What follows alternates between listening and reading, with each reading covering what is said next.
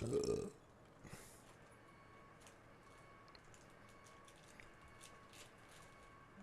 to niech będzie. Ok. I tak się kurwa nie maluje. Na chuj mi te kosmetyki.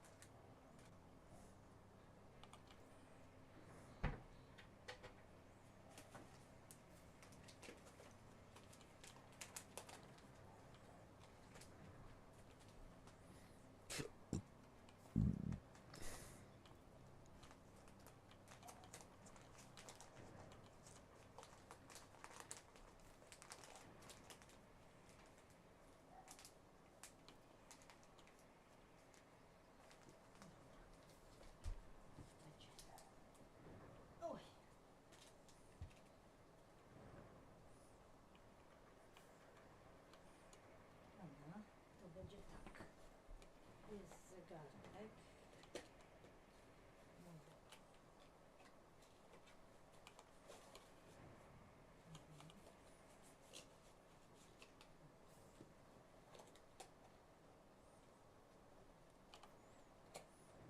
Tu mam baterię, dobrze.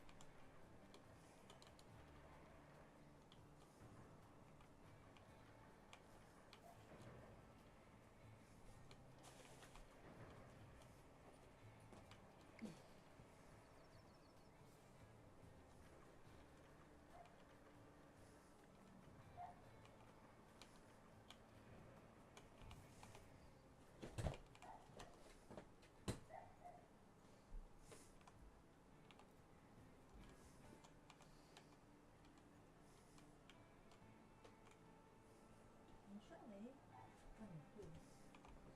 Ten co na razie zostawię, a ten co wezmę pasek. Ten nowy sobie też zostawię.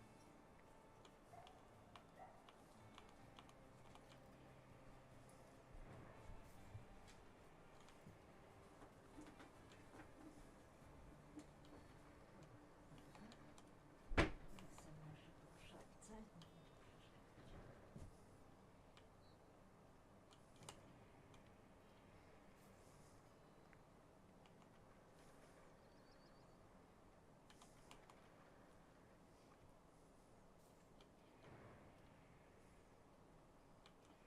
Przywiązane mam, warzywa ten mam, przykładowo,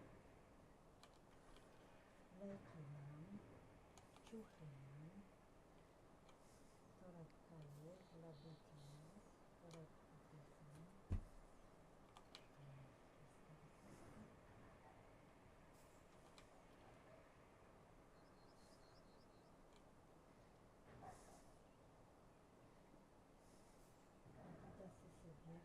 przyjadę do nich.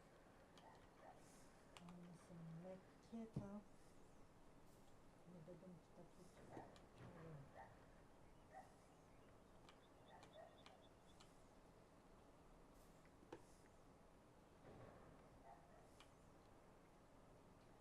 Teraz to w tych szmacianych pojadę, bo będzie gorąco. Mhm.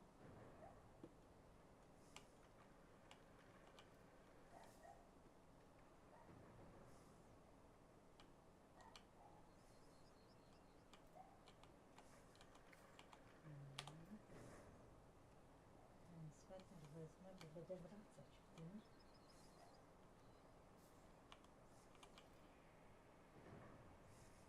Bo teraz na noc sobie.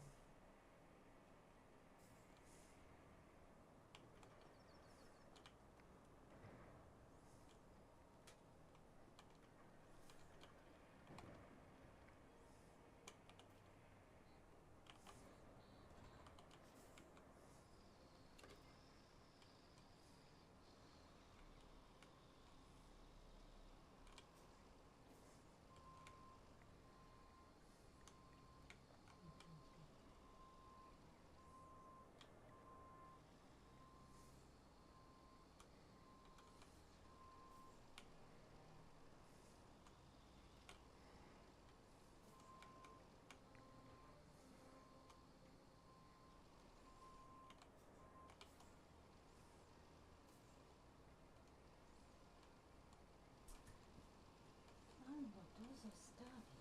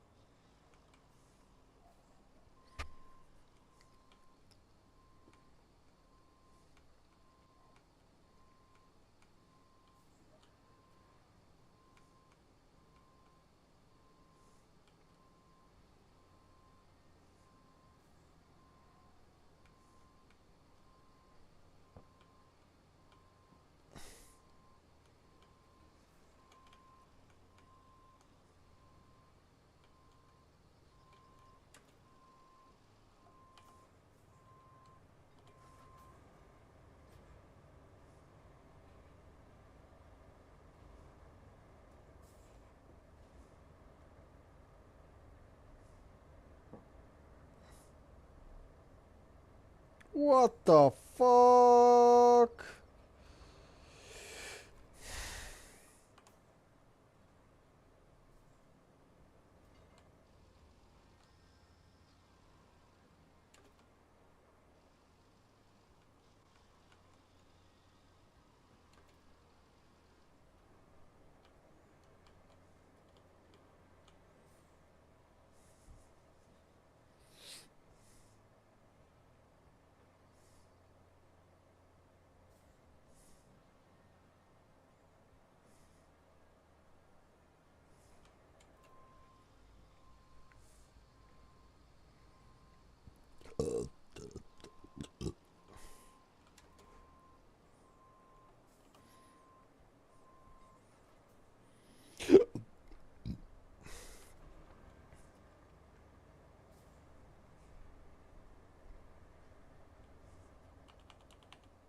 Nie dosięga, nie wierzę.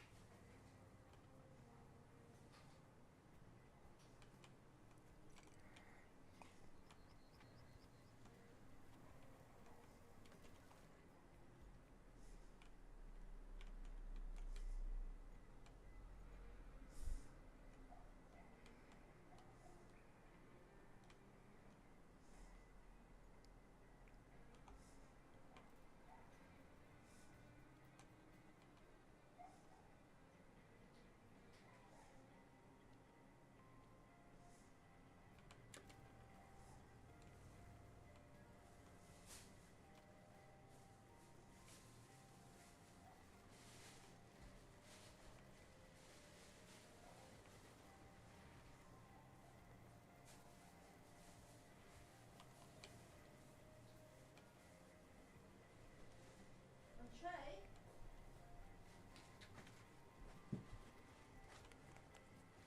To jak był termin do kwietnia, to będzie jeszcze dobre? Nie mam pojęcia. No ty lepiej się znasz na tym, elektrowid. To nie jest lek, to jest suplement diety. Nie wiem, jak się traktuje suplementy diety. To weźmy, zobacz. To bym, bo jest tutaj połowa, to bym, oj, to może bym tam we Włoszech zużyła to.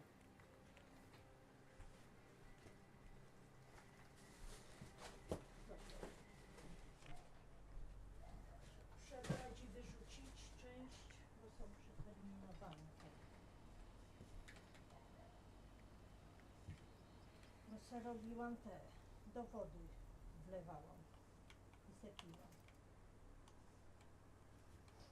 Aha, sznurek jeszcze chcę wziąć.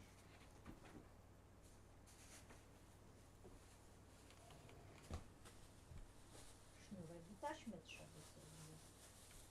Ale gdzie mam te taśmy?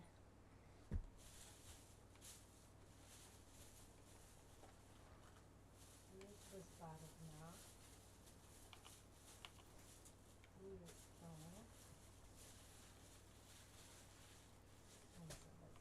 Tu jest i czarna i ta.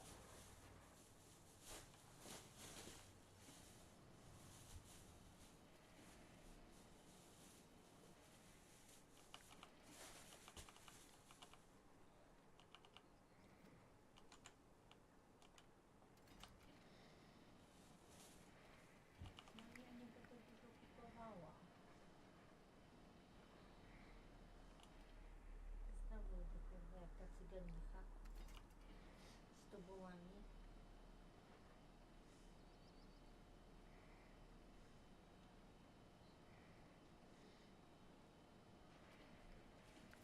Oleju makaronu nie kupuję, octu nie kupuję, bo mam balsamiczny.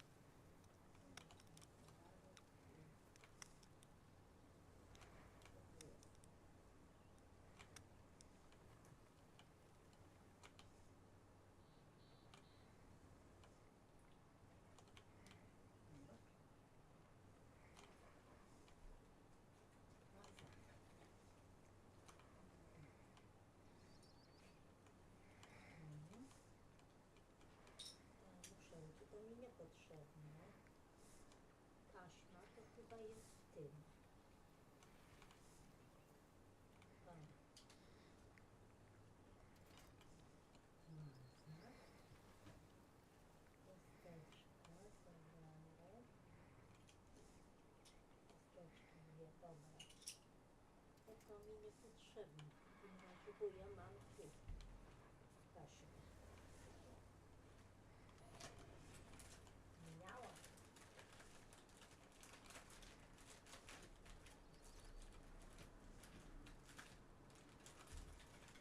Nie, jest, dobra. Ja wezmę sobie większą, małą wystarczy. Chociaż małe miejsce zajmie. Dobra, to będzie większa. Oj,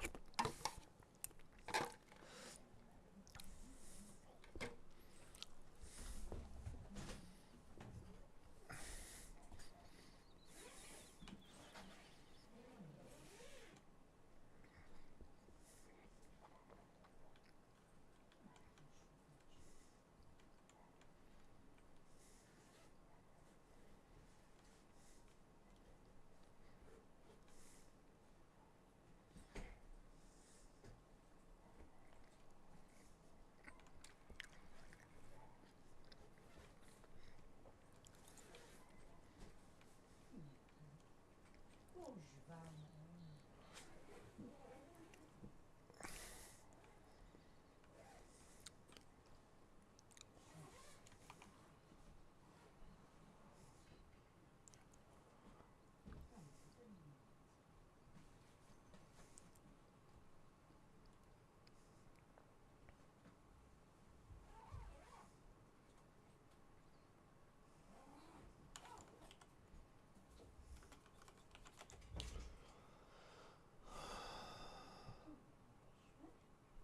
Załóż dziecku konto Mobi z bezpieczną apką Moje ING. ING, asystent rodzica.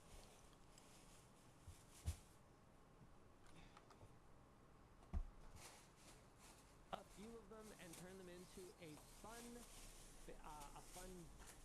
satisfying desk toy. We put some really nice skinny bearings in these. You can see they really do go for an awfully long time. It is worth noting that the balance will not be perfect. I just want to make that really clear, because while we do put our hole down the center of the CPU, depending on the size of the die and the position of the die, or any I/O chips, or whatever's under that IHS, even the pins on the back not being completely symmetrical can throw the balance off a little bit. If we made a perfectly balanced symmetrical CPU spinner, you'd know because it would be perfectly balanced and symmetrical.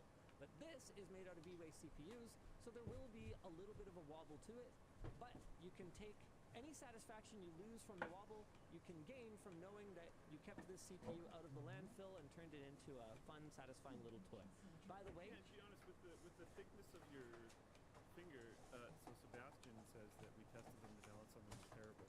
I will also say, however, that Sebastian and oh, Tynan- he was talking about Intel. He was talking about Intel. They were much worse. Oh, I see. Yep. Okay. Yep, because they're... Sebastian and Tynan gave me one to play with at OpenSauce, and while the balance isn't perfect, the thickness of your finger is a decently large surface, and I was able to very consistently get it spinning on one finger, Yep. like without pinch. Yeah, there he goes. Yeah, it's not that bad. No, the Intel ones were really bad because of the position of the Sure. die and the notches in the substrate and just a I'm just saying variety that of the balance reasons. isn't like that bad. No. Like you can tell it's not the easiest thing to get spinning on one finger compared to something that is perfectly balanced, but like it's fine. Yeah, it's it's not that spinning, which helps it. Your finger's also not a pinpoint, so And that's what makes it real, man. That's what makes it real. It's a real CPU. We also made it super easy to disassemble if your bearing gets mucked up, or if you just want to put in your own bearing. All you got to do is, here, hold on. I guess we go Linus cam. Was I supposed to show this, Dan? I have no idea. I think so. I think Artie wanted me to show it. So you just unscrew the thumb maneuver here. Okay. Okay. Something like that. Oh, boy. Oh yeah, we wanted to do a thing but couldn't this week. Yeah, Okay. So you take that off, and then there's 2 screws on top. and then there's Okay. You have your precision Yeah. kit. Cool.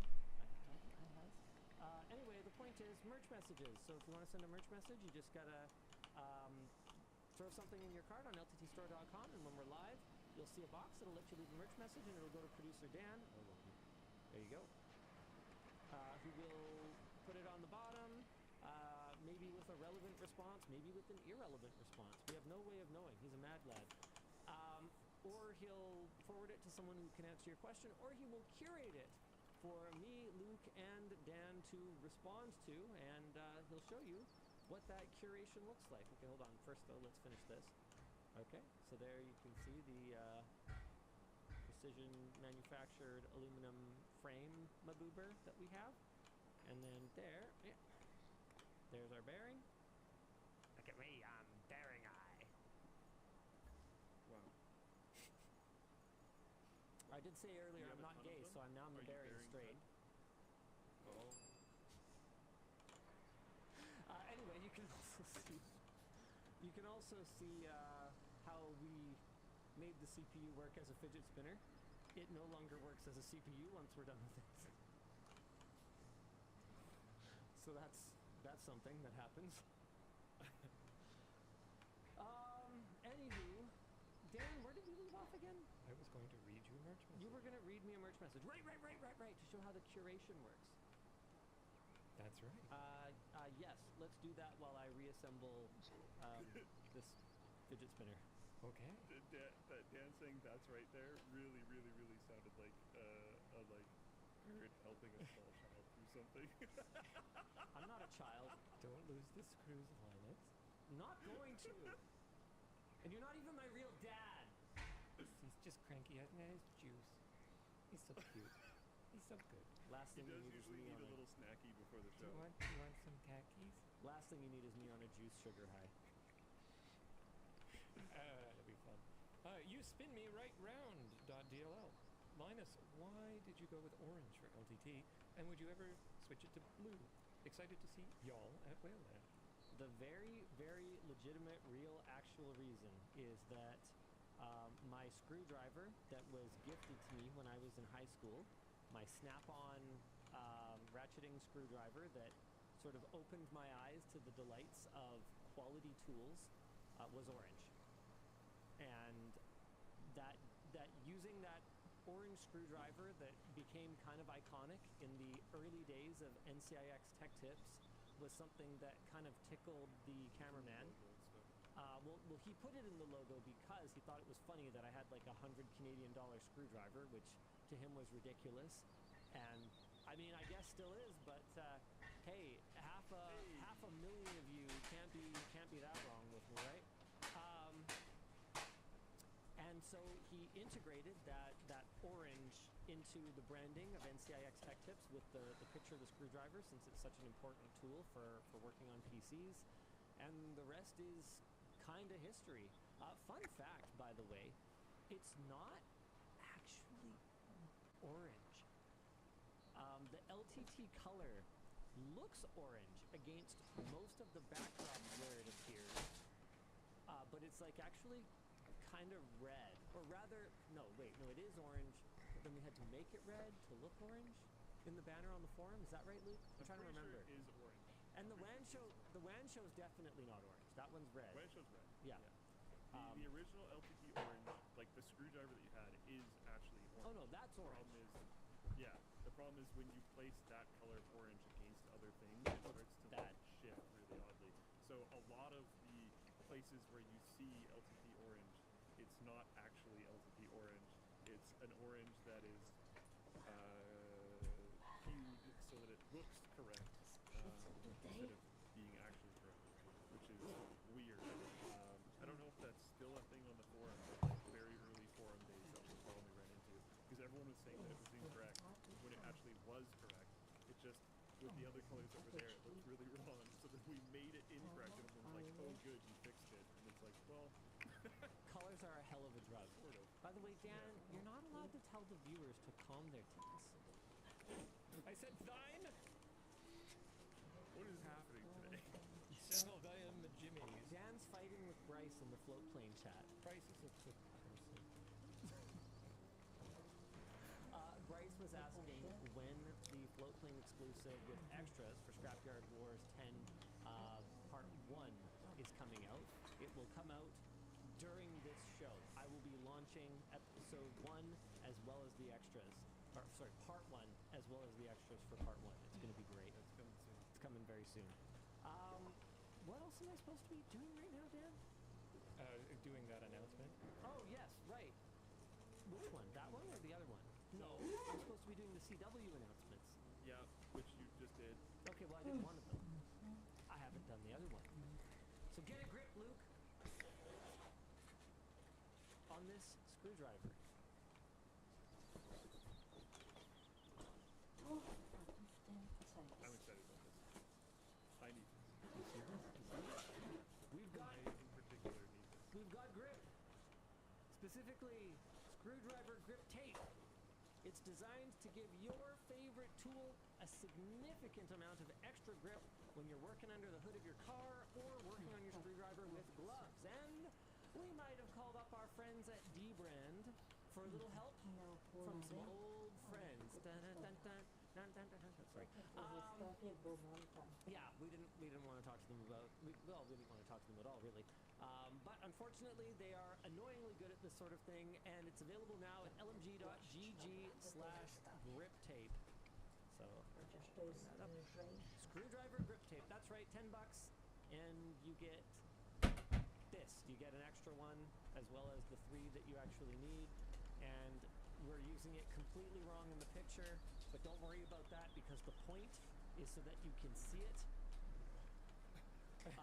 Oh yeah, these are for stubbies, by the way, so you know.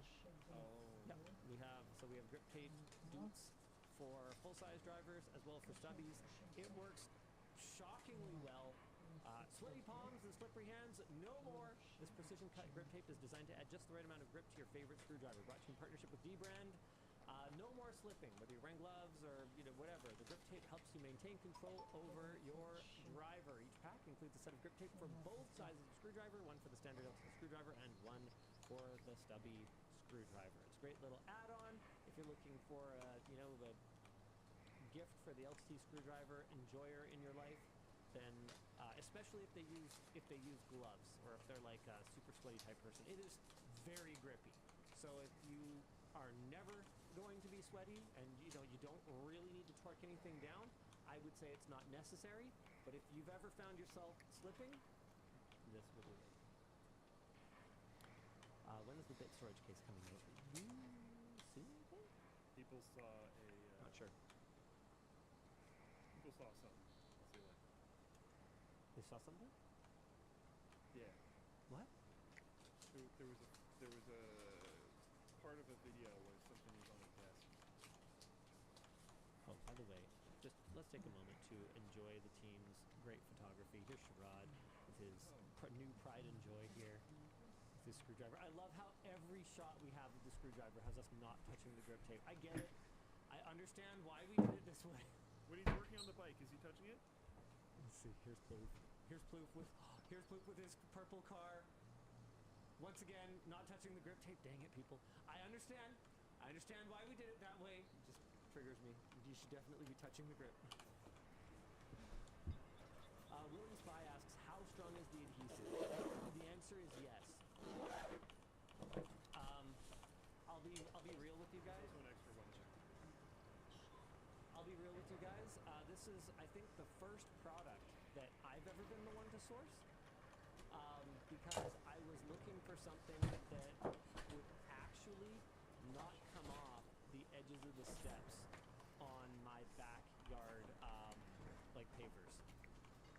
So I needed grippy strips at the ends, and I bought like crappy ones on Amazon. I bought like a bunch of stuff, and it all sucked.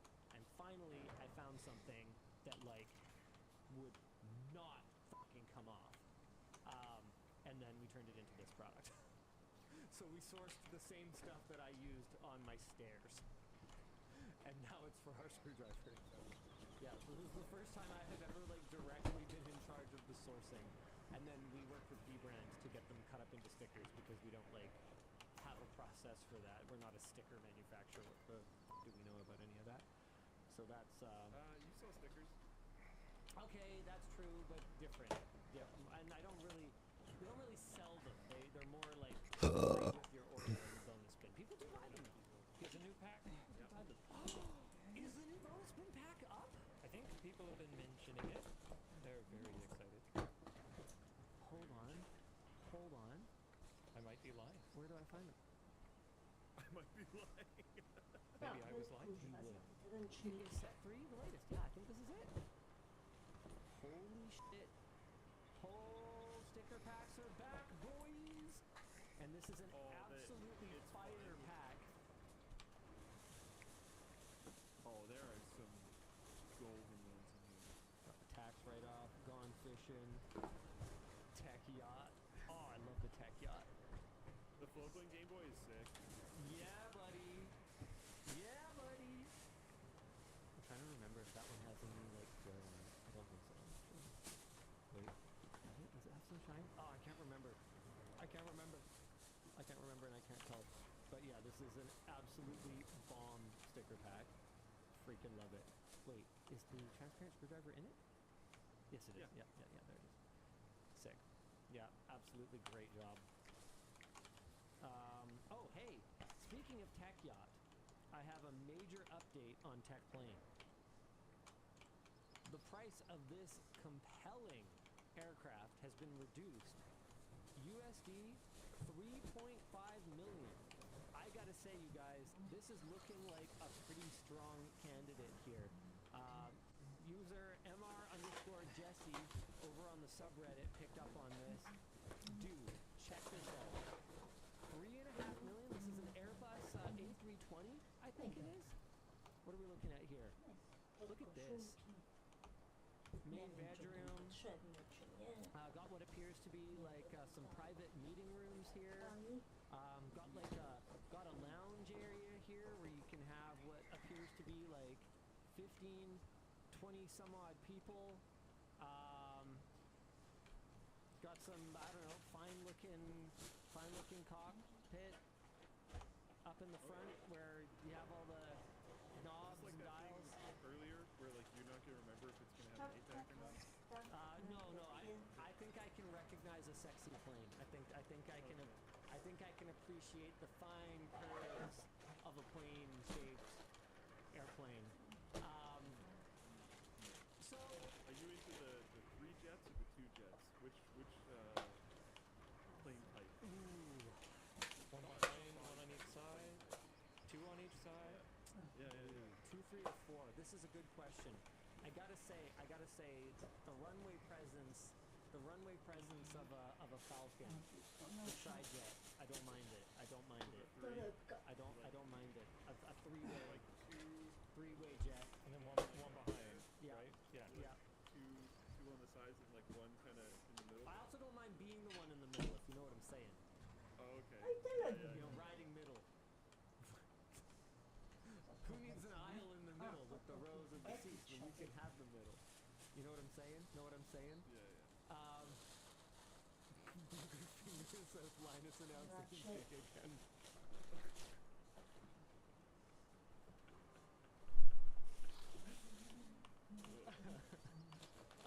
Anywho,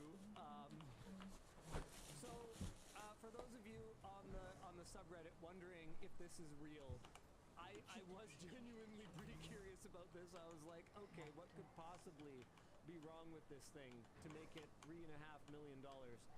I think what happened is they missed it.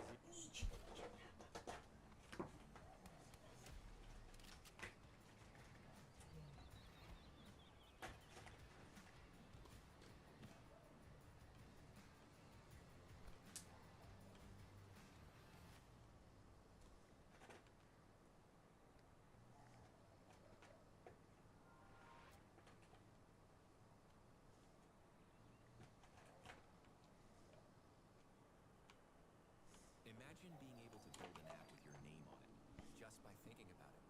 Meet Base 40.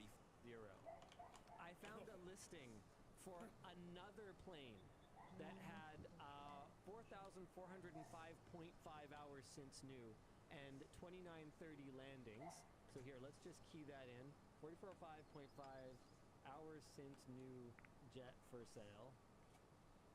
Because that seems, you know, r/oddly specific, and it appears to be this one.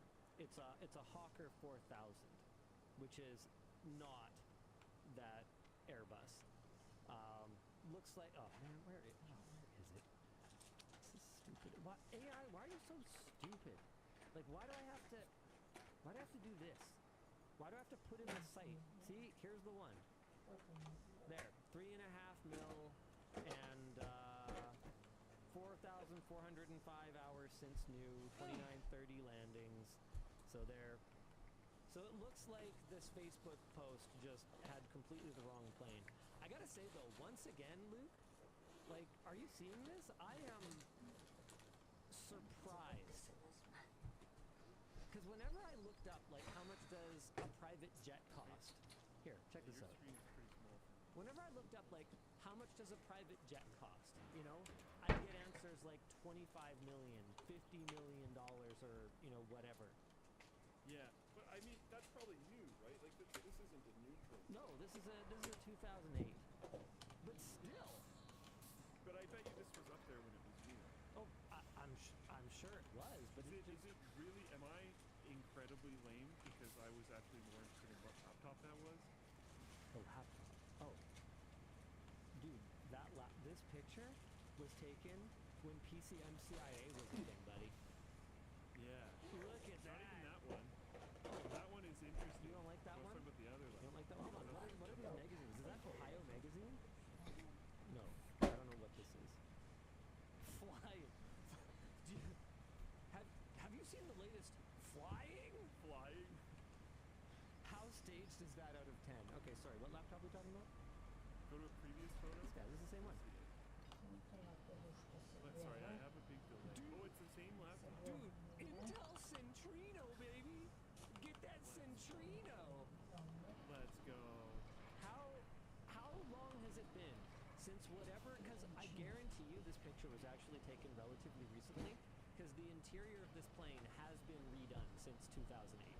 So this is a new photo.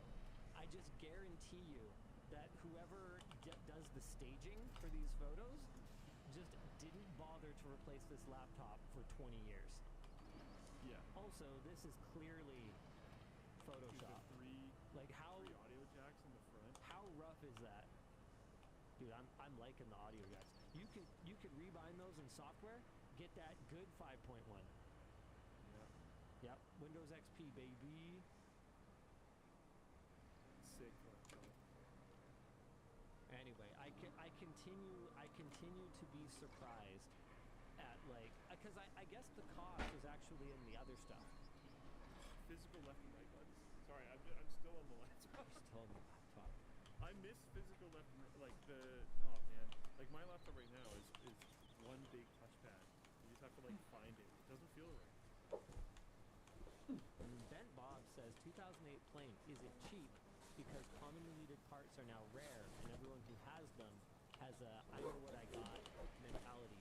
And I gotta tell you, so Luke, you remember me kind of dropping the bombshell that original like gamer plane was under $1 million, right?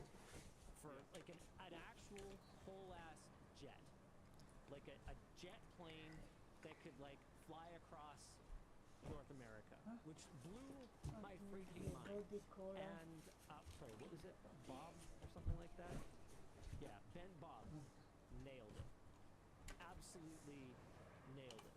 A huge part of why an older craft like that would be so cheap is because the cost of maintaining it is so much higher than the cost of acquiring it that it's kind of like over leveraging a house that goes down in value, so you're effectively underwater.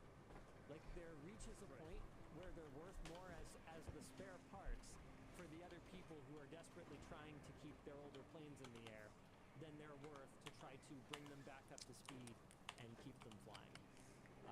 So it's a whole thing. And I gotta tell you, as someone who only recently like learned about any of this, I was blown away by how few of these planes they actually make. So that one was an Astra, what was it called? Astra 100 or something like that? Oh, I can't remember anymore. Anyway, Gulfstream bought them. Sorry, yeah, no, it was an Astra SPX. IAI Astra SPX. So that was before Gulfstream acquired them. How many produced? Let's see. Let's see if the AI gets this right. A total of 77 IAI Astra SPXs and Gulfstream G100 aircraft were produced. So, and that appears to actually be right, according to Wikipedia. So that includes both the original Astra and the G100, which had a wider and longer cabin, a revised nose, and something. So that was, they produced those back in, I think, the late 80s or something like that? Don't quote me on that. When were these actually produced? Yeah, manufactured from 1985 to 2017. Okay, no. So that number is only for the original one, if I recall correctly. No, look at this. Total 265 over 30 years. Like they don't make that many of these things. So getting the spare parts for them, if the manufacturer is not able or willing to make you one, you literally, in a paper Rolodex, could have the name and number of every single person on Earth who owns another one and who could possibly have that water pump, or who knows, right? Like I don't know what parts planes have. So yeah, Carnival says that for that Hawker 4000 that we were looking at a second ago, here, Control Shift T and see if I can bring this back up. Yeah, so for this guy, apparently there were 73 made. 73. So like you, me, and Dan could, on our fingers and toes, almost count the number of these planes that there are in the world. Which, I don't know, just kind of blew my mind. If they're still functional, we totally could. I just thought, you're probably right. Yeah, you're probably right. And you talk to like aviation people, and they will literally know like how many of them are still in service. Right. And they can get retired for any number of reasons. They could crash, they could just not be worth it. You hear about this with cars sometimes too, but I've also heard that it's sometimes the case where people will literally buy two, and one of them is literally only purchased as a donor plane. Yep.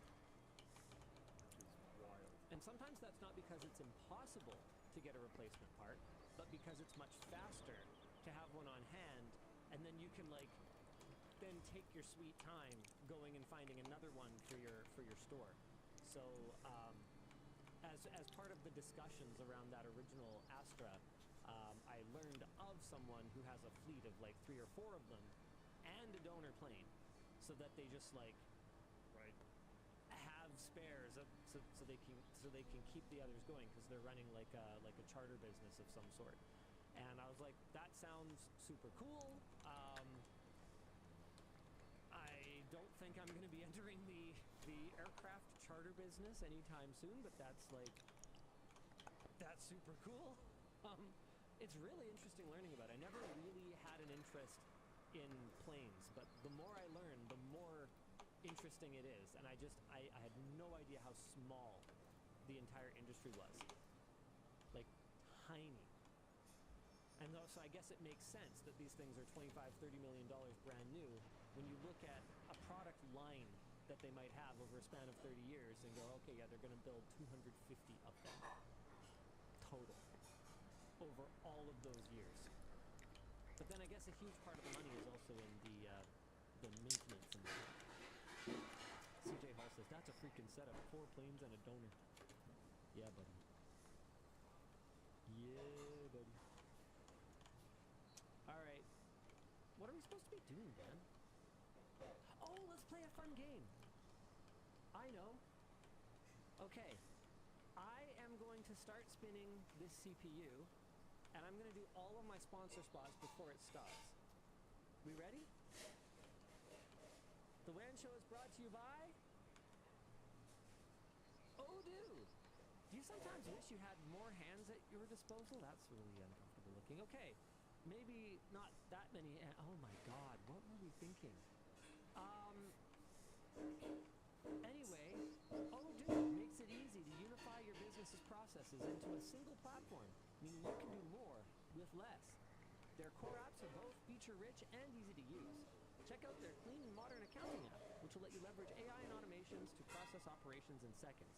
And their help desk app can track, prioritize, and solve tickets that are coming in from prospective or current customers. Plus, if you just need a single app to shore up any holes in your current processes, you can get unlimited access for free. Click our link in the description for a free 15-day unrestricted trial, or to book a call with their expert team to see how Odoo can lend a hand in helping your business grow. God damn it. It's also brought to you by Proton. Imagine this. You're on a roll, sending emails left and right, feeling positively electric. But if you're too in the zone and not worried about data breaches, you either A, probably should worry about them, or B, are using Proton Mail. Their email service prides itself on the absolute privacy and security features, like tracker blocking, password protection, link-click confirmation, and advanced phishing protection. And with dark web monitoring, Proton alerts you if your email or personal info ever shows up on the other side of the internet. Best of all, you'll get end-to-end encryption that's so secure even Proton can't see what you're sending. Proton Mail is part of Proton's larger suite of products, all focused on privacy and keeping your data where it belongs, only where you want it to be. So click our link in the description to try Proton Mail for free, or get 38% off their paid plans. Finally, the show is brought to you by Vessi. Summer does not always mean rain-free, as we can personally attest to here in Vancouver. But don't let the rain ruin your fun. A pair of Vessis on your feet can keep your day moving along, rain or shine. Check out their weekend sneakers with their fashion-forward design that'll match your fit for those pre-planned patio hangs Achoo! or your day-to-day errand runs. They're easy to slip on and off, and they have a high rebound midsole for extra comfort, and are also made with eco-conscious materials. And of course, they come with Vessi's claim of being 100% waterproof. They even come with a 1-year warranty and 30 days of worry-free returns and exchanges. So click our link in the description, scan the QR code on screen, or go to vessi.com/wanshow to get 15% off your first pair today. I was rocking my Vessis the entire time in West Edmonton Mall. I think I put probably like 50,000+ steps on them over the few days. We did a lot of mall walking. Look at that, it's still spinning. Just about.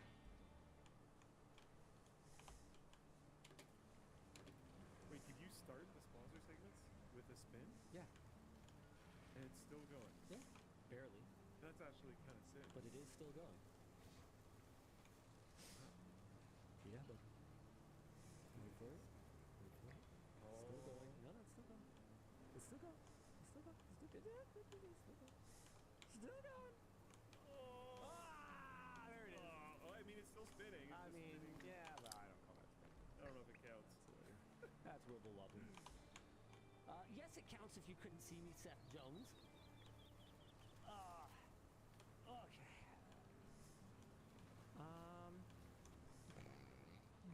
DK Rocksmith says, my merch message glitched out. Where do you guys get your Linux ISOs? I'm in the process of digitizing my library and have some that are less than ideal that I'm wanting to take the path in getting them to digital. So, I'm not going to answer that question, but what I will answer is that I came across this super cool article that I actually meant to add to the WAN show. There's a firmware hack that you can do for certain Blu-ray drives. Shout out the dedicated people who created this. Someone's going to link it in the chat because I forget what it's called. But basically there's like a firmware update that you can do to certain Blu-ray drives that just allows them to just read Blu-rays and not worry about encryption or if they're a UHD Blu-ray or blah blah blah. It just reads the bits off the thing and you can make MKV them and it's super super awesome. Somebody remind me of what it's called, but it's super cool. Nobody is telling me. Oh well. Someone will. As always, you know, I remind people to be. Is it LibreDrive? That might be it. I think that might be it. I don't know. Wait, No. I was reading something. Szukasz ubrań w swoim stylu? Znajdziesz je na Allegro w kategorii moda z szybką dostawą smart. Dla mnie klasyka nigdy nie wychodzi z mody. Jak tak, to Allegro. The RGB on this gaming setup is reacting to the Valorant spike timer. O matko. You can do this with Signal RGB, which is an RGB app that supports hundreds of brands and thousands of devices. You get easy control over every device in one clean interface instead of using multiple RGB applications. Download Signal RGB today.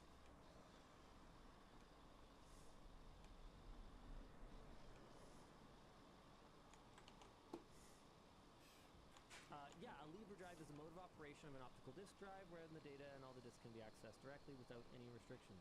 So best LibreDrive compatible Blu-ray. Okay, yeah. So go down the LibreDrive rabbit hole and you will figure it out. Once you have a LibreDrive drive, theoretically you can just huck any Blu-ray in it and it should be good to go. archlinux.org. Thank you, Dan. Thank you for that. All right, what are we supposed to be doing right now? More topic. More topics. Oh man, how did we do so few topics already? This is terrible. The show has been on for. Why does anybody even? You're not done the announcements. Why does anybody even watch this show? We don't even pay attention to what we're supposed to. We've been live for 2 hours and we've done like 3 topics. Wait, Sammy Way to go, specifically Luke. asked us. Sammy specifically asked us to not do the full announcement after the sponsor spots, and then we're gonna do it again. Well, we didn't show the short video. Well, why did you guys do that? Look what you've done to Sammy. He's probably crying right now. I have like 30 unread messages from him. Do you really? I'm just gonna read them later, I think. You don't. No. Okay. No. Shoot, do I have any unread messages from him? That wouldn't even surprise me that much. If not, I feel like he probably gave up on it, I would have. That's possible. which is so sad. This is hilarious. I had no idea that Sebastian was from Edmonton. He says, couldn't contribute to your Edmonton conversation because I was in the car, but hearing y'all talk about it was hilarious. Also, you've probably spent more time in West Edmonton Mall than me, even though I was born and raised in Edmonton. That's funny, my brother hadn't been there yet either. It's the classic, the locals never do their own local things thing.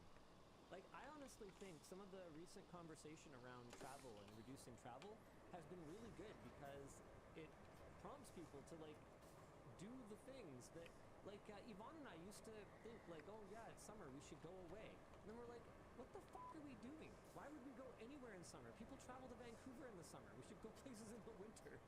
Like, what were we thinking all these years? Just do things here. But you don't think of that. Going to more summery locations than Vancouver in the summer kind of sucks. Like, it's death here. Yeah. You walk outside, it actually feels like you're in an oven. It's horrible. I hate it. Exactly. I hate that DEF CON is in Vegas. I hate that DEF CON is in Vegas in the summer. Like, let's We'll go to Vegas in January during CES. Like, a way It's more like- pleasant time to go. It's still hot. Yeah. Yeah, exactly. Panbloch says it's the worst to ask someone local what there is to visit. I know, right? Like, I have to go look it up when people ask me, oh, what is there to do in Vancouver? I'm like, I don't know, go play badminton at Smash Champs. Sit in my computer room at home, because that's what I do here. I don't know what else there is. Okay, there's the grouse grind. There's the grouse grind. Which is not as sexy as it sounds. You can't just say the gross grind. There's incredible hiking. What? I love the grouse grind.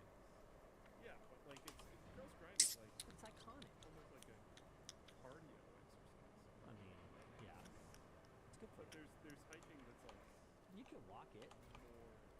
Yeah, You can walk it. I don't like steps. I don't like steps like this. I mean, you do have I like a mountain raw. you do have the option to get good. Like I'm just saying. That's not doing steps. I'm just saying if you fear You the know what? steps, I'm not saying amount of steps that you take. you I'm could thinking conquer there your being fear. Steps. You could conquer your fear. It's an option. Of what? Of steps, apparently. I'm saying I prefer the more difficult type of hiking. I'm just saying, Luke, take it one step at a time.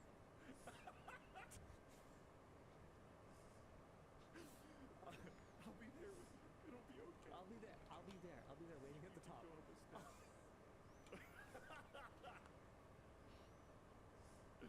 Okay, well, do we do the full play announcements now, or do we do a couple topics? I don't know. Yeah, we should do it now. Okay. Guess what, folks? It's Scrapyard Wars Day. It's going live. Hold on. I'm gonna do a thing here real quick. Here it is. Scrapyard Wars 10. This is hilarious. You and I, and this is ridiculous. Anyway. Cool. Public. Not actors. Release date. Immediate release. That's right, my friends. I'm here to bring you immediate release. It's back. It's bigger than ever. Linus and Luke face off to build the ultimate budget home theater gaming setup using just $1,400 US. They'll search local listings, thrift stores, back alleys, and online marketplaces to find the best cheap gaming PCs, 4K TVs, surround sound systems, and used components like CPUs and GPUs. The goal? Create a fully functional home entertainment center for gaming, movie watching, all with perfect vibes without breaking the bank. You'll see smart DIY solutions and intense tech rivalries as each team fights for the best bang for the buck setup to be crowned victor. See, it's live. I'm excited. Also, each episode will have extras as we have a combined total of 50 hours of footage, not including screen recording. Sammy says, let's also make the behind-the-scenes / extras live now. So I guess Nice. I will do that. Here's extra. Okay. I get it. Okay, so that's public now. I like it. You know what? I'll allow it. What else am I supposed to say about this? While you're there, we're looking for your creative ideas to include in our next Floatplane X Creator Warehouse merch drop, which will be a poster. Leave your comments on the behind the scenes, I guess? Leave your comments there, and we'll gather some ideas. Oh, no, there's a link. We'll gather some ideas to make a sick poster for our Floatplane subs on a stream with Sarah featuring Sammy. And then the link is here. So you want to go here. We need your ideas post under Floatplane exclusives. There you go. We need your ideas right there. All right, cool. I think that's Oh shit! announcements. All of these are exclusive for subscribers at lmg.gg/floatplane. So yeah, don't worry. Scrapyard Wars will come to YouTube, but not yet. So there's going to be early access for the entire Scrapyard Wars 10. It's going to be great. All right, what are we supposed to be doing now? Your more topics. Boom, got it. Tesla loses $240 million in an autopilot wrongful death case. A Florida jury has found Tesla partly liable for a 2019 crash involving its autopilot driver assistance system, awarding a total of $242.5 million in damages, making this one of the first major legal decisions to go against Tesla over its driver assist tech. The crash killed one pedestrian and severely injured another after the driver, distracted by his phone while on enhanced autopilot, assumed the car would stop. Instead, it went through the intersection at over 60 miles an hour, hit an SUV, and struck the pedestrians on foot. The jury pinned 2/3 of the blame on the driver and 1/3 on Tesla, pointing to autopilot being built for highways but not locked out from other roads. Yep.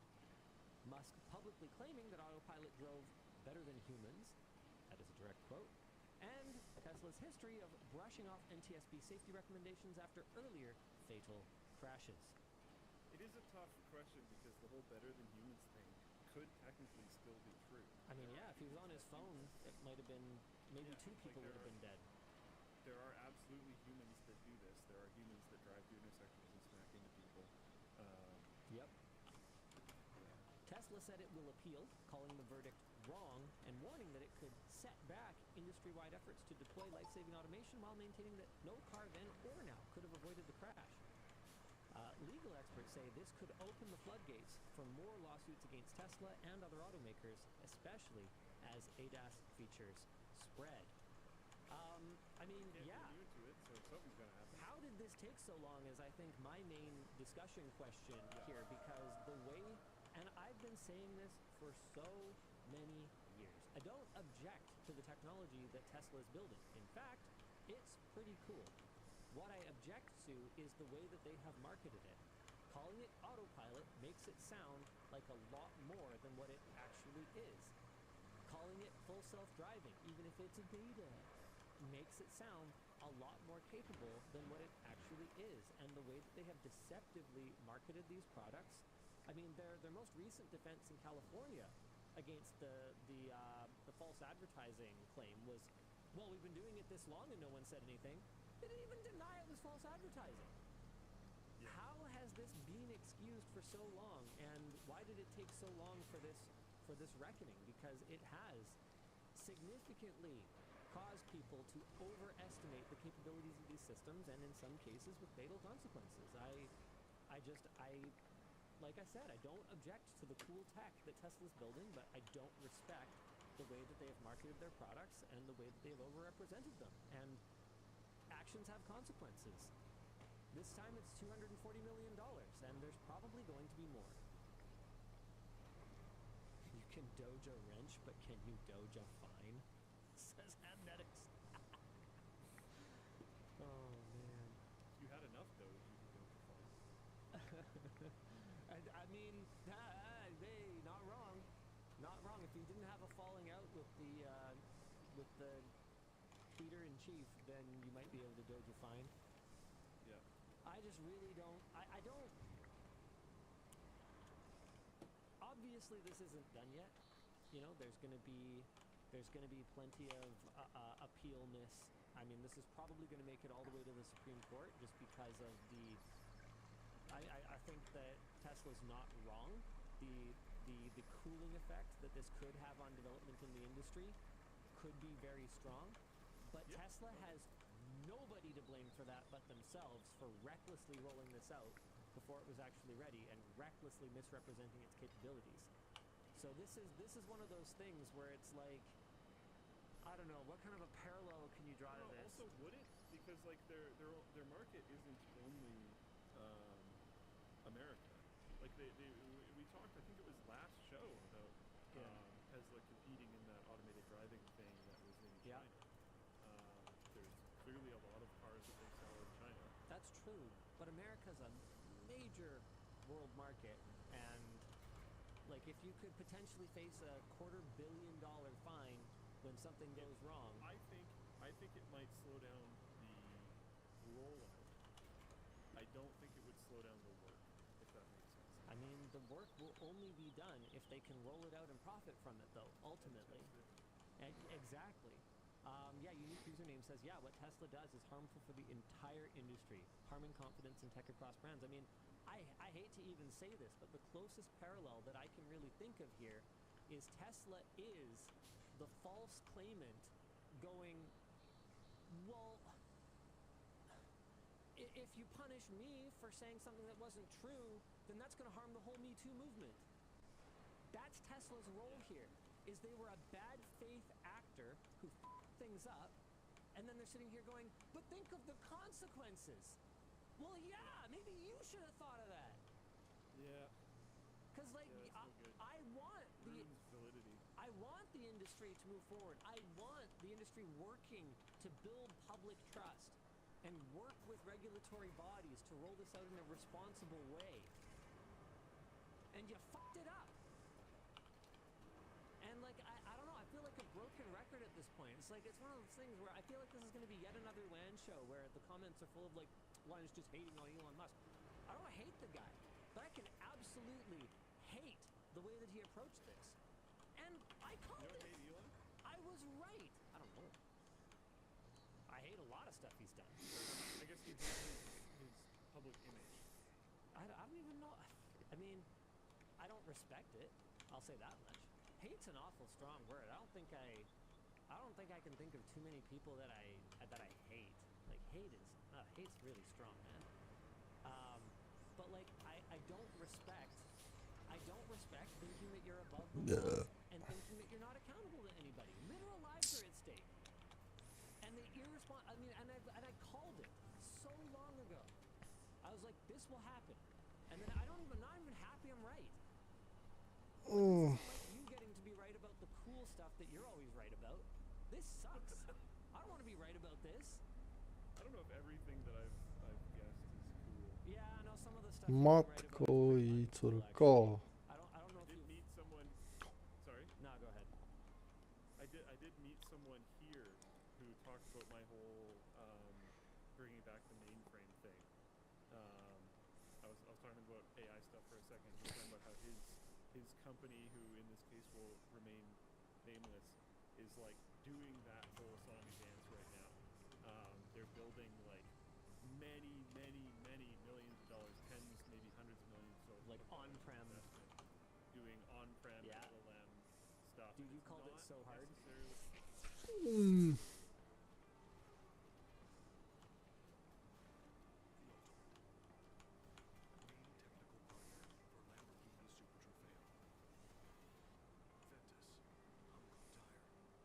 Nowy sezon, nowe możliwości.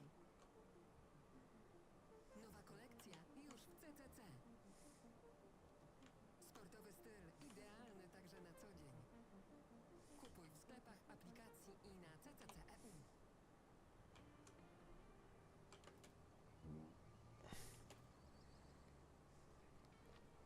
To do training, it's because definitely nothing that they do ever can go out of house. Yep. And they're seeing, productivity advancements happening in the market, and they're not getting them. So they're like, okay, this is what we're doing now. Yep. And he was like, yeah, you called it. And I was like, yeah. I think we both get to be right on that one, right? I Because think that's probably fair. you It remember was a all- discussion, really. you remember all the crap that I was taking back when I put like storage servers on prem, like way back Oh, when we yeah. built like the vault and stuff. Dude, I took And now so all the much. creators are doing it. I took so much flack for not using the cloud for everything. And I was like, bro, this is so obvious. I pay for it one time. There's no ingest fees, there's no takeout fees. I just pay for it one time. And all I'm putting on it is crap that I ultimately don't really care about. It's archival. It doesn't really matter. And I took so much flack for it, man. Because everyone was going cloud, it's hyper-convergence, it's this, it's that, blah. Oh my god. I just want a NAS. Calm down. And it seems like everyone is bringing stuff back prem. Back on prem, I didn't see compute coming though. Like I saw storage. Storage was just kind of obvious to me because it's so not simple. Like you need to be qualified to administer it properly. Obviously we had those data rod issues with the vault. Like it's not simple, but it is. It's relatively simple. Whereas I think the kinds of deployments that you're talking about are very unsimple, especially with modern hardware having the kinds of power and cooling requirements that it does. Like you have to architect this. Like one of the parts of the discussion was talking about how he's part of the new like local infrastructure team. Right. And how that's like not super normal now, considering he doesn't actually work at a data center. He works at like, you know, the amount of money going into it might make it sound like a data center externally, but it's like really not. It's amazing how not large far $10 million goes these days. Yeah, exactly. Yeah, it's a very sizable server room, and he has like himself and a very small team, and they're managing it, and it's interesting because this is like how things worked when you and I were getting into the industry, and then it kind of stopped being that way. Everything it was the same. Like nobody got fired for buying IBM. Yeah. It was like nobody got fired for moving things to the cloud. And then now it's starting to come back, which is it's medical is my guess. I can't say yes or no. It's a good guess though. That is one of the fields that would be doing this type of thing. There's a few Medical, of them. legal, military. There's plenty of reasons that you would want to have on-prem. Yeah. Yeah. Big, massive, big money companies that need to be able to move efficiently because everyone does. And there is no possible chance that the stuff that they're working on can go public at any time. And then it's Yeah. like, okay, well, you can't use these public, like, OpenAI chatbot models then. Although, you know, they did just announce that they're open sourcing some stuff, but you can't use the traditional login to the website type system. Seth Jones, bringing us back just a little bit, in Floatplane Chat says, does the way that Tesla overpromises their tech at all mirror what the current AI industry is doing with AI tools?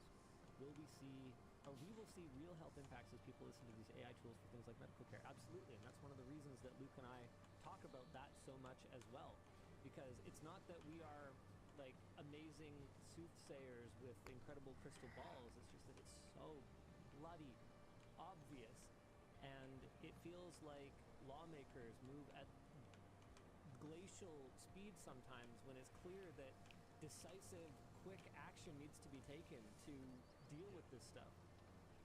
And it's so frustrating.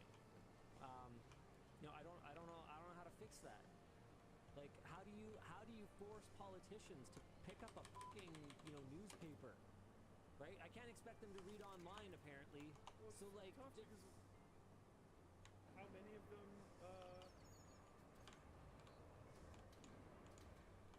It's not their thing. How do I say this?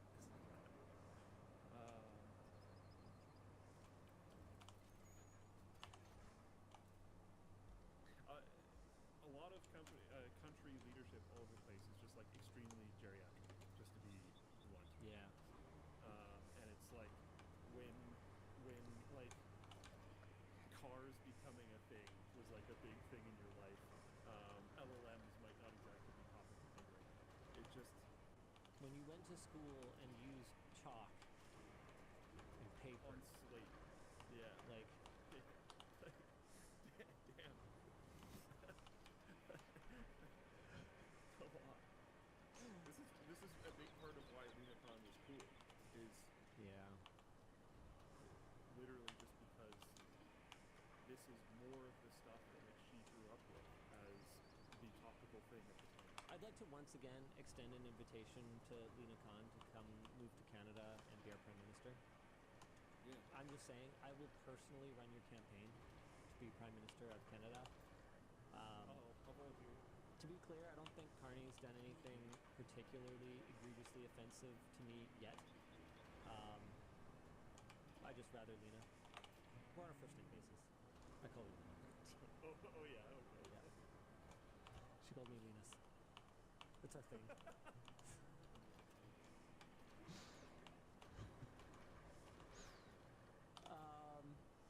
Unify OS Server enters early access.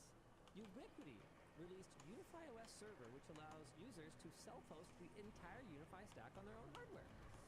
TLDR on the need for this, if you have a Unify ecosystem like wireless access points, Unify cameras, access control, this allows you to bring your own hardware instead of buying a cloud device or multiple cloud devices for you or your clients.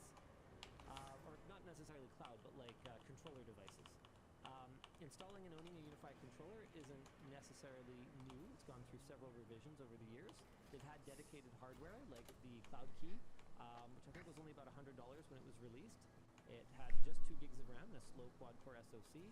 They also have beefy dedicated hardware like the Cloud Key Enterprise. The Dream Machine, if I recall correctly, can also act as a unified controller. And then it determines like how many unified devices you can manage, how powerful your controller is. But this is super cool. Now you can just like bring your own hardware. The requirement for the Unify OS server are a minimum of 20 gigs of free space, WSL, Windows Subsystem for Linux v2, or Linux Podman 4.3.1 plus. The biggest reason this is exciting is that the old Unify software that was available on computers could only host Unify Network to manage things like Wi-Fi, but this is now adding Unify Identity, which controls user access to buildings and such. Super cool! So you could just like have it run in a VM, you could make it super resilient and have failover or high availability or whatever else. You can do anything you can do with a computer that you can administer on-prem with your own hardware, and that is just super cool for a company that still somehow has not transitioned to a subscription model. Not only are they not going subscription model with their networking hardware, but they are even letting you bring some of your own hardware instead of buying it from them, as long as you buy a whole bunch of their other hardware. Ubiquiti, has such an enlightened approach to how much of their hardware I should be forced to buy. The answer is f***ing 0. I should be forced to buy 0 of your hardware. Apple, I already bought your AirPods Pro 2s. I shouldn't need another Apple device to monitor my battery life on it. I already bought the product, so I should have the functionality of it. Ubiquiti seems to embrace that. I buy the access point, it should just work. Now I can bring my own controller hardware because at the end of the day, I bought the access point. I am your customer. It's super based, and I like it. Good job, Ubiquiti. Sorry, I sound like angry, but I'm happy.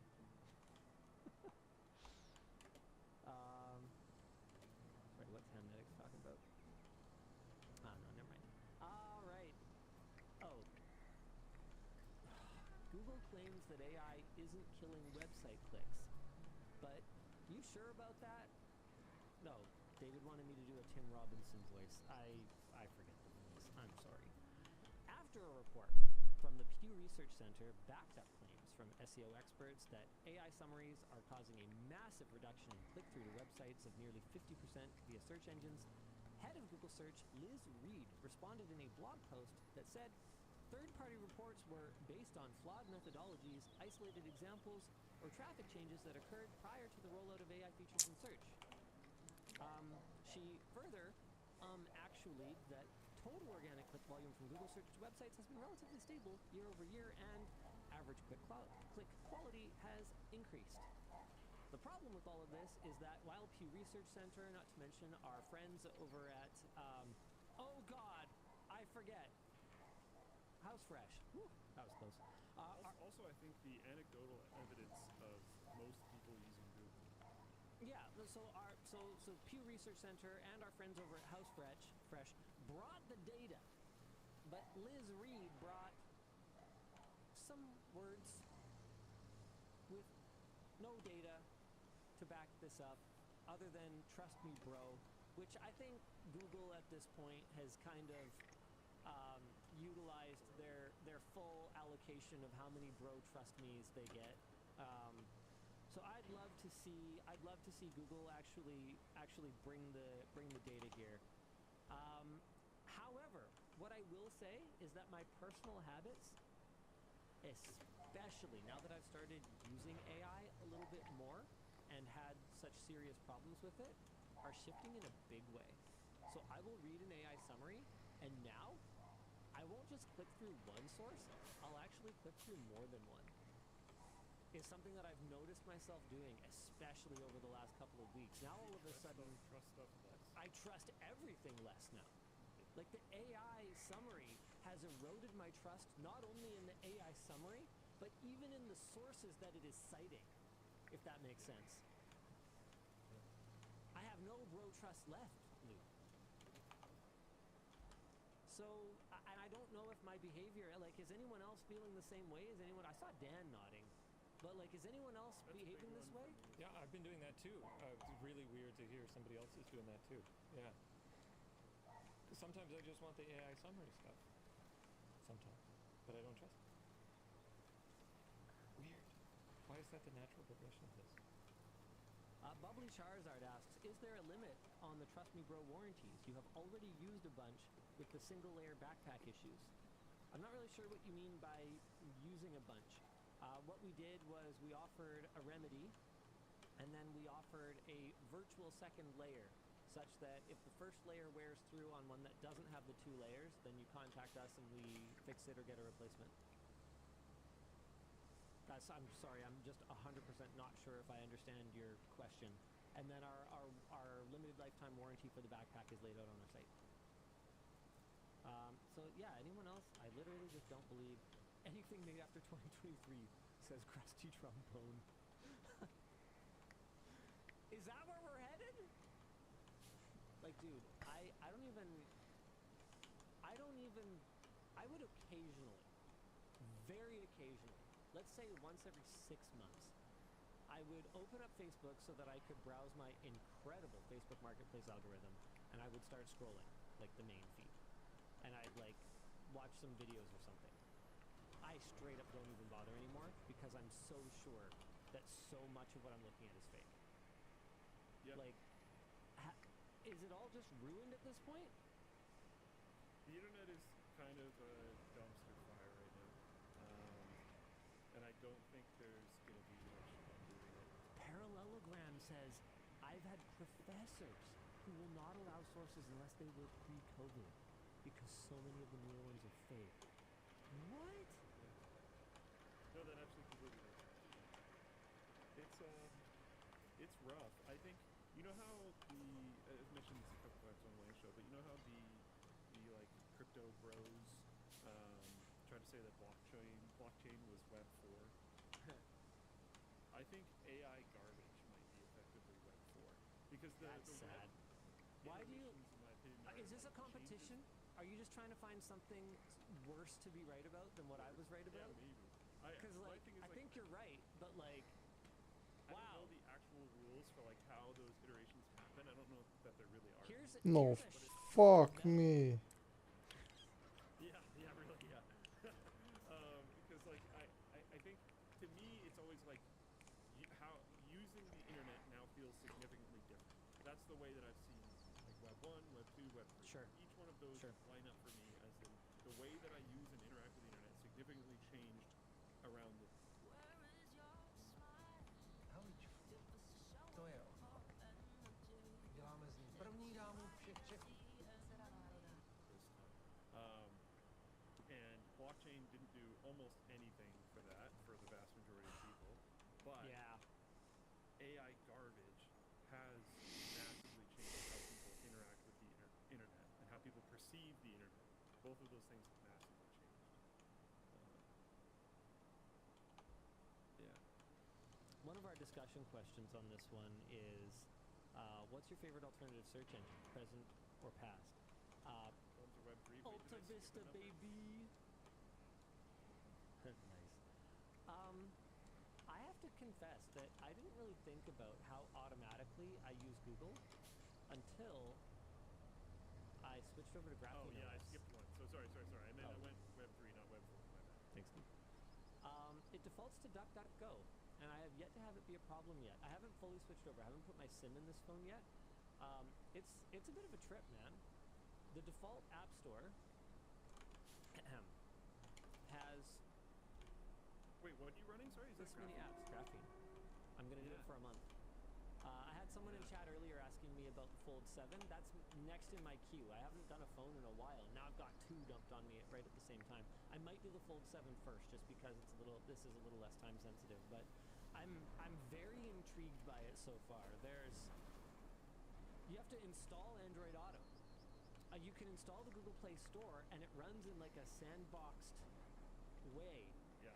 so that it like controls what it can see, but it doesn't even come with it by default. It's I've been very interested in setting up graphene. The main thing that I've been staying away from is, and I'd be interested in if you can get an answer to this being an actual user, because I don't know anyone directly that actually uses it day to day. But can you get any form of actual call? Fuck me. Oh.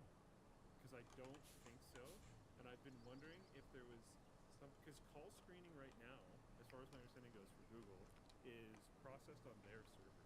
So I was wondering, like, the thing that terrifies me is how much this might cost. But I was kind of thinking it could be interesting to try to set up like an open source bounty for Right. a locally processed call screening app. That's I interesting. think that would be really cool. That is something that, like, if it was an app that existed and it was a paid app, I would buy it 100%. And I would switch over to Graphene. But the thing that has been keeping me off of Graphene is specifically just call screening not being a thing. There's not just because of, like, my number having leaked a couple times and stuff, but just there are so many spam calls these days that it would, like, actually be a significant waste of my time to answer the phone every time I get called. Yeah. Okay, I added Yeah, that but to I my think notes. having a pixel dialer that processes in Google's cloud is at least partially defeating the point of having Graphene. And Like, someone's like, oh, you can just download that. I think that's going to be one of my big conclusions, honestly, from this video, is that, you know, I didn't find, I can already tell, I have hardly even set the thing up yet. You can see I have almost nothing installed in it. And the second I opened it up, I was like, well, I want the Google Play Store. And I went, the conclusion is going to be, wow, using this is basically the same because I'm completely using it wrong. Well, so you to have spoil the video a little bit. I think you should try to go out of your, you know, your box a little bit. Like, what if you? It's tough use, because I have like, a lot of work. Maps.me. It's tough because I have a lot of work to do that I just, like, need to do Should my someone work else on. do this with you then, though? Because, like, I think that's not the graphene experience. No, it's not. Because there are alternative mapping solutions which are like localized maps and like all this other stuff. Yeah, there's one that's like right in their app store or in the Russian? I don't know. the other app store that they have. It's like local maps. But with that said, Ona Hikage in Floatplane Chat says, I mean, look at the permissions list for Google Play services and then have the satisfaction of being able to deny almost all of them. Like, that's something. Sometimes, because like Android actually has a lot of really great privacy features. That doesn't defeat the purpose then. It's just that they don't guide you to use them. Like, that's something that I think that from my last round on iPhone that I came away really positive about was that while honestly the iPhone doesn't actually have a lot of privacy stuff that Android doesn't have, what they do is they like put it in your face. They're like, hey, this is happening. Did you want this to happen? Right? Like, they actually really make a point of prompting you to think about it, whereas Google doesn't. Not to the same degree. And so if it's as simple as, you know, making me think about it a little bit more, maybe Graphene OS does have a point, even for someone like me who isn't going to stop using Otter for That meeting could be enough. transcription, and isn't going to stop using Teams, and isn't going to stop logging into my corporate G Suite account, you know, as system-wide as I possibly can so that I have a more seamless experience, right? Like, I'm going to do all those things, but hey, at least it's not any worse than it has to be.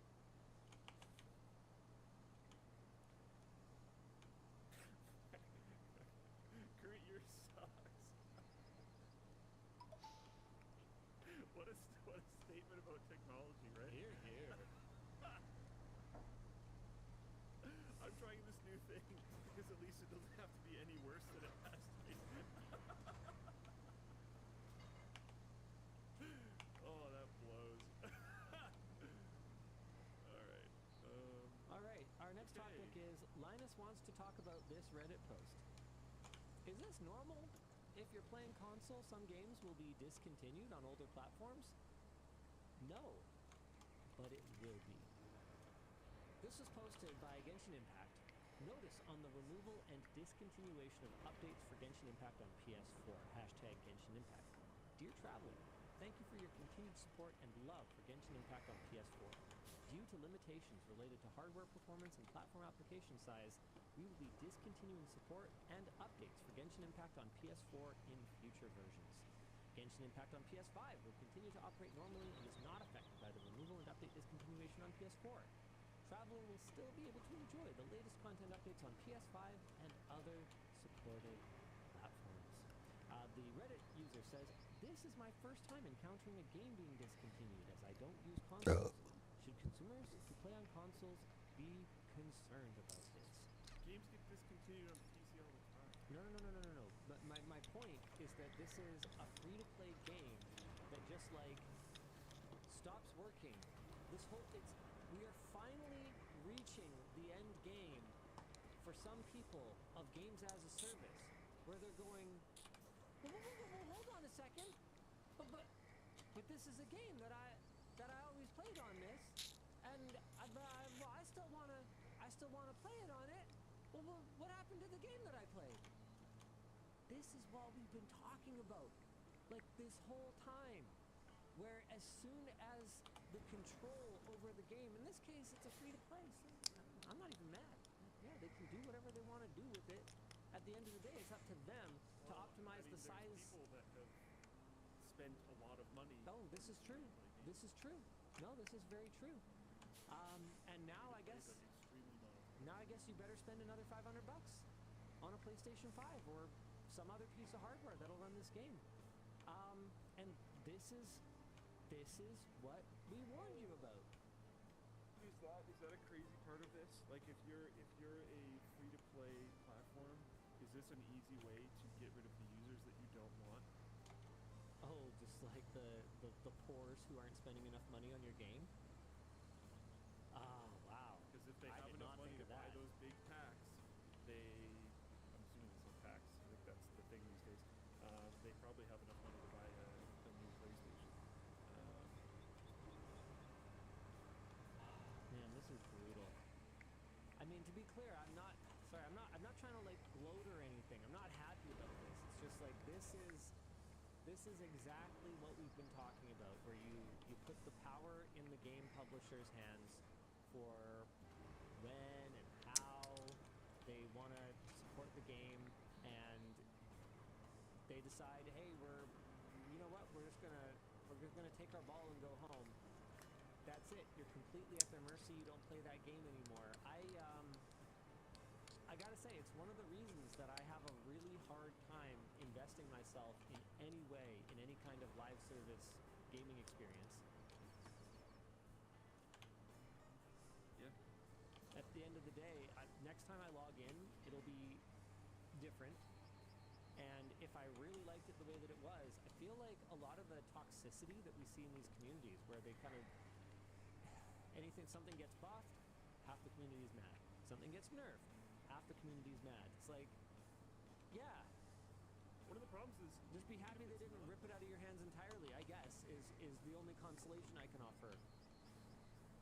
one of the problems is even single-player games are getting post-launch balance changes these days, which I just don't get, but is absolutely a thing. Like, nothing is really safe from the developers continuing to meddle.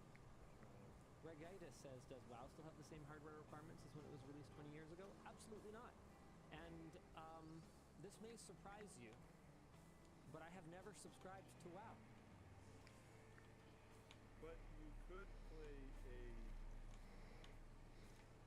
privateered pirate server like the original WoW that does have the same hardware requirements. With Genshin, you're just kind of like, Still a piece of music. Just kind No, of there are bone privateer servers. for are there Genshin. really? Someone mentioned it both ways. Alright. Okay, that's pretty cool. Yeah, Elijah makes a good point. I mean, the game runs on a phone, so from his point of view, this seems like 100% an excuse to get rid of the pores. That's like, it's such a cynical take, but I wish I could refute it. But are they really putting that much server load on? Just firing up the game on their PlayStation and playing Genshin Impact? Like, I mean, it's rendered locally. Like, what's the load? They mentioned performance, and I wonder if it's like, they want to release some new zone and it's going to just not function or something. I have no idea. Fogel BR said, this isn't taking your ball and going home, this is popping Yeah, I get it. I still think I wouldn't be surprised if there was at least an undertone of we're not worried about those users though. Seriously. Yeah. Because if you're a free-to-play game and you have users that never pay for microtransactions, those users cost you money. I guess that's true. It doesn't matter if Unless- they're only costing you a little bit. They're costing you money. They're costing money. There is an aspect to it where they are fodder for your paid users. They are the minions that your paid users get to cleave through and look down on. So you want at least some of them, but you probably don't need that many.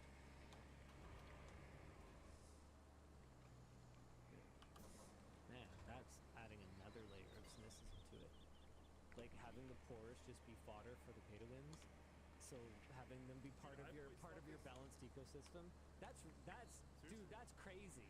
That's crazy. No, I'm certain that's a thing. I used to think about this, and I would talk about it sometimes with Tarkov too, because Tarkov had a skill system, which was really weird that a first-person shooter game has skill system, and the skill system took forever to level up. Like for reference, like I played that game a ton. I don't think I ever Yeah. actually maxed out a skill. Right. Because they don't want you to. Unless you're like a streamer bro and Yeah. you play this game for your living, and also you are the advertisement. So if you have skills, once you get a skill to max level on Tarkov, not only is it strong, but you unlock unique perks that are like really strong. Okay. And it gives you a definite actual advantage in the game. So if all your streamer bros have an advantage in the game, Yeah. and also play all the time, so they're really good. Then they make the game look like way cooler and way Yes, awesomer. and then you're like, oh, I want to go, kill all these dudes and get all their gear and be better than everyone as well. And then you go play and you just get wrecked. Because now you are the cannon fodder for the streamer bros. It's an interesting concept. There's so much incentive right now to make your game good for streamers. Ugh. I think This a lot is of people so saw this with gross. PUBG had a really, really, really, really strong natural cycle of intense focused gameplay. So it was like intense focused looting round with a little bit of a lull after that where you're probably just running or moving or whatever, and you can talk to chat, answer some merch messages. things, thanks some people, whatever, and then get into the late game fight and then die and then get into the lobby where you can sit back and fully relax and talk with your chat for a while and respond to more subscription stuff, and you get into another game that keeps cycling. Because if you play a game like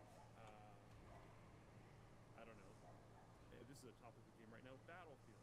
Battlefield might not be as strong of a streaming game because it doesn't necessarily have the break cycle that something like a Apex Legends or a PUBG or whatever else might have. So there's these like, is it a good game for streaming?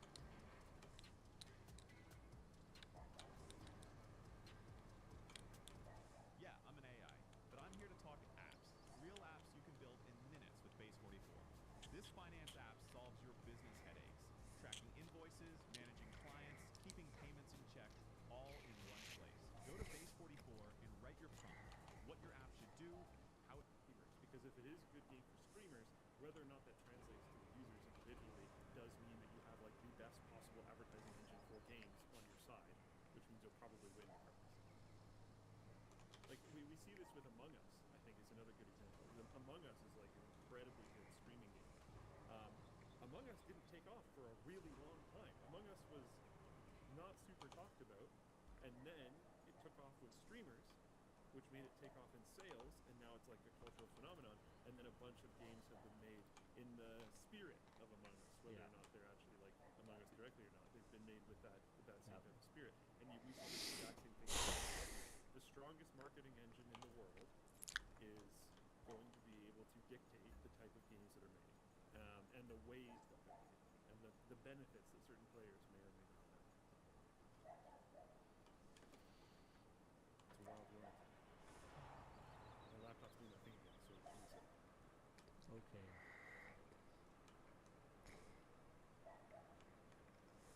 There we go. Everything's working.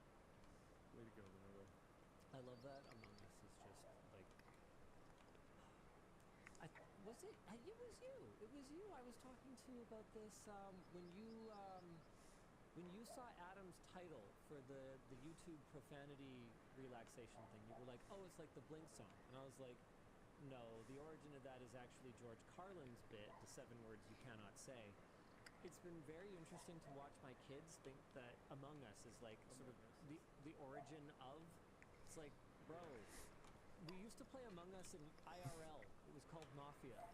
You know, like, But wasn't Mafia I think a spin-off of something else? I think the original might be Secret Hitler or Werewolf. There's a lot of different variants. It's like card games where there's a lot of variants of it, which can be, which can be frustrating, but can also be really cool. Like I played a card game that my grandmother called Hand and Foot, which I've never been able to figure out what it was.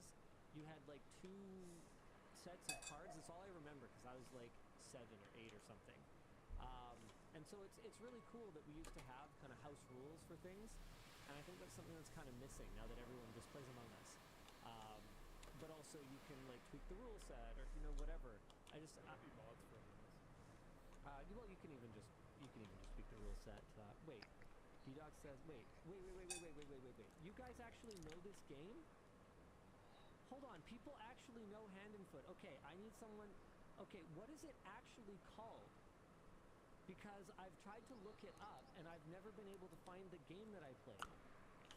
My wife knows that game. Hold on a second. Did my Google Food just suck? Hand and Foot is a card game, a variation of Canasta. Canasta. Oh. Hey, thanks AI summary. Yep.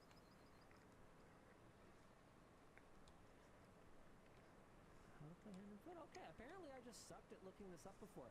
I did look it up years and years ago because I was like, oh, I'd love to play that game that I played when I was a kid. I couldn't find any information on it.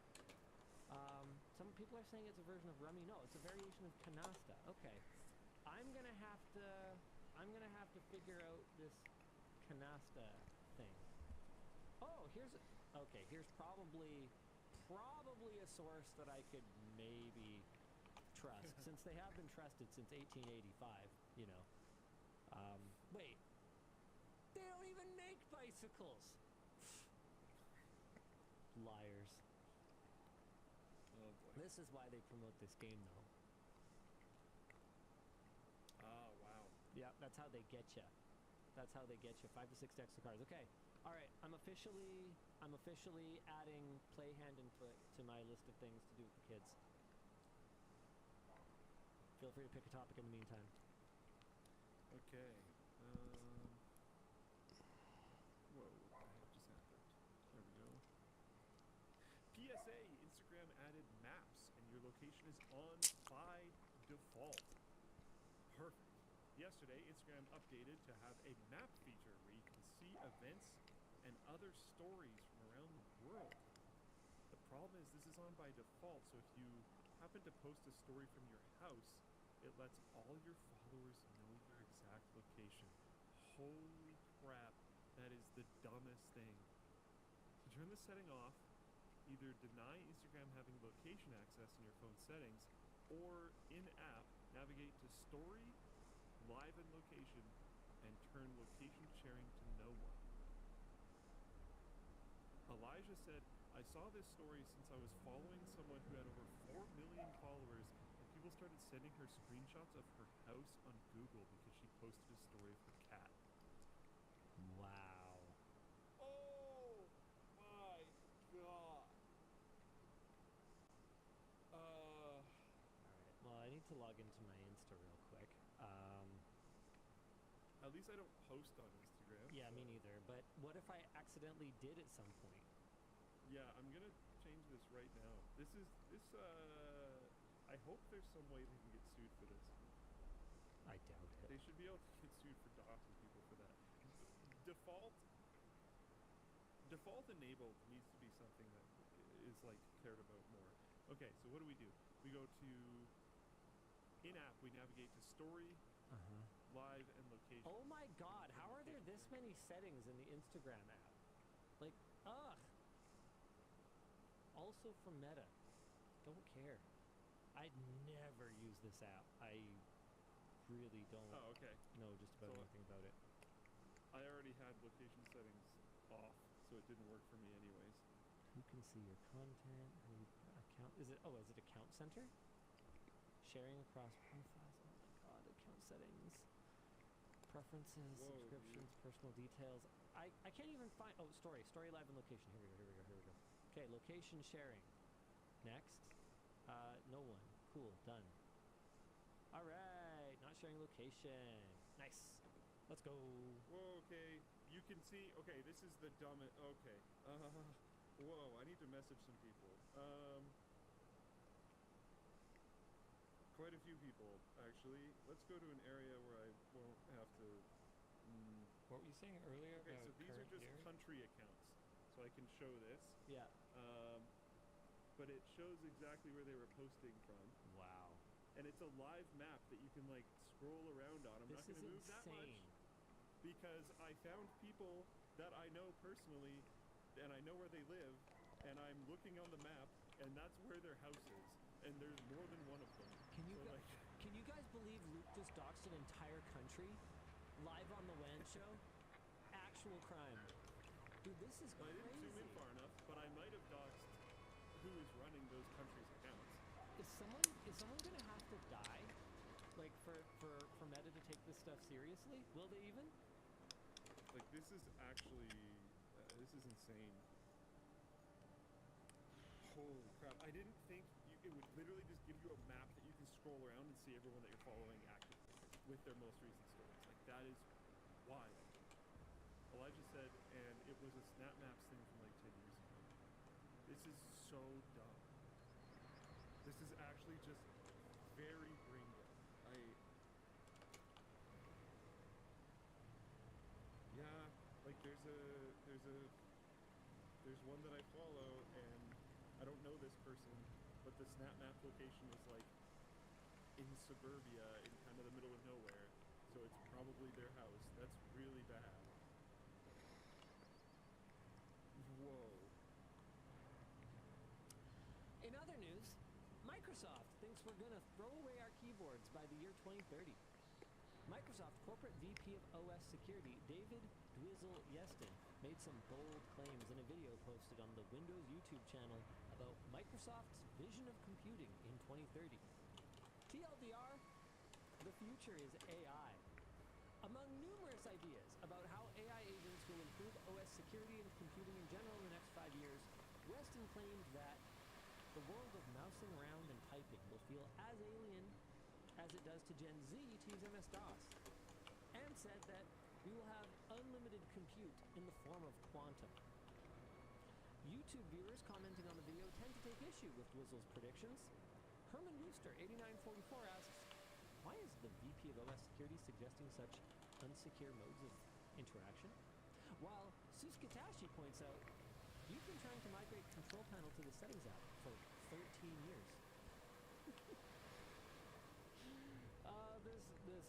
This whole interview was yeah, it was kind of rough, honestly. But yeah, I don't really know how to deal with people who seem to be under the impression that with people who keep trying to reinvent the mouse and keyboard. There isn't a faster, more precise way, and if there was, we would have thought of it, to point at something and interact with it. Also, this may be surprising to Mr. Dwizzle Yeston, but many people still use the command line for many things. Some of them on a daily or even hourly or minutely basis. It can be an incredibly convenient and fast way of interacting with a PC, depending on what exactly it is that you're trying to do. Photo editing? Probably not so much. Administering a server? Definitely. Hamnetic says ipconfig daily. Yeah, I mean even a lot more than that though. Yeah, he P-Kinetic says I do command line stuff more now than I did 20 years ago. Yep. Aslan says shout out FFmpeg. 100%. Luke, do you need help? There are some. I'm helping some people right now. There are some people that that actively dox their own houses. Oh. So I'm trying to. Cool. Not you. But Right. Yeah, I don't have any Instagram users in my immediate family. But yes, I mean, you know what? You go ahead and do what you got to do. Digital Foundry has gone independent by buying their brand and video archive from IGN. After years of shared ownership, which passed from parent company to parent company, and David has a note here, Eurogamer's parent company, Gamers Network, first bought 50% of Digital Foundry, but was then bought by ReedPop, and then IGN's parent company, Ziff Davis, bought Gamers Network from them. Ziff Davis has had back-to-back rounds of layoffs and offered the buyback to Ledbetter.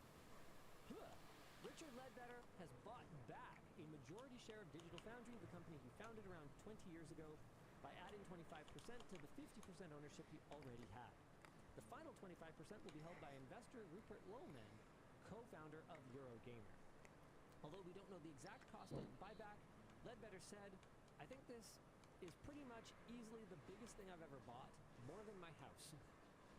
Ledbetter also insists that Digital Foundry won't see major changes or move to a primarily subscription-based model, and hopes that they can more easily pursue some of the passion projects that their parent companies have shied away from, like a retro games-focused podcast. That would be pretty cool. We're huge fans of the painstaking work that Digital Foundry does, so we're excited to see where they take the company, and we wish them nothing but success after success. So congrats, Richard, Alex, John, Oliver, and everyone on the team. Our discussion question here is, what freedoms has being an independent media source afforded LMG? Ooh, I mean, many. I think that without being privately held, not just privately held, but majority privately held, we would be a shadow of the company that we are today. We would not be able to do any of the kind of fun, outlandish projects that we do, you know, buying fire trucks, moving into the old house for our April fire truck would Fools. have never flown. There's absolutely no way. Never happened. There's absolutely no way. Especially the last April Fool's one where you got that house. There's no way. There's absolutely no way. Bean counters won't allow that kind of thing. And as much as I love to kind of rib Yvonne on camera about her, you know, her bean counter persona, she's a pretty fun-loving bean counter, and it really doesn't take that much convincing, you know, for her to kind of let me do whatever it is that I think is going to ultimately resonate with you, who I see as our guiding star, right? And help us kind of build that relationship in the longer term. There's all kinds of decisions with respect to like sponsored content or advertiser relationships that we've walked away from that I don't think a more bean-oriented ownership group would have allowed, or they certainly would have, you know, pushed us to try to make things work when we just look at it and we just go, yeah, this just doesn't really make sense. Like there's times that we could have done it. In financial services, every second is a chance to build or break trust. Transform your security programs with Trend Vision One, the only agentic AI cybersecurity platform that centralizes cyber risk exposure management, security operations, and robust layered protection. Because in financial services, what you protect is trust. Znowu nie śpisz i nie możesz zasnąć? Po co się męczyć? Weź lek na sen Senolek. Niech spanie znowu będzie przyjemnością. Zaśnij jak dziecko. Głęboko jak niedźwiedź. Niech każda noc będzie słodką przyjemnością. Senolek. I spanie to znowu przyjemność. To jest lek. Dla bezpieczeństwa stosuj go zgodnie z ulotką dołączoną do opakowania. Zwróć uwagę na przeciwwskazania. W przypadku wątpliwości skonsultuj się z lekarzem lub farmaceutą. But it would have sucked, and it would have felt forced, and you guys wouldn't have liked it, and it wouldn't have been good for the long term. But I just feel like more numbers-oriented people have a tendency to be not even not forward thinking, but almost more retrospective. Like, you know, they'll look back and go, well, that didn't, you know, blow us up back then, so it should be fine. And looking backward is such a, well, for me, it's such a flawed perspective when you're trying to figure out the path forward, because just because the direction that you're marching in right now has been good up until this time doesn't mean that it is going to be good in the future, or even that it was ever good. It might just mean you got away with it, you know? And I am grateful every day that we never raised money. Every day that we do anything, I'm like, man, I am so glad that I'm not accountable to some bean counter owner that can tell me how to do my job, because at the end of the day, my job is to be me. And hopefully, you know, enough of you out there relate to that this whole thing doesn't collapse, right? Like, it's pretty scary and also humbling to think about that we are one of the longest standing, like, influencer organizations / people. Like, I hail from a completely different era of online influencers before the word even existed. And yeah, you know, I'm not on many, actually, multiple eras. The rise and fall of many KOLs, key online influencers. That was the first term that had influencer in it that I remember. From before that was just like a thing. Have come and gone in the time that I've been around, and I am, you know, knock on wood here, you know, haven't reached the same heights as some of those people. You know what they say about the candle that burns twice as bright might burn half as long. So mine's been a slow burn in my weird little tech niche here, but I am acutely aware of the fact that what we do is an alchemical combination of luck and skill and the right people and grit and all of those things that have somehow managed to carry on for, I mean, 17, I think coming on 18 years now since my first upload, which is literally my YouTube career is almost legally an adult now. This is kind of mind-blowing, you know? It is kind of wild. It's been interesting being in creator conversations, like mostly at Open Source, where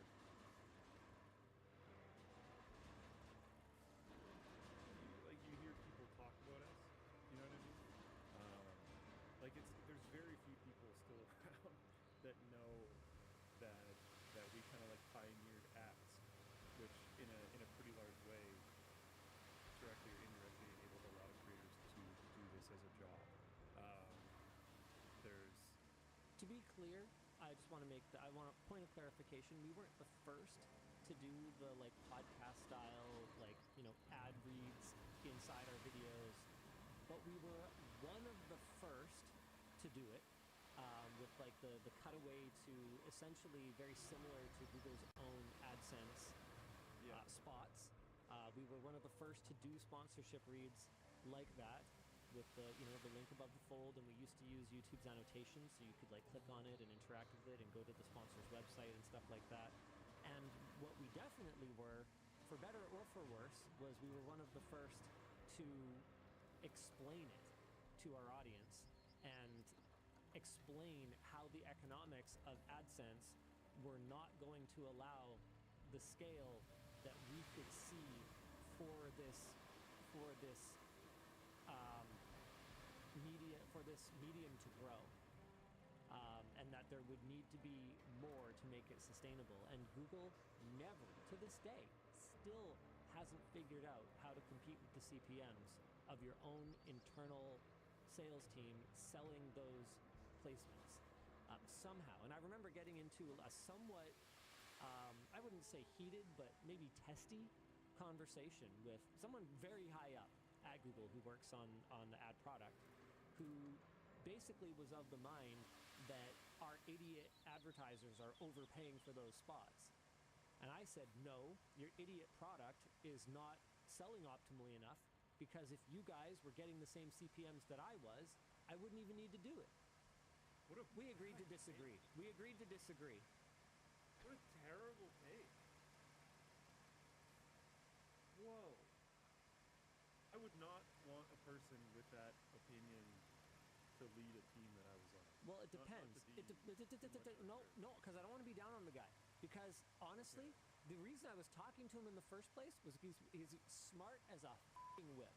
Like one of the smartest people that I have ever had the pleasure of speaking with. There is a reason that he's in the position he's in. However, I think people can end up in their bubble a little bit, and he's in a very data-driven bubble.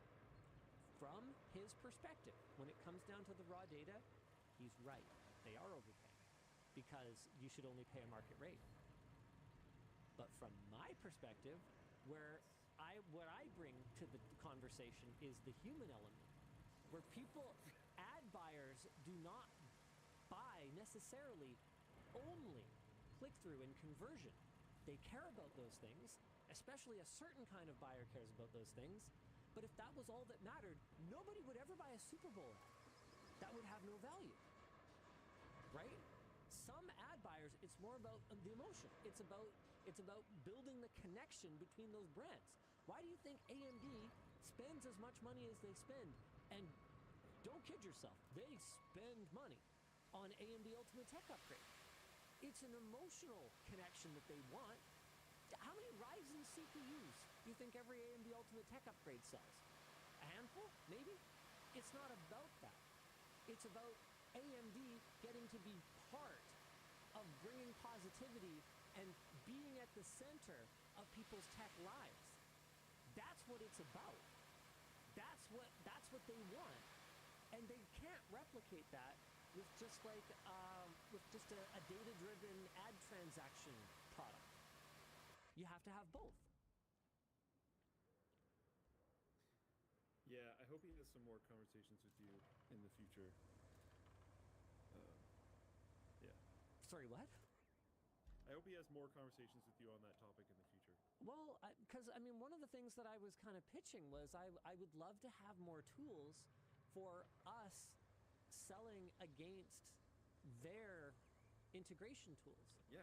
Like why? Like, because which was what I was ultimately trying to get at, was we know our product better than you ever could, and I don't have to prove that because I already did, because I can sell it for more than you can.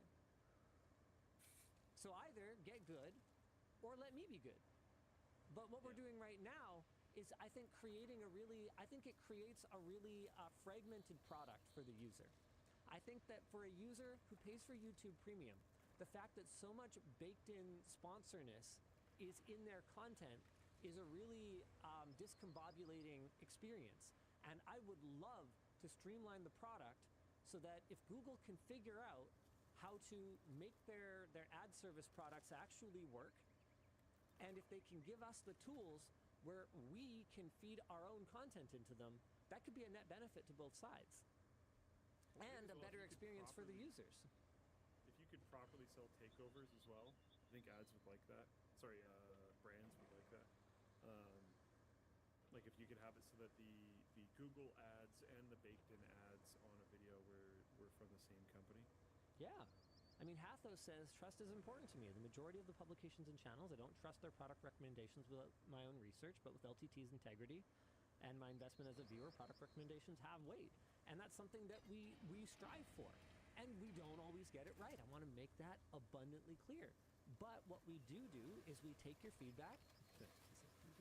Sorry. What we do is we take your feedback and we bring that back to our business team, and we make sure that they are constantly revising from a category standpoint from like a business type standpoint, and even down to individual brand standpoint, who we're willing to work with.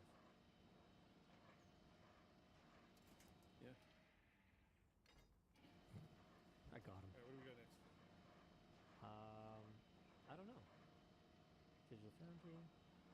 Gabe Newell. I thought I said we're not doing this topic.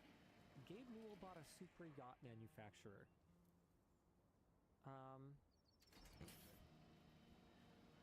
Should we talk about Microsoft and the keyboards thing? Why does Did no? we talk about that already? Okay, hold on a second. Actually, I have a completely almost unrelated topic of conversation. Why does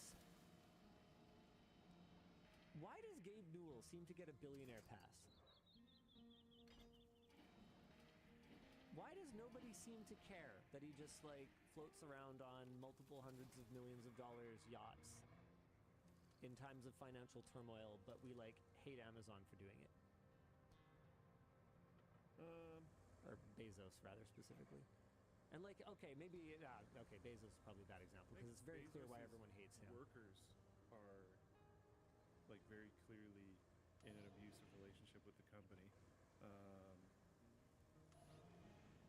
I think that's honestly probably a lot of it. People like the product. People like Steam and Valve and the games that they make. Yeah, they like the product. But like, I mean, Valve... The press around them. Like, the press around Amazon is like the warehouse workers are like horrifically abused. And the drivers are peeing in bottles. And they're like running out of people in the entire country of America that haven't at least worked there once and would be an eligible person to work there because they've cycled through so many people. Okay. No one wants to keep Okay, working. forget Bezos for a second. What about like Larry Ellison? Okay, nobody Yeah, likes Oracle is a nobody likes incredibly Oracle. oppressive, horrible thing. But nobody No one seems to like hate Ellison for having a giant yacht or a plane or whatever.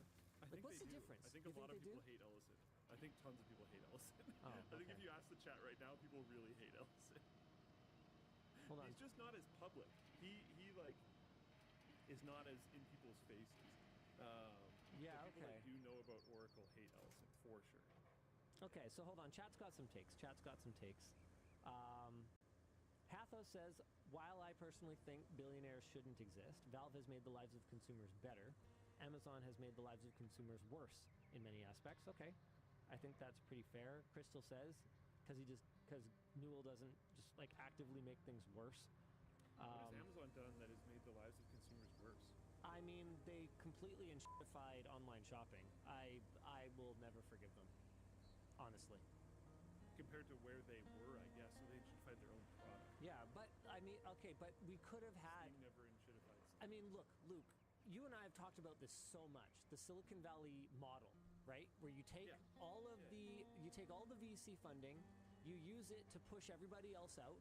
Like Uber basically killed taxis, which were their own problem, honestly. I have no sympathy for the taxi cartels, but they basically like used the free money water hose to wash away the taxis, and then jacked up the rates. So now, like, okay, yeah.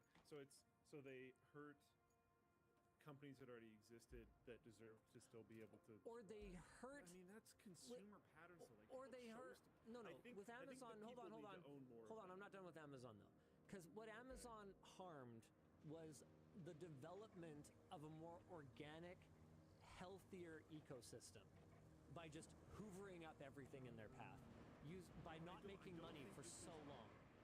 And maybe I'm just I can't bleep it, but maybe I'm just a bad word for approaching this way. But I don't know, man. I think Amazon bucket? created the opportunity, and people showed up. People stopped going to those brick and mortars. People bought in heavily. But in the early days, they were so strongly incentivized. The shipping was free, and the product cost the same or less. So they sold us. All the writing was aggressively painted in blood on the wall. Oh, I mean, you all can't. The brick and mortars were going to die. You can't expect the average consumer to see that far in the future. They're not that smart. I mean, Amazon sold us a future. Amazon sold us a future, and then Let me respawn in Rome, please. Yes. Our city currently has a population of 9. A farmer? I definitely need you. Ah, we have 21 now. Next, I gotta build houses for them. Too many things I need to spend money on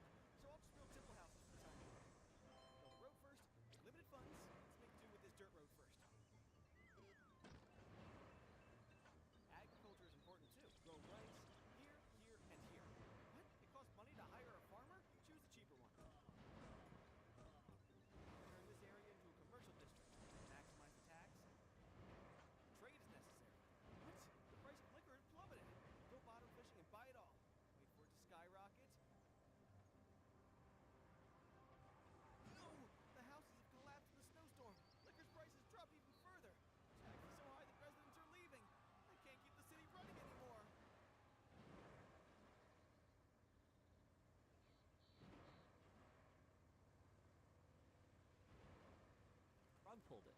Like that's what people are mad about. You need to get good. It was talked about so much. It was in TV news Yeah. that all I the know. brick and mortars were going to die. This was like an extremely well-known thing, and people just bought in anyways. They didn't care about the brick and mortars until Amazon exercised their monopoly. And then they were like, oh, think about the people that we definitely killed by only buying from Amazon. I don't know. Anyways, yeah, Amazon's obviously crap. Breakdown I think says gamers are incredibly tribalistic, and Steam is one of their friendly tribes. So gamers do that. Breakdown 1923 says nobody hates Jensen. Yeah, I don't know about People that. absolutely I think don't like Jensen. yeah, I think Jensen is probably more liked than most of them. you know what? I think that's probably fair because the worst thing he seems to do is make a lot of money, which is sort of par for the course when you're a billionaire. Like that's just it kind of comes with the territory. He lies all the time. Yeah, that's true. Why do we let him get away with that? I guess we don't. But why do people in general seem to still just kind of love him? I guess they just have like Nvidia and their 401k and they're just over it. Like, is it that simple? Yeah, probably. A lot of people are just like, yeah, guy made me a lot of money. That's what it is. What else am I looking at? Okay, what else we got here? Okay. Oh, people are talking about Ellison a lot. Okay, I'm gonna have to scroll for a while to get past that. Tim says we randomly give Oprah a pass. Yeah, actually, she seems to be kind of hated by a lot of people. Yeah, she does not have a pass for sure. It's funny too, though, because like most of the billionaires. What the actual hell? We just like kind of hate because they're just in the. Bruh! There's a lot of billionaires out Wait. there that just kind of quietly make their money. The hell up. We have a Give them a second thought. road to build. He's just not like as public as someone like Elon or Bezos. Yeah. Whoa. That's almost entirely. I'm certain why you had that perspective. But there's a ton of them that just aren't public at all. Yeah. Ale zrywny skubaniutki. This has generated a ton of conversation. Sydney Broke It says a lot of the Oprah hate is because she platformed a bunch of really awful, stupid people. That kind of makes sense, but I guess if you had like a daytime show for that many years, would you run out of like credible people to talk to? I mean, I never watched Oprah interview anyone, to be perfectly honest with you, so I have no idea. Like, is she just positive with everybody about everything? Like, I genuinely don't know. I never had a reason to like watch the Oprah Winfrey show. I just know about you get a car and you get a car. Like, that's all I know. Yeah. I don't necessarily agree. And you know, I don't know the Oprah situation here. And I know some of them are pretty brutal, but I don't necessarily agree with the like, if you have a conversation with someone, you automatically condone everything that they say. I don't Wow, think wow, drifcik. condone everything they say. Wsteczny. Yeah, no, they're making, Do przodu. some pretty good arguments in the chat. Biegi działają. Some pretty good arguments in the chat. Just like people promotion of people like who literally have gone on the record saying they promoted quack medicine and no one should believe them anyway, and then they just keep doing it. Yeah. Like people like that. And if she platforms that person multiple times, then it becomes a thing. Yeah. I just think that like having a conversation one time, not necessarily automatically agreeing with everything, but having a conversation one time should not be frowned upon 100%. I think there's some amount of like, if you're a content creator, and I'm including TV show hosts, I'm including literally anyone in the public eye really. If you write things, say things, host things, whatever, that's public, your life is probably far more recorded than anyone else's. And if you took that same level of spyglass and looked at like any one of your random buddies, they probably have said and done dumb things as well. So I think like this one person said something that the internet disagreed with one time, therefore if you look in their direction, you are automatically evil, is like a stupid thing to stop doing. That's fair. So then, I should get a gamer yacht. Is that the correct conclusion? You should get a game or something. Game or something. How about a yacht? Sorry, yacht. I pronounced it wrong the A first time. yacht. If it's a yacht and you exclusively call it a yacht, then I think so. Okay, we should. Dan, can you let the chat vote? Gamerjet or Gamer Yacht? Gamer Ski Lift. Are we assuming same price? Um, Gamer Ski Lift would be pretty sick. Gamer Ski Lift. Where would it go? Like, where would we put it? You should work with, like, Seymour. If you could mount compute on the bottom of the seat, and then you could have arms like those airplane arms where the screen comes up. Yeah. So you could like game on your way up the mountain. We could get like, oh, we could use like adaptive controllers to make like special big glove compatible controllers, so you don't have to take your gloves off. Pytanko. That'd be sick. Yeah, Pancrat says you could just mount everything to the safety bar, so you just pull it down. Yeah. We could go between the buildings. Yeah, the screens could go on the safety bar. And how much does a ski lift cost? I bet there's one on Facebook Marketplace. Ski lift. We're gonna find out. No way. I can buy a ski lift. Never mind. Okay, I don't know if gaming ski lift is gonna happen, boys. I don't think it's gonna happen. I wonder if Infinite Cables could send us a giant wire rope. Yesha? That's why I said under the seat it would be more weather protected. That makes sense. That makes sense. Having all of your stuff on the bars. Well, I don't think you'd have the compute there, but you could have the monitor there. Yeah, they make weatherproof displays. That should be fine. Okay, where's You the won't get 100% away from the weather regardless, but where's the pole? Where's my pole at? It's about 20 to 80 on the yacht. Well, where is it? Why don't I see it? Might have to refresh it. poles aren't 100% functional at the moment. Okay. So sorry, which one's winning? Works on my machine. The yacht by 80%. The to yacht's 20. winning. Sorry, yacht. Oh, My mistake. now we're gonna be canceled. I'm so sorry.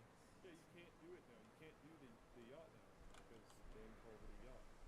All right. The rule was that it had to be referred to as yacht. In other news, NVIDIA published a blog post on August 5th clearing up some concerns that people had about NVIDIA having kill switches or built-in controls to brick GPUs. They said, NVIDIA GPUs do not and should not have kill switches and backdoors. All right. I mean, that should probably be the bare minimum, but hey, at least they've taken a stand here. In other news, TikTok has a better app, TikTok Pro. I have no idea. So I literally made this a topic because I didn't understand the article that I read about it. So hopefully Elijah has done a great job of summarizing it. TikTok is launching a new app in Germany, Portugal, and Spain called, wait for it, TikTok Pro. It features a new Sunshine program that allows users to contribute and support charitable organizations. Nie ma to jak wykorzystywać exploity w grze. By inviting other users to join and interact with the charity-related content. They can then use this virtual sunshine on a charity, and then TikTok will donate toward that charity. Yeah, the look on your face says it all. You have like a canyon running between your eyes, and that was, I'm pretty sure, what I looked like. You're a wizard, Harry. Other than that, TikTok... I'm trying to figure out if you're talking about the furrow or the actual dent in my head at this point. I'm not sure. Other than that, TikTok Pro is the exact same. The content is the same, and even the overall experience is the same, mostly the same, according to social media today. It is missing live streaming, the TikTok shop, and ads. What is it? Because when I heard TikTok Pro, I assumed it was a paid version of the app because of some of the new laws in Europe around like minors and or data collection or something. But then virtual sunshine? What is this? Am I missing something here? Yeah, Elijah's point here is actually really good. Why TikTok is doing this because on the surface there seems like there's no downside as a user.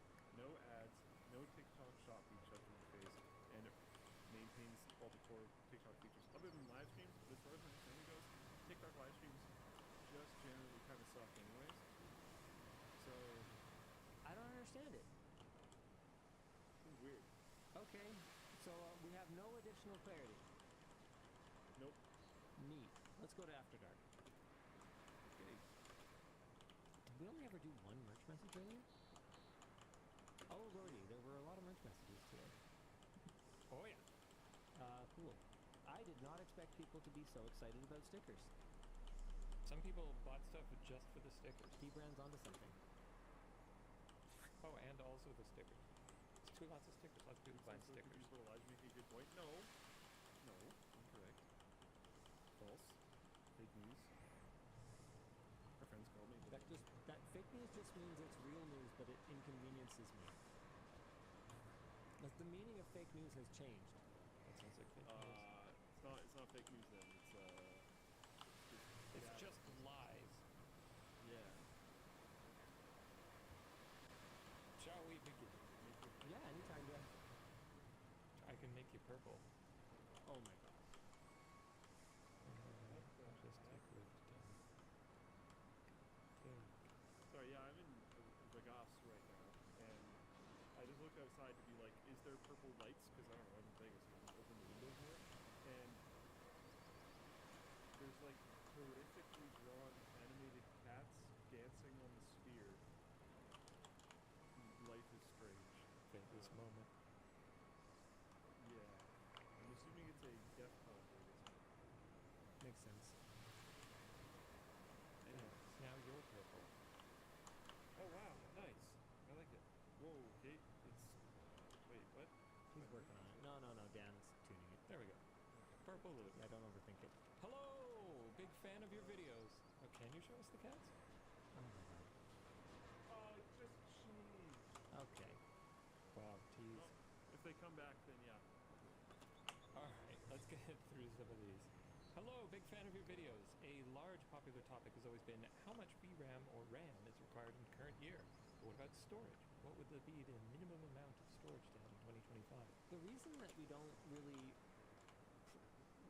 don't provide like a minimum amount of storage recommendation is that it is completely up to you, the user, to decide. Realistically, for my work laptop, I could probably get by with like 256 gigs. I don't store anything on it. I don't keep games on it. I don't keep media on it because all of the resources that I need to access are either in the cloud or on a local network attached storage device. But that answer is not going to be good for anyone who does, say for example, local video editing on their laptop. So only you can answer the question of how much storage you need, and there's no point in me even guessing because I have absolutely no way of knowing how much, anime pornography you need in your life. You watch the WAN show, so I assume a lot. That's why we have a 6 petabyte NAS at work. Yeah, for all those things. Yeah. Man of culture. Hello, LDL. Any upcoming games that you're highly anticipating? Any old game that you want to get people to play at Whaleland? Oh, this is interesting. Harpoon launched. Dang it. Got it. Got it. Got it.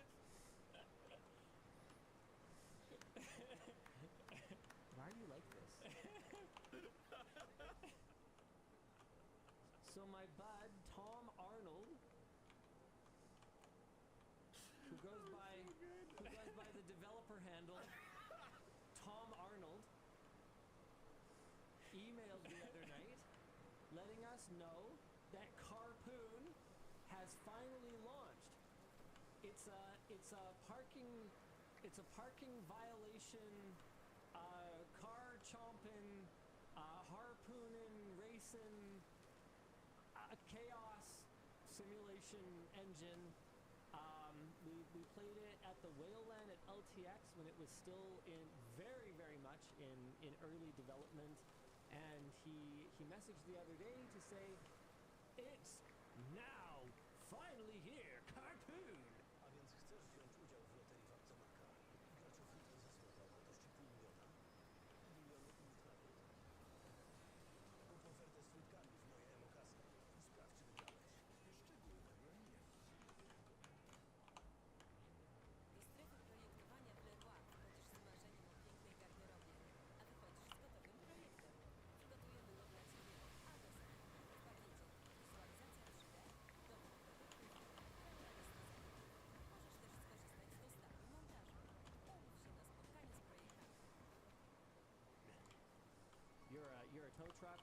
harpoon and you collect the the things. I actually haven't played it in quite a while.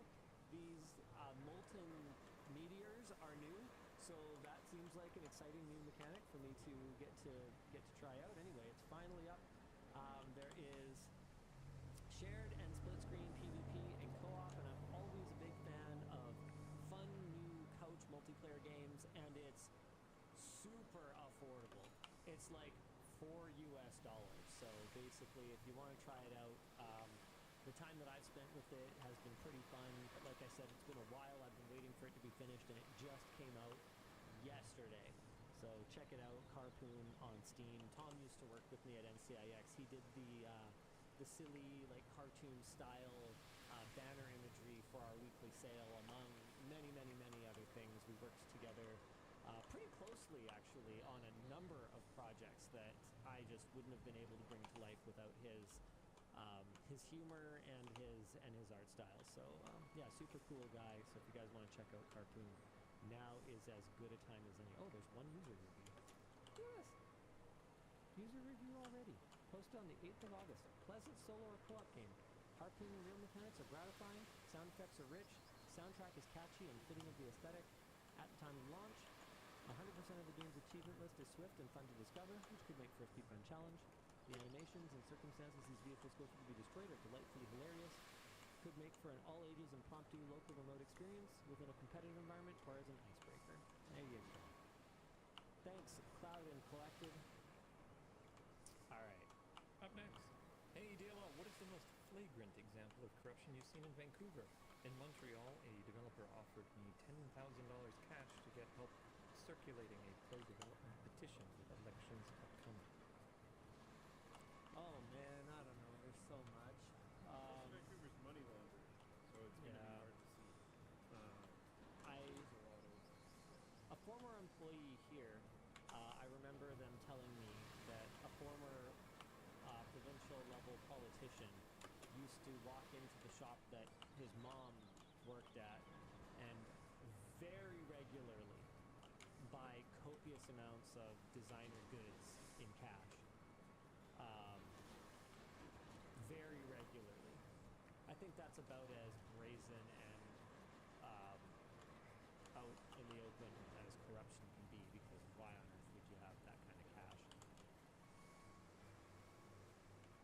Hey DLL, what are your thoughts on wealth-flexing YouTubers and their influence on kids? Do you worry kids will have an unrealistic expectation about money and how hard it is to get certain things?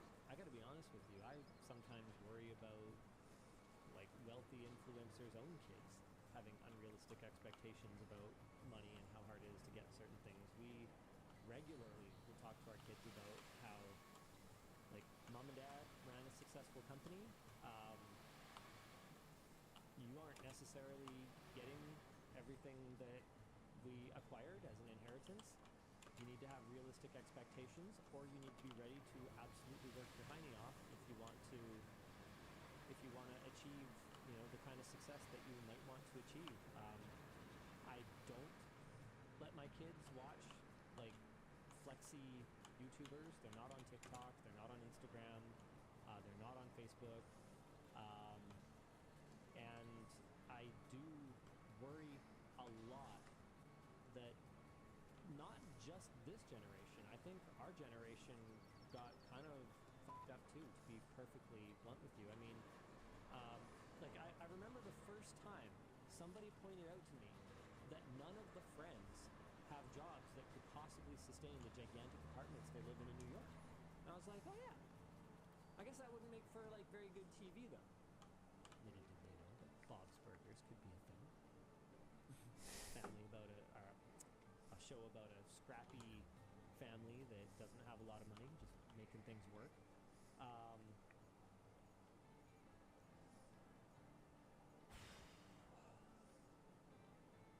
Yeah, I mean, I think Chandler was the only one, right? Because Chandler was weird because I think he was in like a Microsoft ad at one point. No, that was Was just there as a an Friends actor. Microsoft ad? No. I think there was a Friends-based Microsoft ad. Well, Jennifer Aniston and Matthew Perry were in an ad, I think. No, like I think it was Friends-based. the show. Oh, maybe. Yeah, maybe.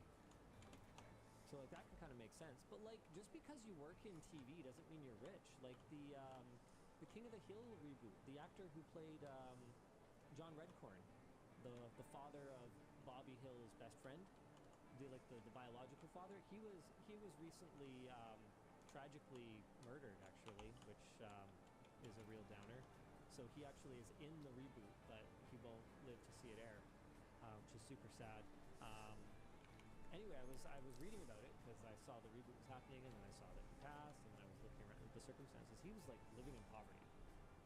So just because you're like a TV actor or a voice actor or whatever, like you read tons of stories about people who even had like regular parts on major shows. Like what was it? The comic book store owner in Big Bang Theory, like had to have a day job, like very deep into the show's run or something like that. Don't quote me on that one.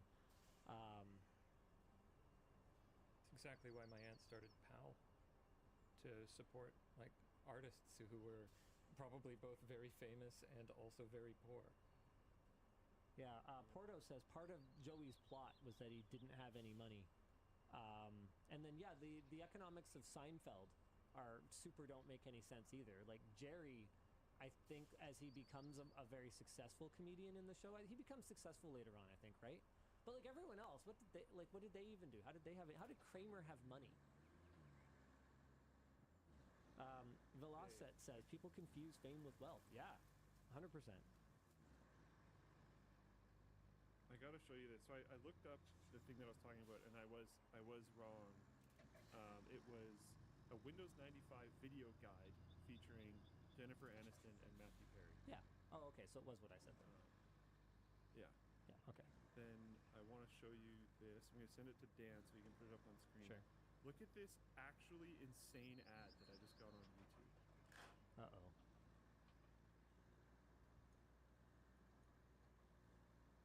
I screenshot the whole thing, but it's the one on the right above the TED Talk with Linus Torvalds. The one on the right. Let me know when you can see it. Kling AI. Unlocking AI's infinite possibilities. So we have Look at what they're suggesting. 2 people, and so we want to ship them. But like, think about how that would Why? be used. Why do we need to do this this? is saying like you have a picture of yourself and you have a picture of like some girl or some boy or whatever. Yep. And you can turn that into a video Of them making out. Yeah. This generation is like screwed. Because Like, that think is about being in so high school. messed up. Like, do you remember when we were in high school, how quickly like this guy made out with this girl would spread like wildfire without a video? Yeah. Yeah. It's also just like you know this is gonna happen to celebrities. Oh yeah, there'll be weird fanfic stuff. Yep. Or fan video fic, like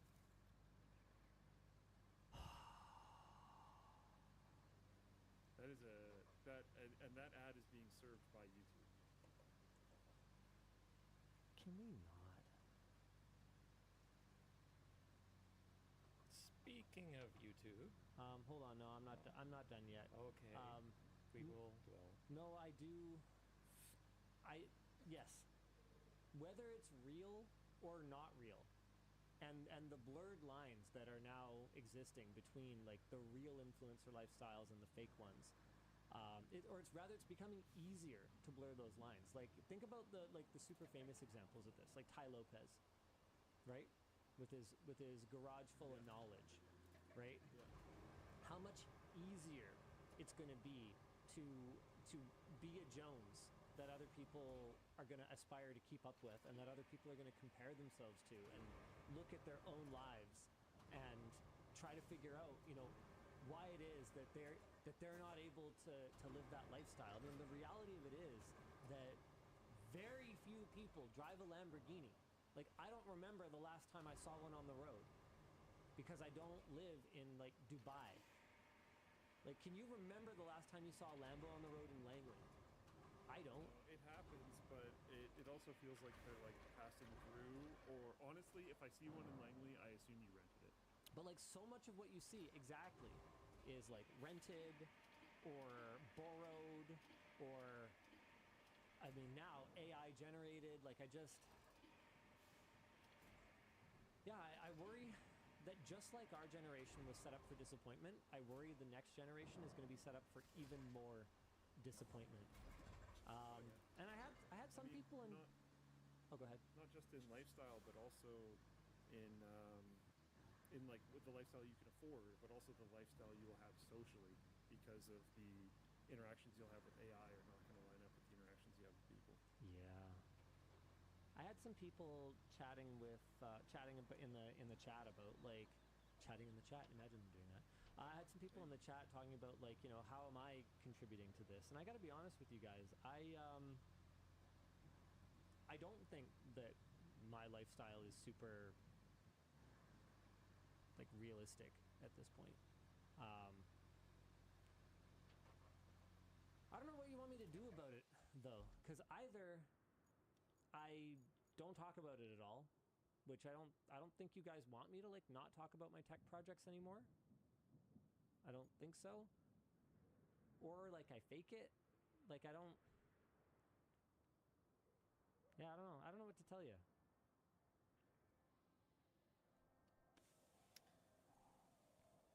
Like one of the things I want to do soon is set up the theater room for better voice comms for mixed in-person couch and remote couch gaming.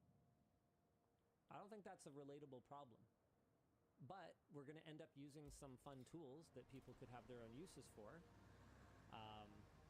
It's going to be a really cool payoff where we can have like 10 gamers, some of which are in person and some of which are remoted in, all participating in like couch gaming together. Like it's going to be cool, but like yeah, no, it's not relatable at all.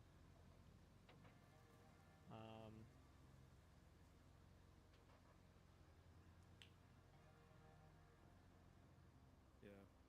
Sorry, 1 second. I got a problem. Okay.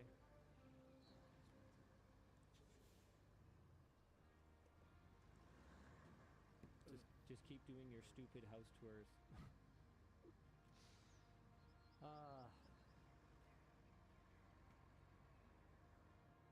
Yeah. So yeah, Hathos.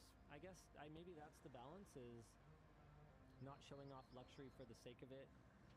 I mean, one of the big things for me that I think is so cool about technology is that the 115-inch TV that, you know, I'm unboxing today, give it 5 years, maybe 10 years, maybe it'll be a long time, but give it some period of time, and that will make its way eventually, if the trajectories continue to hold at least, you know, kind of, it will be attainable, right? That's something that I think is really cool. It's been hard to watch it be less true. Like, it used to be that I could make a video about a cutting-edge GPU and, like, in a few years, you know, just about anyone could get their hands on one, so, you know, secondhand or whatever. Or the new generation, you know, mainstream would be on par with the old top-of-the-line one. Just, uh-oh. Are we dead? Checking. Wrong button, Luke, they said.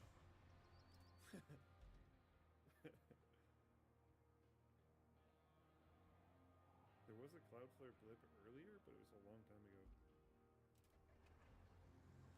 It's apparently going in and out. All right, sick.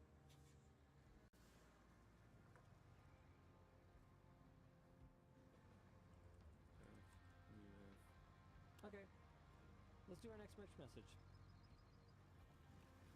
Sure thing. Good evening, gentlemen. Luke, have you seen Paco the Parrot on YouTube? I believe this is the one that likes the LTT screwdriver? Is that right? Or is that a different parrot? There's many parrots that like our screwdriver? No, there's just many parrots on YouTube. Nope, I think it's a different. Oh wait, no, I can't find the one that likes the LTT screwdriver. Oh crap. Uh-oh. Build a PC. Hold on. Is it? Which one's that? Okay, I swear there's like. I don't think this is the one. There's a famous I know the parrot. one you're talking about. Okay. Przedsiębiorco, czy wiesz, że w promocjach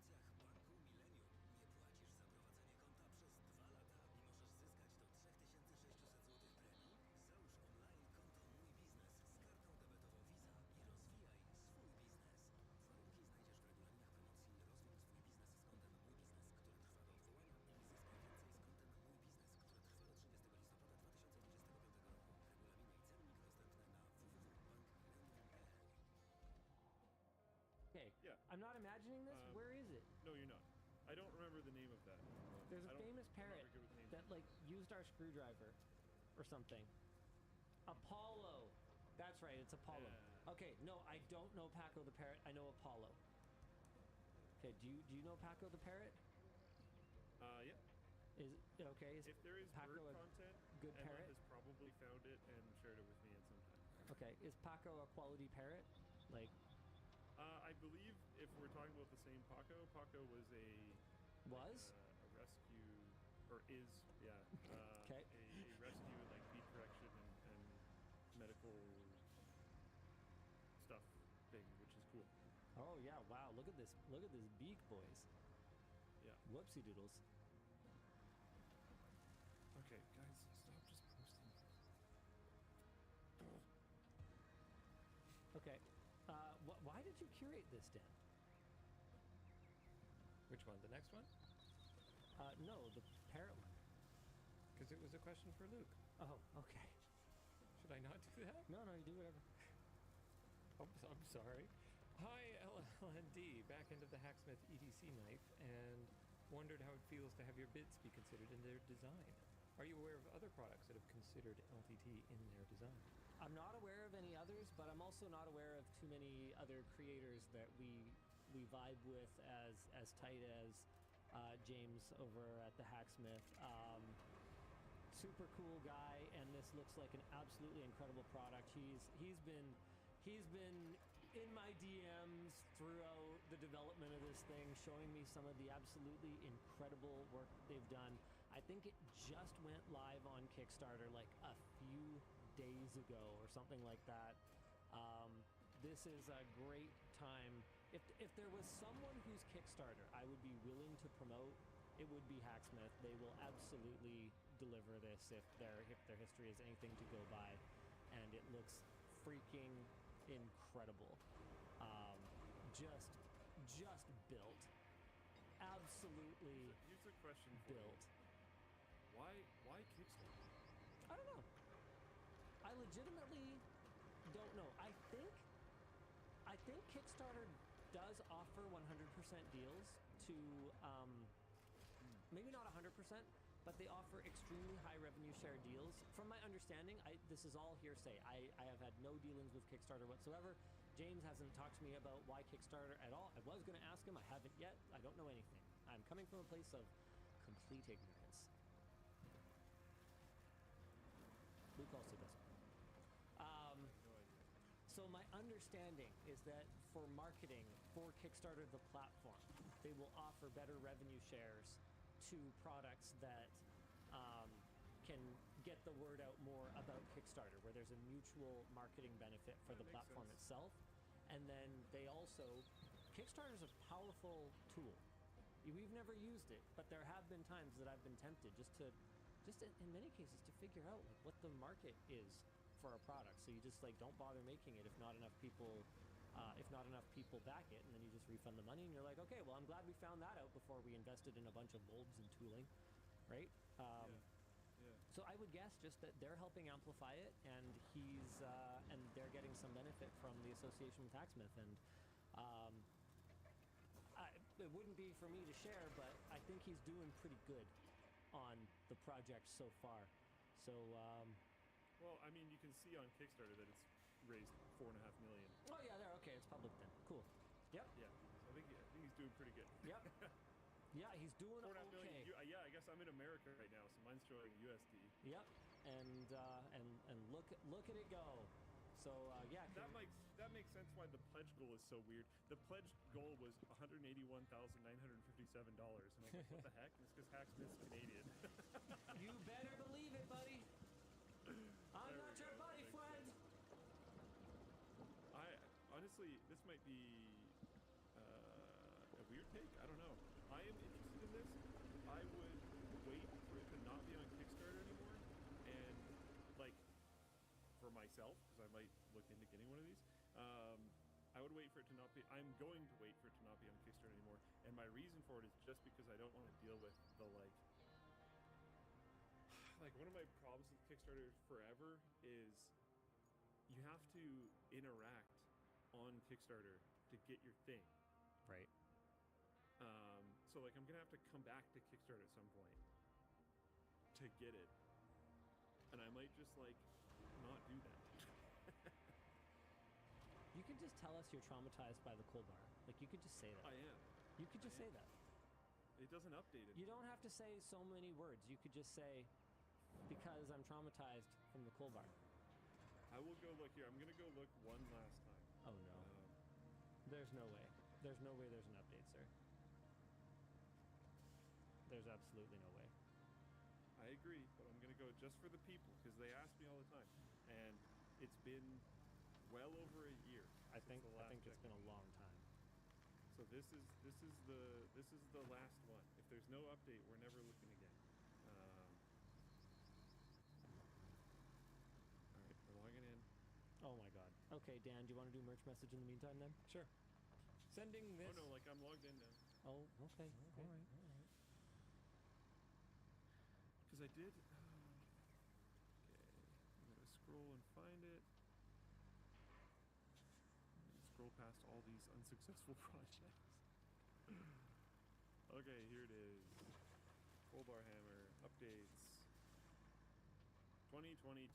Yeah. Never happening. Sorry, buddy. Yep. Okay, Dan, hit me. Sending this from a plane. Love the WAN backpack. More than worth its price. Nice. When designing the backpack, what made you go with the internal bottle holder? I was skeptical at first, but it works great. I had lost water bottles before having an external holder. Basically.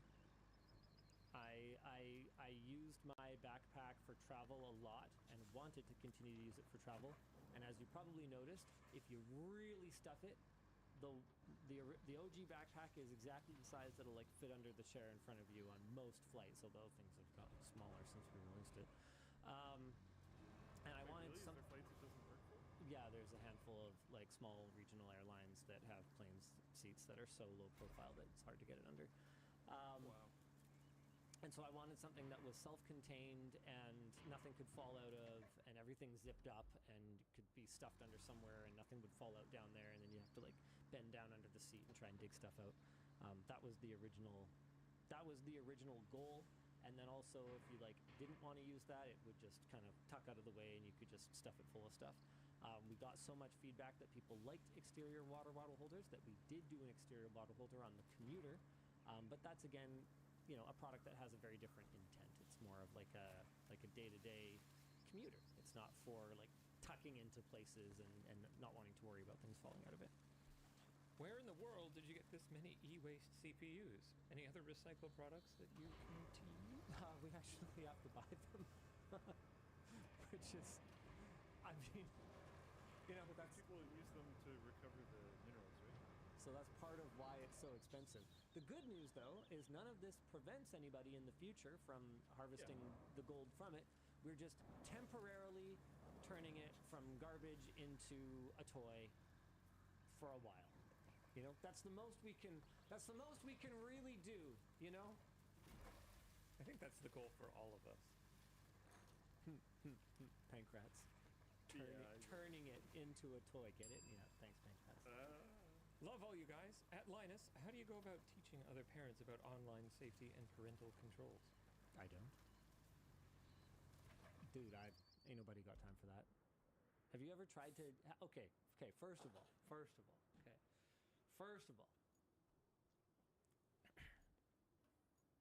Have you ever met another parent who wants to be told how to parent? Even when they ask for advice. Have you ever met anyone who really wanted to hear it? All right. Mr. Tech Tips, you mentioned you bought 5 pairs of badminton shoes since they're all essentially consumables. Do you wear them evenly, or do you use one until it's worn out before using a new pair? Yes. I've tried it both ways. I think I like the... I generally have 2 active ones, is what I've kind of settled on. So that gives me... that allows me to take 2 pairs of shoes to like a tournament, because nothing destroys your feet faster than just being in like soggy shoes like all day. So it gives me one to change into. But if I have too many active ones, then then basically I have them out in the open, turning the soles hard, like with UV exposure more than I have to. So I should only have like 2 active at a time is what I've settled on. Hi, LLD. I got a ZenBook Duo for university after your first look video. It's great. My question, did anyone actually daily drive the 2024 model, and why is there no full review for the 2024 or 2025 versions? It's a good question. I mean, I think part of it is that it's so... there's such iterative progress in the laptop space that the excitement level around a 2025 model, if anyone even knows what it is, like a ZenBook Duo, that's the dual screen one, if I recall correctly. Like, it's ASUS's product lineup is so wide that you have no hope of covering all of them, and then the refreshes are so many and so confusingly named that it's hard to know what to cover, and it's hard for people to know what they even feel like clicking on. That's where I think something like the labs is realistically the right answer, where just every new laptop that comes out, it rolls into the lab, we like run the whole suite of testing on it, and then we can figure out, without having to just like guess, which ones are actually worth making a video about. That's the overall vision for how the labs will work in the long term. It's going to take a long time though. Luke, as an if I don't use my muscles and stay active, I get sad person as well. I find it hard to find time to relax and rest. I know you also like the grind. What helps you relax and feel better? Grinding hard. Hard grinder. There, I answered it for him. He's something of a grinder enthusiast. Note that earlier I said that I'm not gay. I didn't say anything about Luke.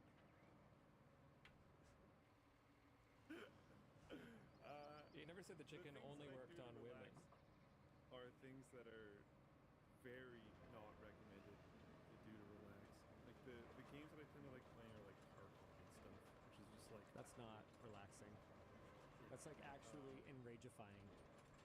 Yeah, which is the things that I tend to do. I don't have good advice here. Sorry. I wish I did. I should probably work on that. It's like almost certainly a flaw. Stress management is don't. What? Yeah, let's not take advice from Luke. I'm kind of that's where I'm going. That's where I'm going with this. Maybe the wrong person asked for advice here. I appreciate that you asked and thought that I would have good advice here. But yeah, I tend to just like pile on more. It's probably bad. I probably have cortisol issues. It might be why I can't sleep properly, but you know, we'll figure it out. One thing at a time. Yeah, I know. I saw episode 1 of the new season. I haven't seen the second yet, though. I'm very excited about it, though, because if there's anyone who deserves to be lampooned, it's someone who puts down dogs for no reason. People who are mean to dogs. How that became controversial at all is wild to me. Wait, that became controversial? Apparently. Depends who you ask. M. Doss says, that's my secret. I'm always stressed. Pretty much. It's an Avengers reference. I don't know if you watched that one. Did you watch that one? Did you make it that far? Everyone knows that reference. I have not watched Elijah doesn't. Elijah doesn't know any references. He actually does know more now. I feel like he plays it up. I hope he plays it up. I hope he plays it up. All right, what's next? Hey, L. Dan Sandwich. Linus, working nights, so I didn't see you, but I saw Dad Old's go-kart selfie. Did you intend to make the meme face, or did you just have resting meme face? I just had resting meme face. I went to the go-karts at West Edmonton Mall, and apparently someone saw me on the leaderboard there. Not high on it, just to be very clear. We raced at junior speeds because I was in the dual cart with one of my kids. Not that I would have been on the leaderboard even in a single cart. I want to make that clear as well. But I was like especially not fast because I was going at half maximum speed. Fun track. Even at half speed, it was really fun. So it was dual level, right? Yeah. But no, the meme face is just what I look like, unfortunately. Oh, I have a flex too. Jake and I came 4th and 5th at the open sauce sim racing leaderboard, Oh, that's pretty sick. which was kind of insane. W Bell wiemy, że najlepszy smak salami to ten, którym dzielimy się z bliskimi.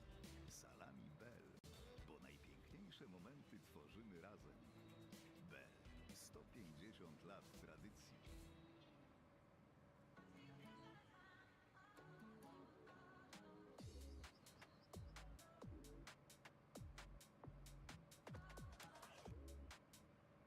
It was like a tenth slower than him, and that's quick.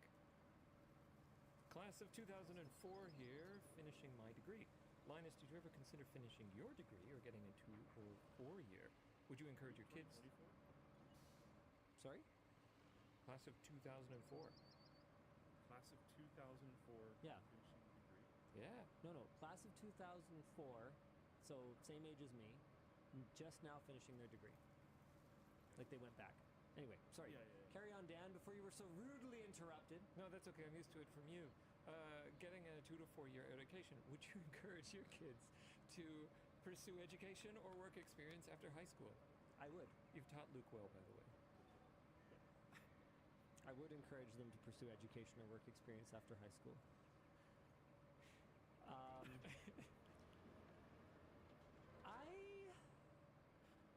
I don't think school was the right place for me. I thrive in the. I didn't just survive. I thrived in the more guided high school experience, the more hand-holdy education experience.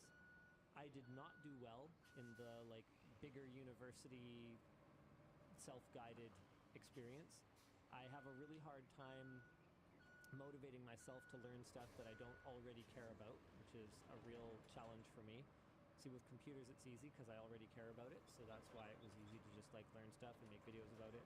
And then I learned to care about making videos, I guess. So I don't know, I absorb some stuff that I don't really care about, but then I start to care about it, and then I learn more of it. I don't know. I don't necessarily think that for my career I would benefit that much from going back for a degree, but I could see myself doing something.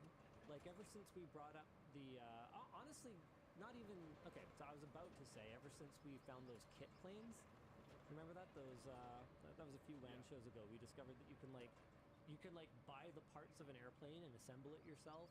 But even before that, like when we were talking about that gamer jet, I was like, man, how cool would it be to get like a again, this is all relatively speaking. No one should necessarily look at my lifestyle and think, oh well, that's normal.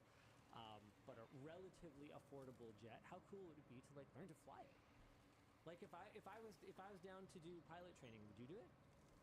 Because I think we've talked about this before. Jet level pilot training is really Well, you have to do regular pilot training before you do any jet level pilot training. regular pilot training. I would be interested in. It's very cool. That'd be super cool. Yeah, I'm definitely open to the idea. Yeah, I I've think wanted to do that like since I think we probably first talked about that in like 2012.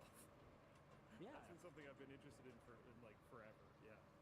So like, I don't know. Like I think I'd be more likely to do a really cool certification, like get like a dive master certification, or get like a pilot certification, or get like I think I'd want to like certify to do cool stuff rather than go back to academia. I think that makes a lot more sense. Like for me, and not for everybody. Like I don't think my advice to all of my kids would be the same. Even I think because not everybody's the same. For some of them, I think that academics makes a ton of sense, and for others, I think they should pursue other endeavors. And I'm not going to get into anything specific because that's a little personal in terms of like the information about my various children. I don't mind talking about like collectively them, but I don't like to get into the individual specifics. But yeah, no, I don't think I would say the same thing to any of my three. I mean, that's what I suspect that's probably true for most just groups of people in general. I don't know. It seems to be especially the preschool teacher, who was the one teacher who had all three of them. The first thing she said to me when I picked up my youngest after her second or third day or something like that, And remember, this is someone who literally interacts with small children for a living. She kind of hands her off to me and she goes, "Boy, you sure got a variety pack, didn't you?" We really did.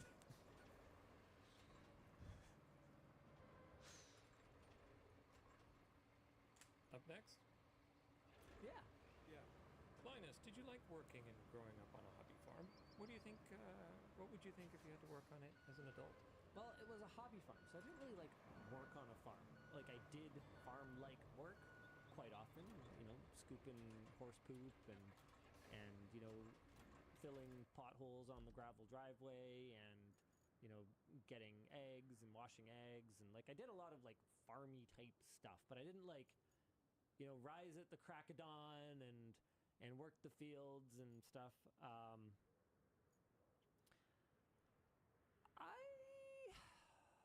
It's tough. I feel like my kids are missing out in a big way by me not providing that that upbringing for them. But I really don't want to do it anymore as an adult. I don't actually like, just like, I don't even want a dog at this point. Like the amount of your life that is dictated by the schedule of animal care is not something that is really compatible with running a 100+ person company.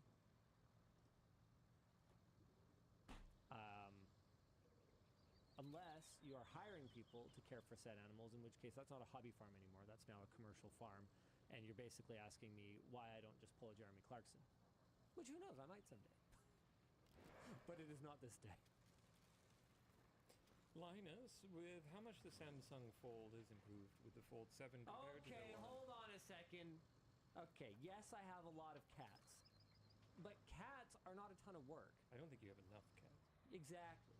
Like, cats are fine. As long as the cats are all getting along, and as long as they all just, like, are able to handle the concept of just leaving food and water out and they just eat when they're hungry and drink when they're thirsty. Like, dude, we have litter robots. We went away for 4 days almost. And they were fine. We came home, and they greeted us at the door, and they had each other for company while we were gone. Cats are so easy. So easy. Okay, sorry, carry on. With how much the Samsung Fold has improved, the Fold 7 compared to the one you drowned years ago, and Pixel Fold being really good as well, do you see yourself daily driving a foldable again? Yes. Fold 7 is going to be my next phone after I do Graphene OS, or I might actually skip right to the Fold, because people keep bringing it up today, and I'm genuinely very excited to use it, and then do Graphene OS after. Where is the farthest you've traveled for a tech product, either to buy or to view, and what was said product? Farthest I've traveled to view. I went to, this isn't necessarily further, but it's a more difficult trip. I went to China for a Microsoft Surface launch way back, 2017. You know what? I think China's probably the farthest I've ever gone to. Maybe not. I mean, that Renault thing that I did in Paris. What's farther from here, Shenzhen or Paris? Dan, do you know? Mapping.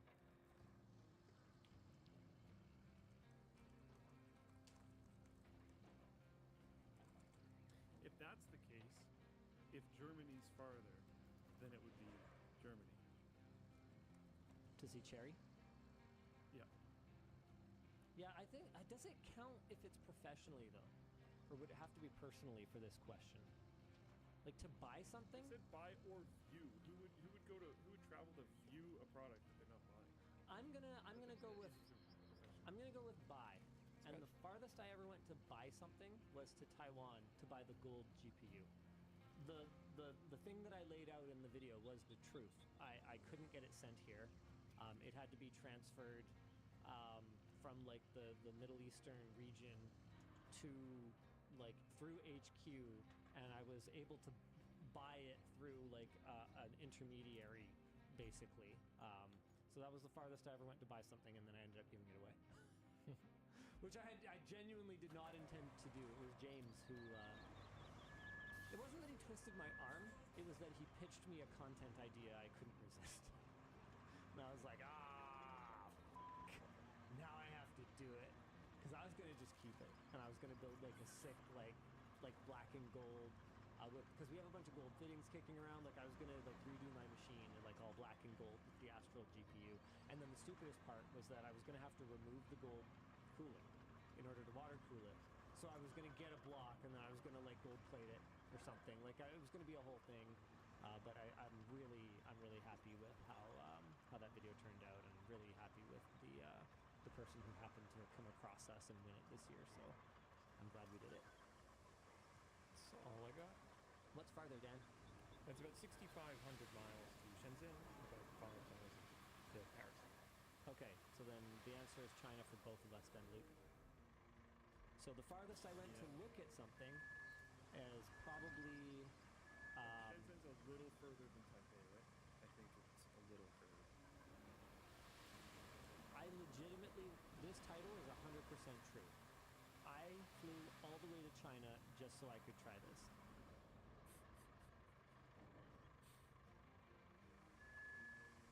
Alright. And I saw Robot Yao Ming. Nice. That apparently is actual size. But he cheated, he's on a thing. Yeah, so this was to see the OG badminton robot. I am not going to let you see the sphere before we go. Some people point out a very obvious and good point that I would have normally caught, but definitely didn't, which is that if I show you the sphere, you can figure where I am. There are 24/7 live streams of the sphere, and if you go back to that point in the WAN show, you can see the cats that I was talking about. So, there you go. It ended up not being as impressive as I thought. The sphere? No, the badminton robot that I'm showing the audience. Is it like not good? It's not that it's not good. It's just that I don't know. I thought it would be better. Like to make it look as good as it did in the other videos, they had to really like try.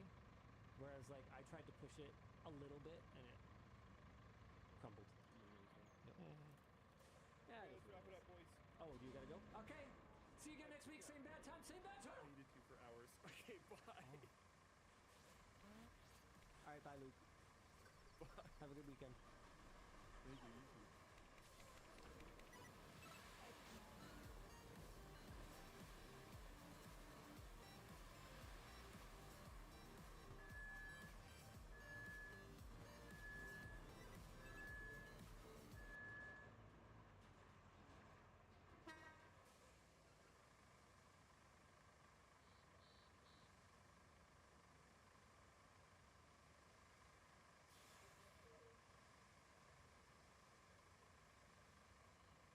Jesteśmy dokładnie w tym samym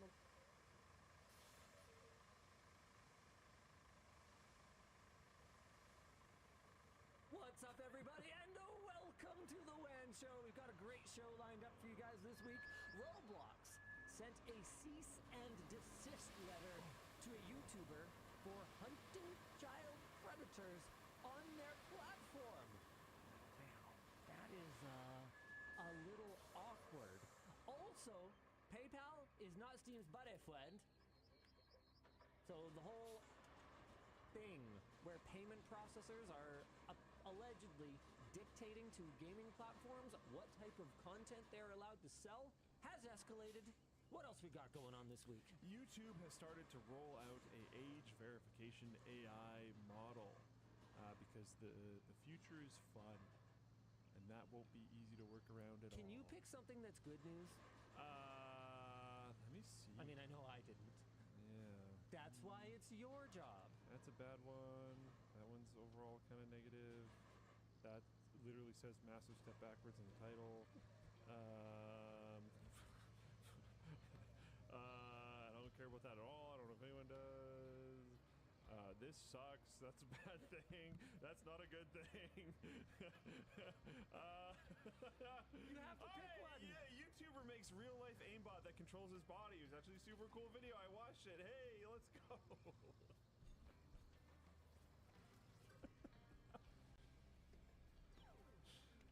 Oh, man.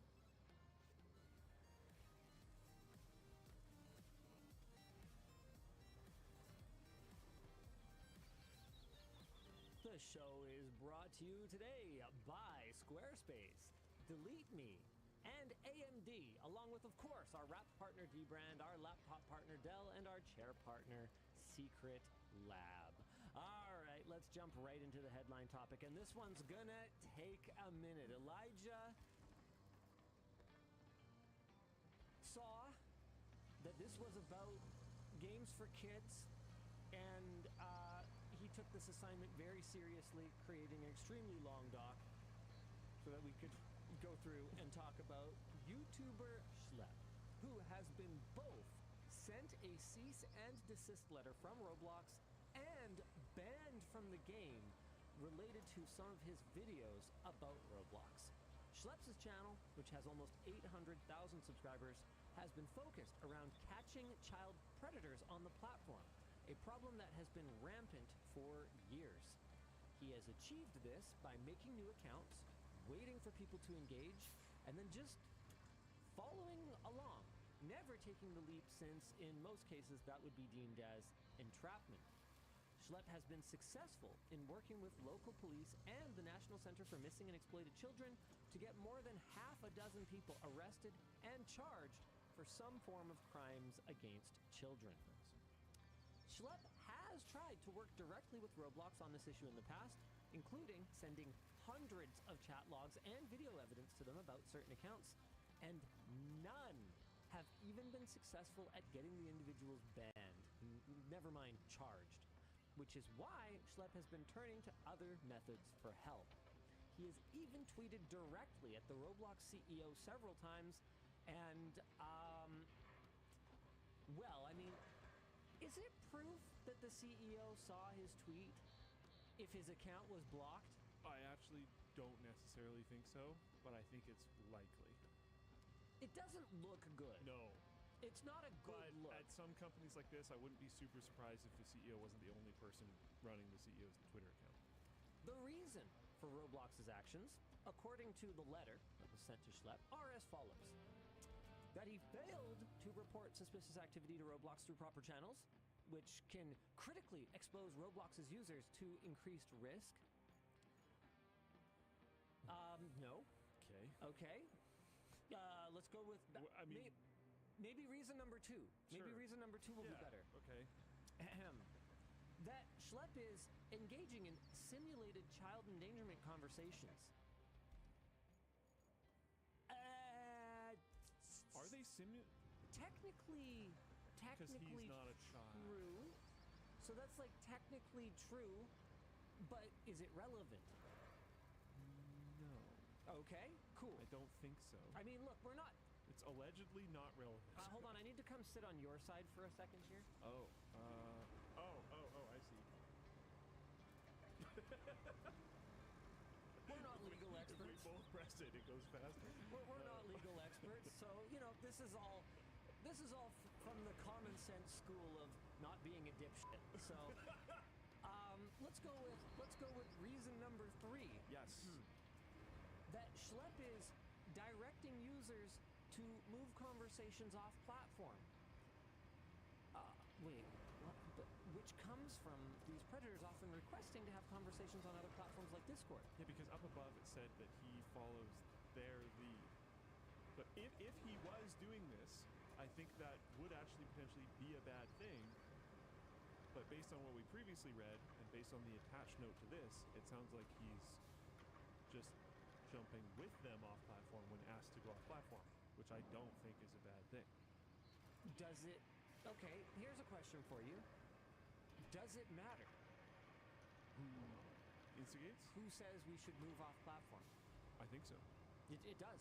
I think so. Okay, why? personally. If you are eBay and there's an eBay seller, and the eBay seller goes, hey, message me. Don't buy this. Message me. I'll get you a better price. Who are you mad at? Well, hold on a second. You're mad at the seller. Right? Let me give you a different example. Yeah. Okay. Okay. So I'm eBay. Okay. And there's a seller who is selling child materials. Okay. And either the buyer or the seller says they want to move a conversation off platform. Who fucking cares? Who decided to move the conversation off platform? I should probably deactivate the account. Yeah. So that's my counter argument. But which account? Both. Yeah. Well, okay, hold on. No, the person with the materials. So you're, oh wait, okay. In your situation, there's a buyer of said material, so please ban them both. Okay, but yes. that's not really the scenario that we're talking about. I see what you mean. So basically, okay, so this is the first one that I think we could maybe agree there is a shred of merit to.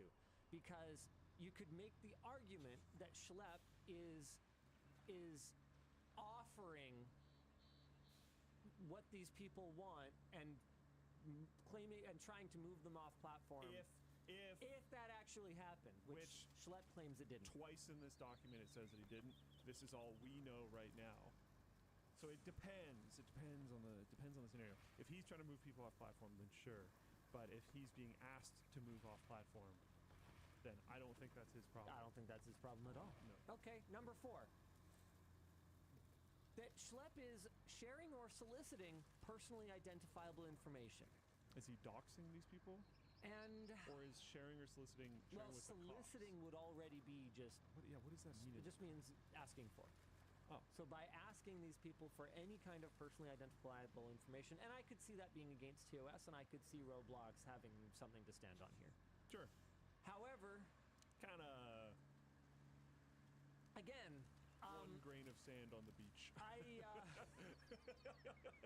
ASL. Oh my. There's a throwback. Yeah, it's been a minute. Yeah. There's a throwback. It's funny because I didn't really think much of it at the time, but I definitely had adults say that to me when I was definitely a minor. Oh yeah. That was like, yeah. Sorry, but someone in chat said 14F Cali, and that's just like, that was indeed the joke back then.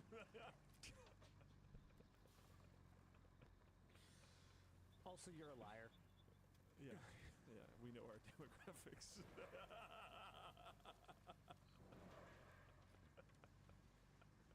like 28M Cali. Yeah. An optimistic 28. Whenever is that our demographic? Is it higher than 28 now? No, not necessarily. Yeah, I didn't think about so. 18 to 45. I actually think if you looked at like the most common one, it's probably it's about 25 to 35. Yeah. Okay, yeah. So if I recall correctly. So 28M Cali is probably actually like a probably pretty yeah, if you pretty have to bang pick on. one, it's not Yeah, too bad. Yvonne and I have kind of like a little like a thing. So whenever a woman starts approaching, like they're gonna talk to me, I'll give her a little look. Yvonne, I mean, I'll give Yvonne a little look. Stop. You knew what I meant. No, I knew already. The clarification was funny because I realized that other people might think the other way. So I'll give Yvonne a little look, and it's like a wait for it. Look. So she walks up. Hi, my boyfriend is such a big fan. Or here's the other one. Hey, my boyfriend was way too shy to come talk to you. Can you take a picture with him? Those are the two most common things. Yeah. And you can substitute boyfriend with husband or son. It's a fun when it's not that it's fun because it's like you found a rare Pokemon, a rare pull. Yeah. It's like, oh, sick. There's like one of our really small female audience. You are the 1%. Yeah. Like, heck yeah. Always fun. Like, oh, wait, they do exist. Let's go. Yeah. We did it. Yeah, it's a good one. It's a good one. Anyway, let's carry on. In Schlepp's video, he explains why he engages in this kind of vigilante justice, which I don't even know if I'd consider it to be fully vigilante if you are involving law enforcement.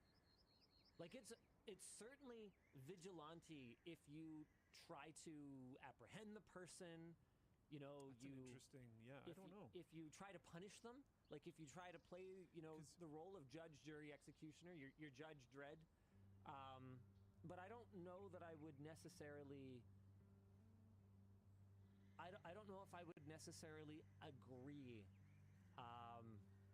Yeah, because so vigilante's definition is a member of a self-appointed group of citizens who undertake law enforcement in their community without legal authority, typically because the legal agencies are thought to be inadequate. And I guess they're that's- taking a portion of it, Yeah. but they're not actually enforcing the law. Yeah. They're finding the person and then handing the information to enforce the law over to the cops. I don't know where the line on that ends up with like what they are. Like, does that mean they're a vigilante even though they're not enforcing the law? Because I have seen situations where these people detain people for these types of things, And that's enforcing a the whole law other to a certain situation. degree. Okay, but we need to have a bit of a side conversation here because apparently it's vigilante, not vigilante. Yep. All right, What did I say? you said vigilante. Yeah. Yeah, apparently I said it wrong. I did another Linus Oh, where I just assume based on the spelling of this word that it has kind of a English French is, origin. so whack, dude. Yeah, that may be true. The term, it actually has Spanish origins, not French. So I don't know a lick of Spanish, so I have no idea Okay. how that. Yeah, exactly. Unos taco. That's as far as I could get. Uno, dos, tres, cuatro, cinco. Del Mayo. And I only know that because the Sublime song. So, yeah, I made the assumption based on the spelling that it had a French origin, which I was wrong about. And then if it had a French origin, my pronunciation wouldn't have been outlandish. I will keep that in mind. You guys have successfully vigilante justiced me and enforced the law of English.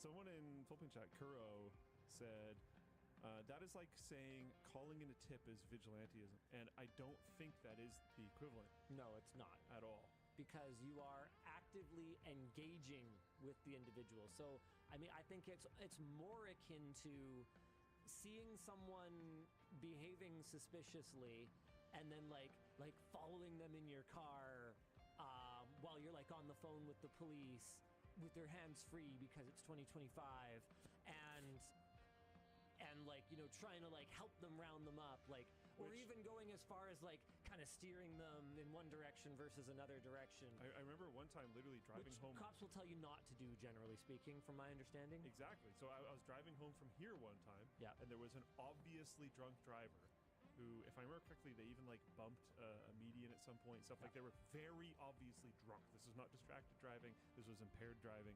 And I called it in. And I was giving them updates on like where they were, and they were like, "This is a weird traffic pattern. Are you following them?" And then my brain was like calculating, and I was like, "No,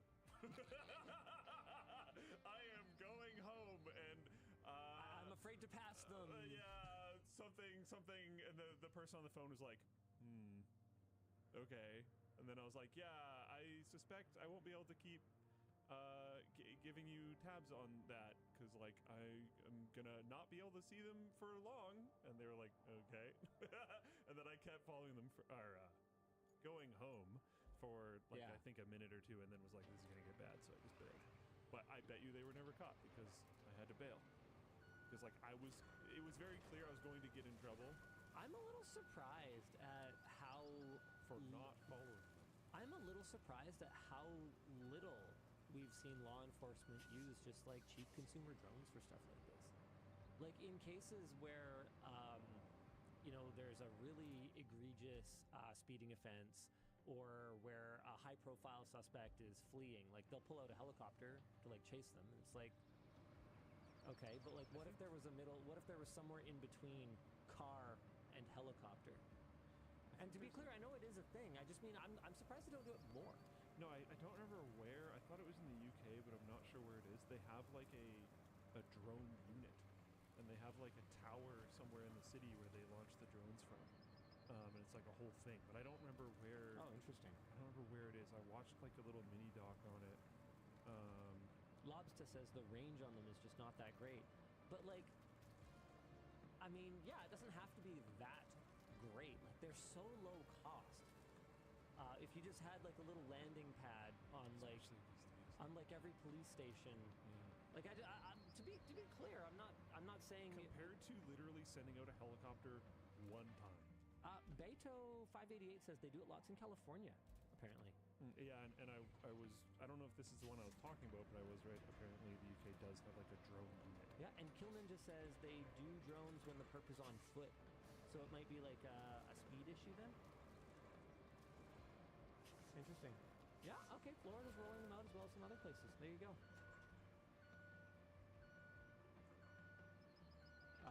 Ed Ziem says helicopter maintenance is expensive. Yeah, exactly. But that's what I'm saying. You Exactly. send out the helicopter one time, and you could have bought a bunch of drones. Yeah. To be honest. All right. Anyway, back to the topic. Anyway, in Schlepp's video, he explains why he does this. It starts because he cares about Roblox, since it was not only his favorite game growing up, but also because he met his current girlfriend through the platform, so it has kind of a special place in his heart. But, and this is where things get a little bit more kind of real, it's also because when he was playing when he was younger, he was a victim of some of these predators. So he feels it's right to make sure that no child goes through the same thing. Schlepp is now banned from ever accessing Roblox again, even on his family-friendly channel where he just casually plays the game. If you are interested in learning more and doing some research for yourself, he has a website, schlepp.tv, where you can support his content over there as he continues on this journey. Here's some extra Roblox stats according to the demandsage.com. 380 million monthly active users, 85.3 million daily active users. Now, I do suspect that's a little juiced. I was looking at... Heard some stats, it's like more than half juiced. My son's computer, like his monitor wasn't off when he was away at camp for a week, and I was like, why isn't his monitor turning off? So I went to go like power CFG, like what's keeping it away, and I was like, oh, there's a dragged down like idle game in the bottom corner. So like, I mean, if there's a lot of that going on, Which there certainly is. which there certainly is, then this may not be. Yeah. It's also like, as far as I know, like super body. I mean, everything is these days, but like. But there's an estimated 32.5 million of those 85 million monthly daily active users that are supposed to be apparently under the age of 13. Wow. So our discussion question then is, Chris Hansen wildly increased the popularity of vigilantism against child predators, and for many years now we've seen people on all sorts of platforms like Twitch, Kick, Roblox, YouTube, etc. attempt to do the same thing. Here's a question though: is Chris Hansen a vigilante? Because the cops would arrest the person. As far as my understanding goes, Chris Hansen never touched anybody. Yeah. He just talked to them. Yeah, no, I would say no. I don't know like what the legal line is. But what he sure as heck isn't is a law enforcement officer.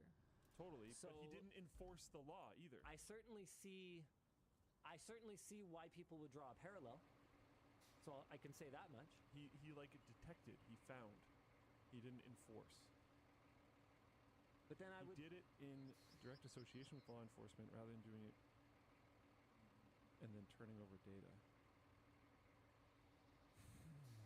But then is that just...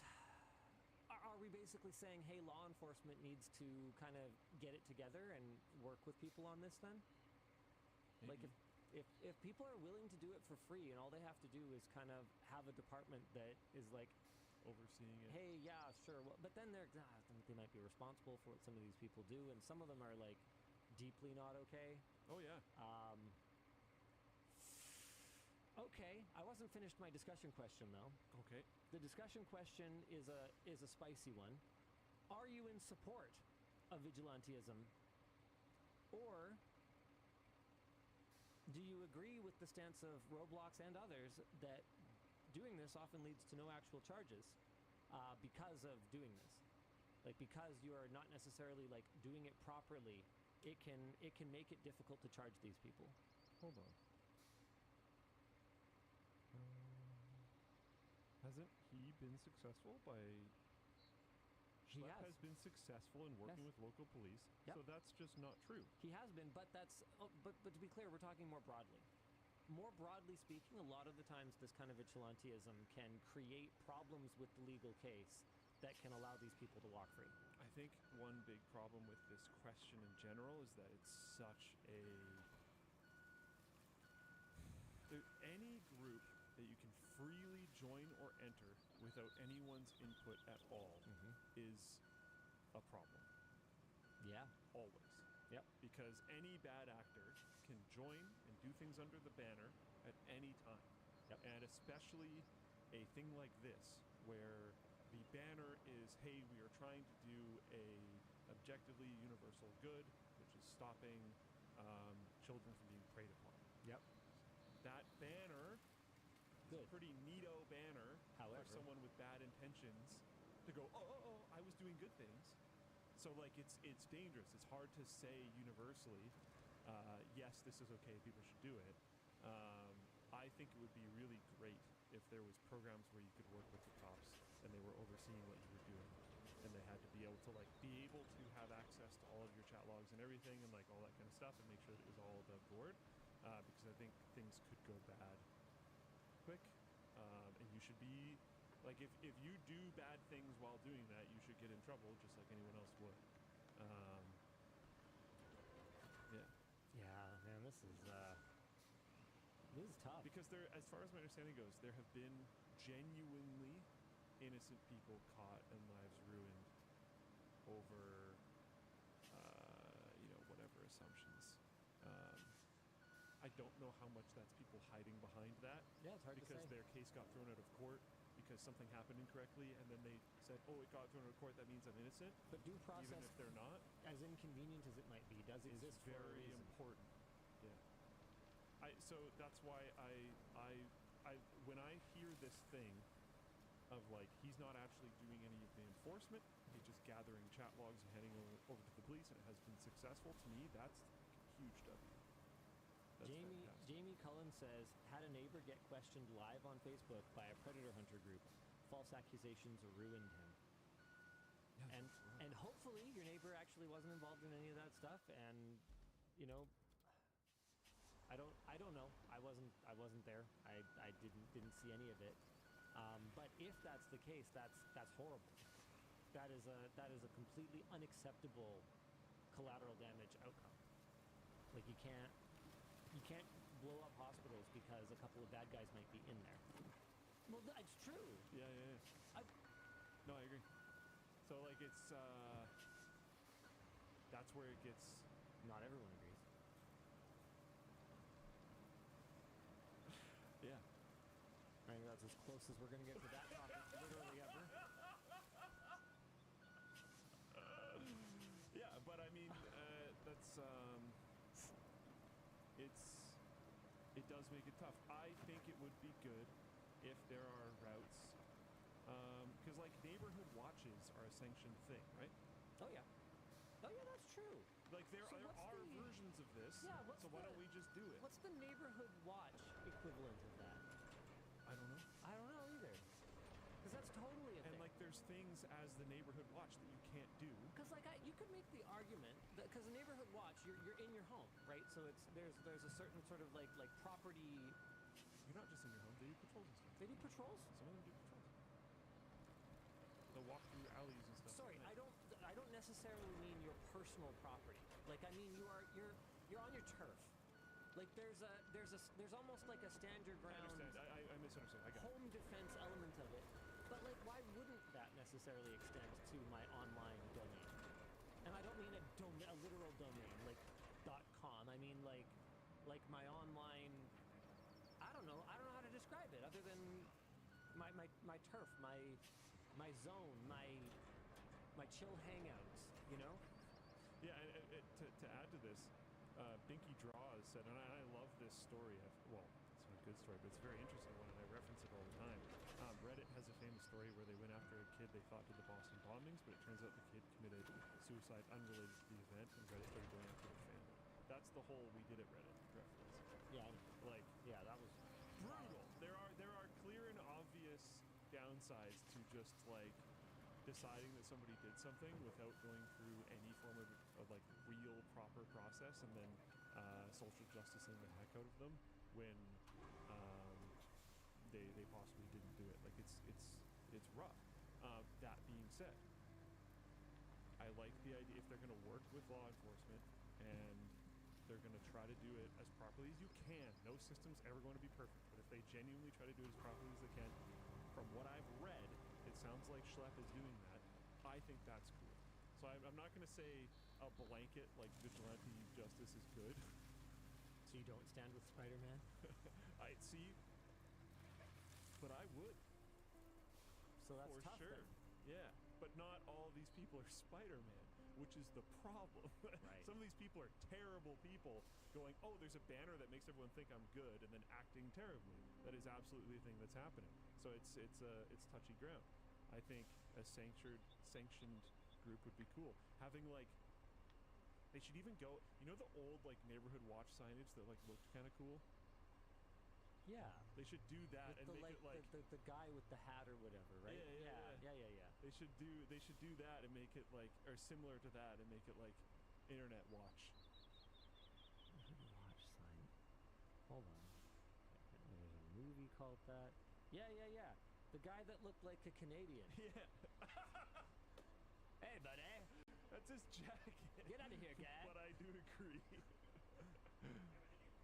Yeah, that I'm gonna do crimes. But yeah, that logo was sick. Do like something kind of similar to that, but make them like at a computer or something, and make it internet watch. I think that'd be dope. Cause yeah, like screw this stuff, man.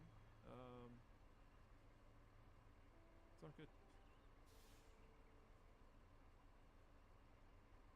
All right. Why don't we move on to our next topic, Dan? Or are you not tracking time today? You are perfectly on time. No! 1 minute 26 seconds. That's impossible. Incredible. So this is I adjusted for the time. Perfect. Okay. Perfect job, sir. Aw, thank you. Speaking of not being your buddy friend,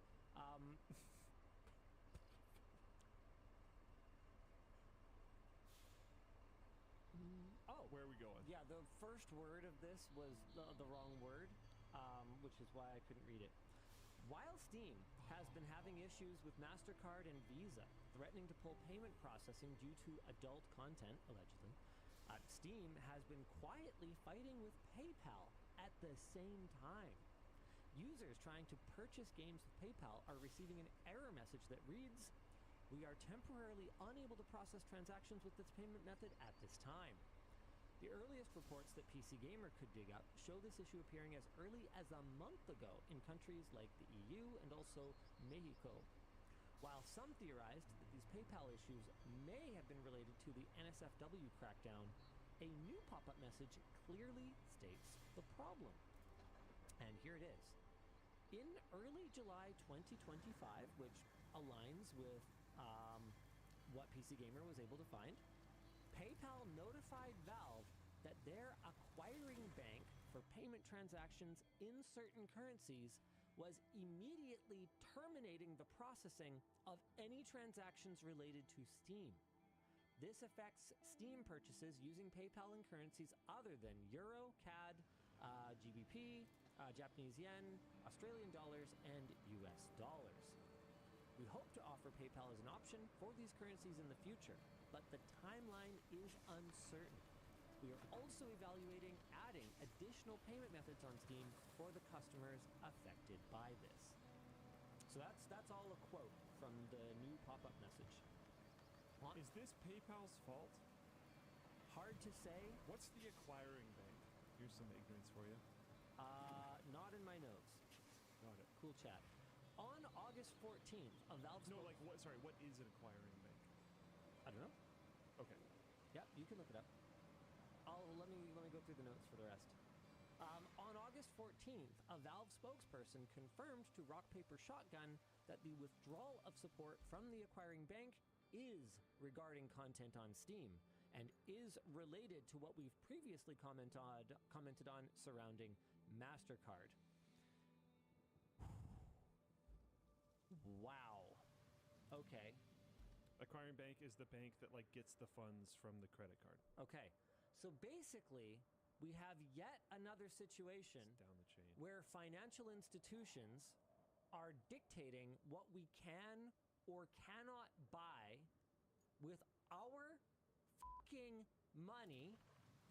I'm just trying to say, I am one of the first people to step up to bat whenever a hating PayPal competition begins. This doesn't necessarily seem like it's PayPal. No, it does not appear to be. I'm just trying to be real. This feels like PayPal is passing on a problem from these acquiring banks. And I'm having a hard time trying to wrap my brain around this. Like, is the concern, because we've talked on the show before, but we'll do a bit of a sort of recap here. OnlyFans ran into big challenges with payment processors like Stripe, where they were allegedly being pressured from upstream. So this would have been coming from the credit card companies, I guess, maybe, or maybe coming from further upstream. It's very hard to say because the whole thing is kind of shrouded in secrecy, but they were getting pressure not to allow payments through OnlyFans, and then they saw how much money it was and they backed down. Is basically how it went, because there are no principles once the dollar value gets high enough. And it turns out the whole thing was just pure hypocrisy. So, anywho, shoot, where was I going with this? Don't remember. Cool, we disagree. Wait, we disagree on what? I don't remember. Nice. I'm so tired, dude. It's been yet another very long week. I wish I could help you back to where we came from, but yeah, I don't remember. I don't know. We were talking about how it's not really a PayPal thing. No one else in chat seems to have the answer either. Oh yeah, I remember. Okay. So this is a thing, and as far as I can tell, the best kind of rationale in these various situations that I've heard is that these brands don't want their logo associated with certain types of content. Like, let's say, for instance, that you were an escort, which, I mean, you don't know I'm not. You don't know I'm not. Give him a little What's pout. A pout? Yeah, just, That might be a different type of escort. well, it doesn't matter. The point is, look at this. Go on, wink at us. Yeah, Come on, look right into the camera. Give us a I can't wink at all. Oh, just a little Let's go. eyebrow. Oh, yeah. Yes, you can. What? See? Damn. See? Damn. I can't. Executes it expertly. Did I? Because usually I just blink both eyes. Yeah, it looked good. Okay, It looked good. sure. It looked good. Yeah, nice. You're fired. So let's say you're an escort. Sure. And you basically had like you Bears are us.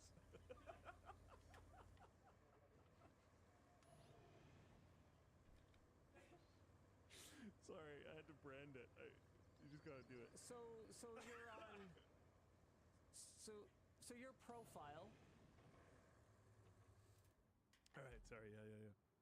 So your profile on a list of some sort, you know, has you're wearing a shirt that's like, I accept MasterCard or something like that. You know, Give me your MasterCard. well, that's the thing. That's the thing. Just swipe. Yeah, they're actually sweatpants. Remember the like butt print that used to be on sweatpants? No. So Not down. okay. So anyway, that's your profile. The argument that these brands seem to be making is that they do not want that kind of association. They don't want to be associated. So obviously, it wouldn't be quite as direct as that. Yeah. But on this undesirable content, their logo would appear. And logo placement and associated content, like it or not, agree or not, there's a high degree of brand sensitivity around it. There's tons, dude. You can look up style guides on how you have to use different brands' logos, and they're like, how much spacing there needs to be around it, what color backgrounds the various versions of it are allowed to be on. It's painful, it's actually. actually quite extensive. But Most people just ignore it. But when you have a strong brand, I can understand the desire to protect it. However, let me just you know, for the sake of argument, say something. I don't give two shits about MasterCard's or Visa's brand. Is there anyone out there that's like, wow, I like... There's gotta be somebody, but I hear what you're saying, I and like agree. PayPal. Oh.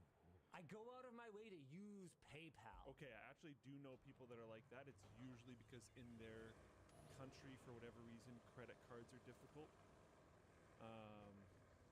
And they use PayPal as like a credit card workaround for web payments. IXFN 724 says, I'm a slut for Diners Club.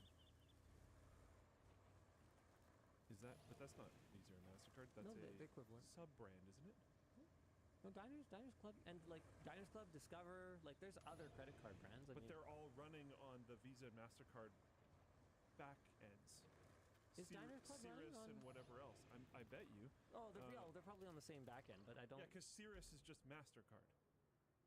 It's like NVIDIA selling an NVIDIA branded GPU. Like MasterCard, Cirrus has their own card and it's MasterCard. Oh, okay, so I'm confused because Diners wasn't at some point, but maybe they are now. And Discover is their own network. Same with Amex. Oh. Yeah. So no, there are more. It is not quite. It's not just a duopoly. Yeah, I'm not like super up to speed on this. Yeah, it's not quite a duopoly. Says chat. So make of that. So, what I mean, you will. no, they're probably. But like these Diners Club is. These brands, like, is it not doing more damage to them that they are interfering with us spending our own money on whatever it is that we want versus having their logo next to something? Why don't they just say, don't show our logo? Honestly, even with the fact that there is more than two, and two is already more than one, I think the effective monopoly that these players have, they just don't care. But they do seem to care. That's the thing. Why do they care? That's what I'm trying to figure out. It's always felt like we already hate you anyway. Yeah. Like we hate you anyway. You literally just like sit and scrape off of every transaction. I've been thinking about it more lately, and I often forget because it's so convenient because it's the one I keep at the front of my wallet. But you know what? I'm gonna do it now. I'm going to move my debit card to the front of my wallet. Because why would I use my credit card? It literally just costs whoever I'm buying from anywhere from an additional... Oh, that's kind of a pretty based way to see it. Like... I like that. That's cool. Like, it's brutal. They're just... I was going to say, you get points for yourself. Yeah, because what I could do is I could just... Because, like, my points, like, I'll get, like, a 1% cash back. But why don't I just use my debit card and then tip 19%? It's effectively the same thing. Yeah. But I give Visa nothing. Yeah. Kind of sick. Kind of sick. People are saying extended warranties, buyer protection. Yep. It can be very useful. Fraud protection. Can be very useful. Credit cards have more security in general. I don't know about more security. Not sure if I They have more, buy that. like, I would say, like, insurances on having issues with them. Yeah, that can be true. Not necessarily more security. Okay, fine. So they're providing a valuable service, but what gives them the right to decide where I can spend my money? That's Yeah, I my don't like that. objection. Do debit cards. Not that I'm aware. Because this one said the acquiring bank was the problem. So could a debit card that you have with a bank do this? Is there any place that has that problem? Debit cards use the same payment networks. I've got a merch message here that's kind of related to that in a way.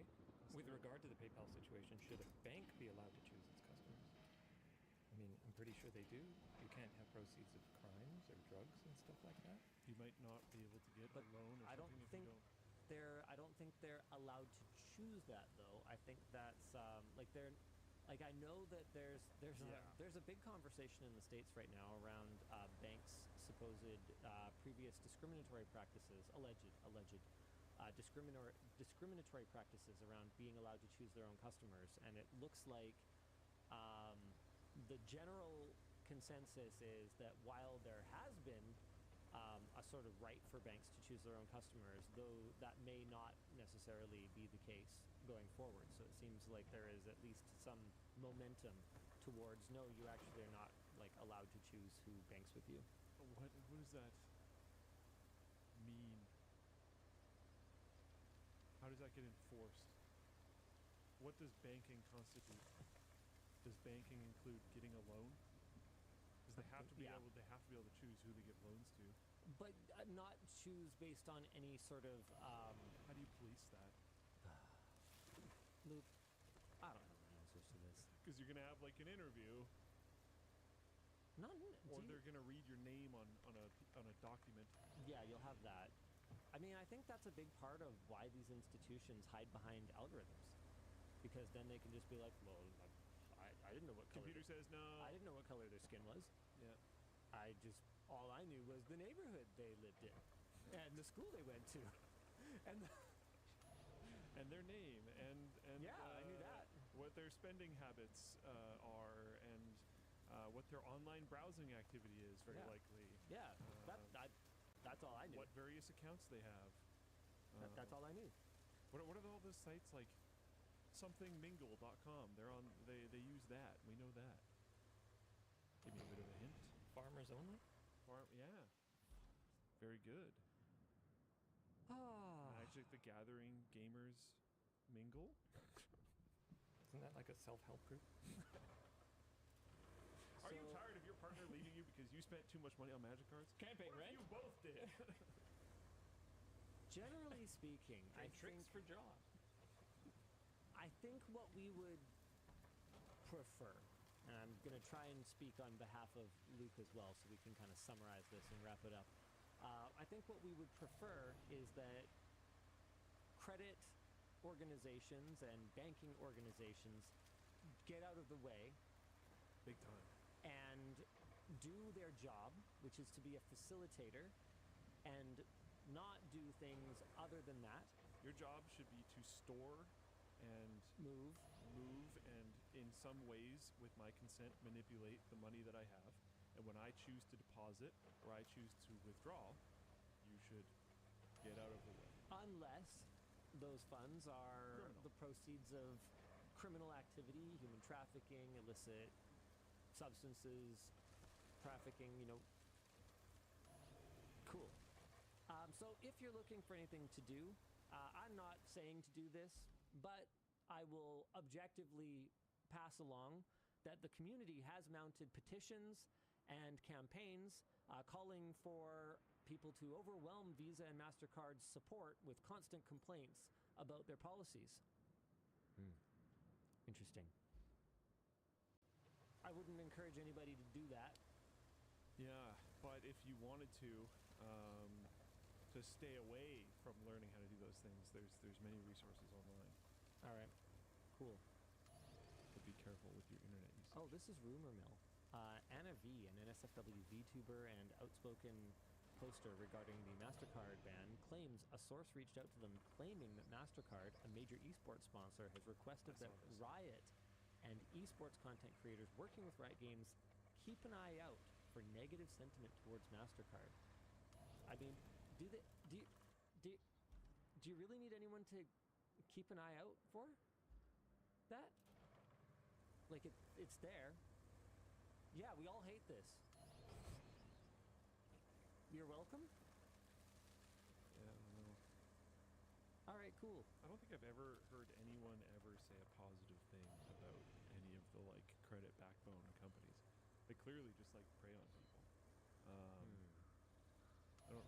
I think their fight is to try to take it from negative to neutral, if anything. I don't think they're ever expecting to get to positive. I don't think you can be in that industry and expect people to get to positive with you, I don't think so. personally. I mean, I've definitely. I hear people speak positively about individual cards. Yeah, that's a thing. This is a good card. Amex seems to have a pretty strong brand these days. I've personally never been able to figure that out. They are a backbone thing. Really? Why? Well, okay, because I don't value the perks that they offer. Got it. Like I don't even know what they are. I like Okay. I guess we're gonna do the thing where I sort of real talk. I could afford, you know. What are the Amex perks though? I don't know what perks you're talking about. Okay, like you can This is not an Amex commercial. Yeah, not even a little. But like I hear people speak positively about them as well. Like I could afford the annual fee. Wouldn't everyone have them? Sorry? If they're that good, wouldn't No. everyone? And they're so uncommon. No, because they have really high fees. So I could afford the fee of a Centurion. I think it's invite only, so I couldn't necessarily even get one. But it's the black card, Okay. like the Amex black card. Cool. But the perks that it offers are not things that I really value. Like you can, like, at certain festivals, they'll have like a tent where you can go. Okay. And yet That's not for us. We're not gonna benefit from this.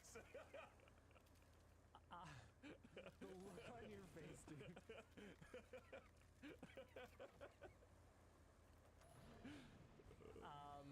Okay, anyway, so you can get access to things like travel rewards, airport lounges.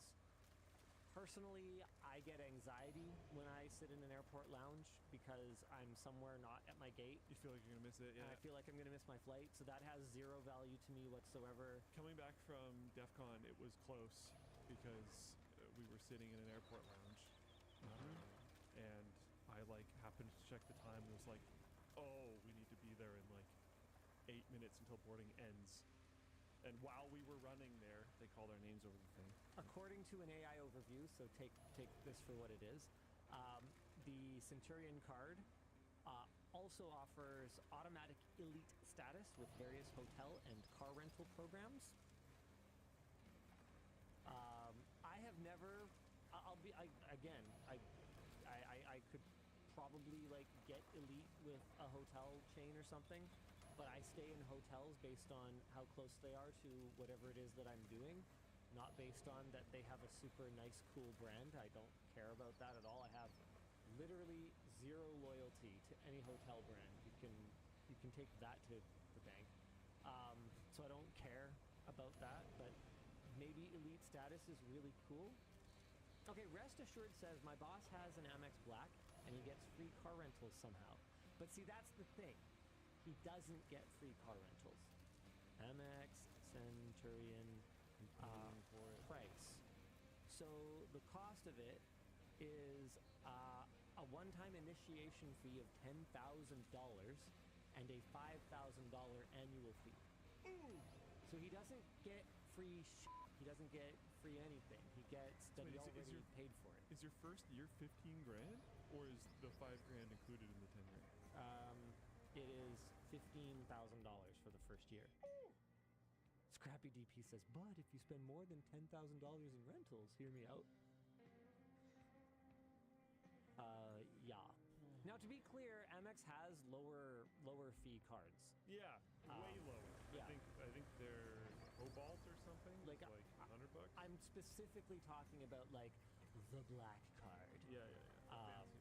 That has like sort of this urban legend around it that it has an unlimited credit limit on it and stuff like that, which is not true at all. They have no annual fee cards.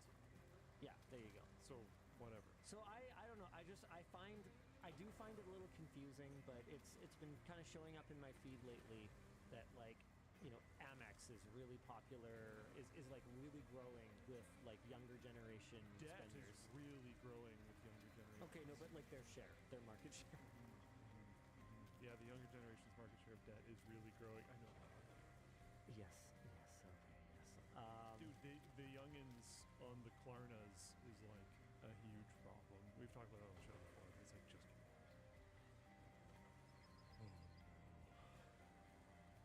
Cool. Apparently someone bought a house with that card. Oradon Man says, I had a friend with one of those cards and he could flash that card at restaurants that were months out for reservations and we would get a table. He bought a house on that card. So, see, this is the kind of thing that, like, if somebody flashed me that card when I was at, like, an LTT store pop-up, I probably wouldn't even recognize it. Like, my credit card is black in color. Yeah. I wouldn't know, like, if you have the right black colored Yeah, card or so not. is mine. I've had the same one since the basement suite, so you can kind of like make some assumptions. So Mine's 500 black. It goes to Costco. $500 It's my Costco credit limit. Yeah, do you have an executive member I Costco do. card? I'm an executive member. Very nice, very I nice. think it started around there. I'm not kidding. Executive. Yeah.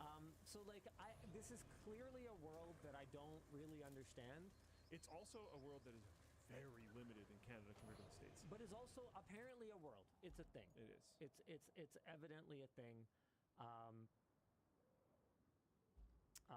Hobbs Sultaf says it's also not a credit card. As with most Amex cards, it is a charge card. Okay. All right. What? It's time for me to learn. It's time for me to learn charge card. live on the WAN show. Credit card versus charge card comparison. Okay, there's no AI overview, so we're going straight to the horse. Yeah, that's rough. Here's the horse's mouth. Credit card versus charge card. However, there's a difference knowing about credit card lets you pay for purchases without cash. They offer a line of credit or loan that allows you to make purchases and pay back the amount later.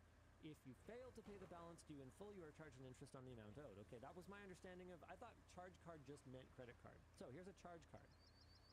A charge card works like a credit card. Okay, great. Case closed. No, okay, we'll actually finish it.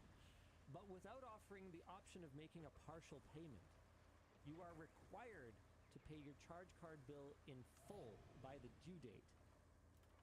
They offer no preset spending limit, meaning that your charges are approved based on your spending pattern, financials, credit record, and your account history.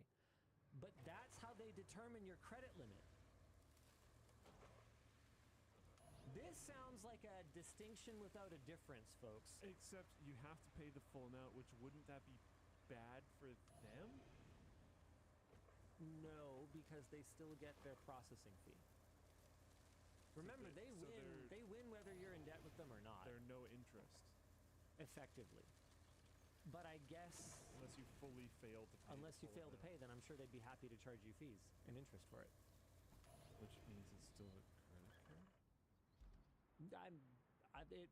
Like I said, it appears to be a distinction without a real difference. So that's neat. Doesn't everyone have to get their card replaced every few years? Yeah, How could you have the same card for that long? Because they just ship me a new one of the same card. yeah, but with different numbers. Yeah, But it's the same account. yeah, Don't worry, it's okay. yeah. Okay, yeah, if you don't pay in full, they turn the card off and charge fees and interest and may cancel your card. So the charge card is basically to flex that you are not actually in debt. Through the card. Sure. Who cares? Yeah. Not through this card.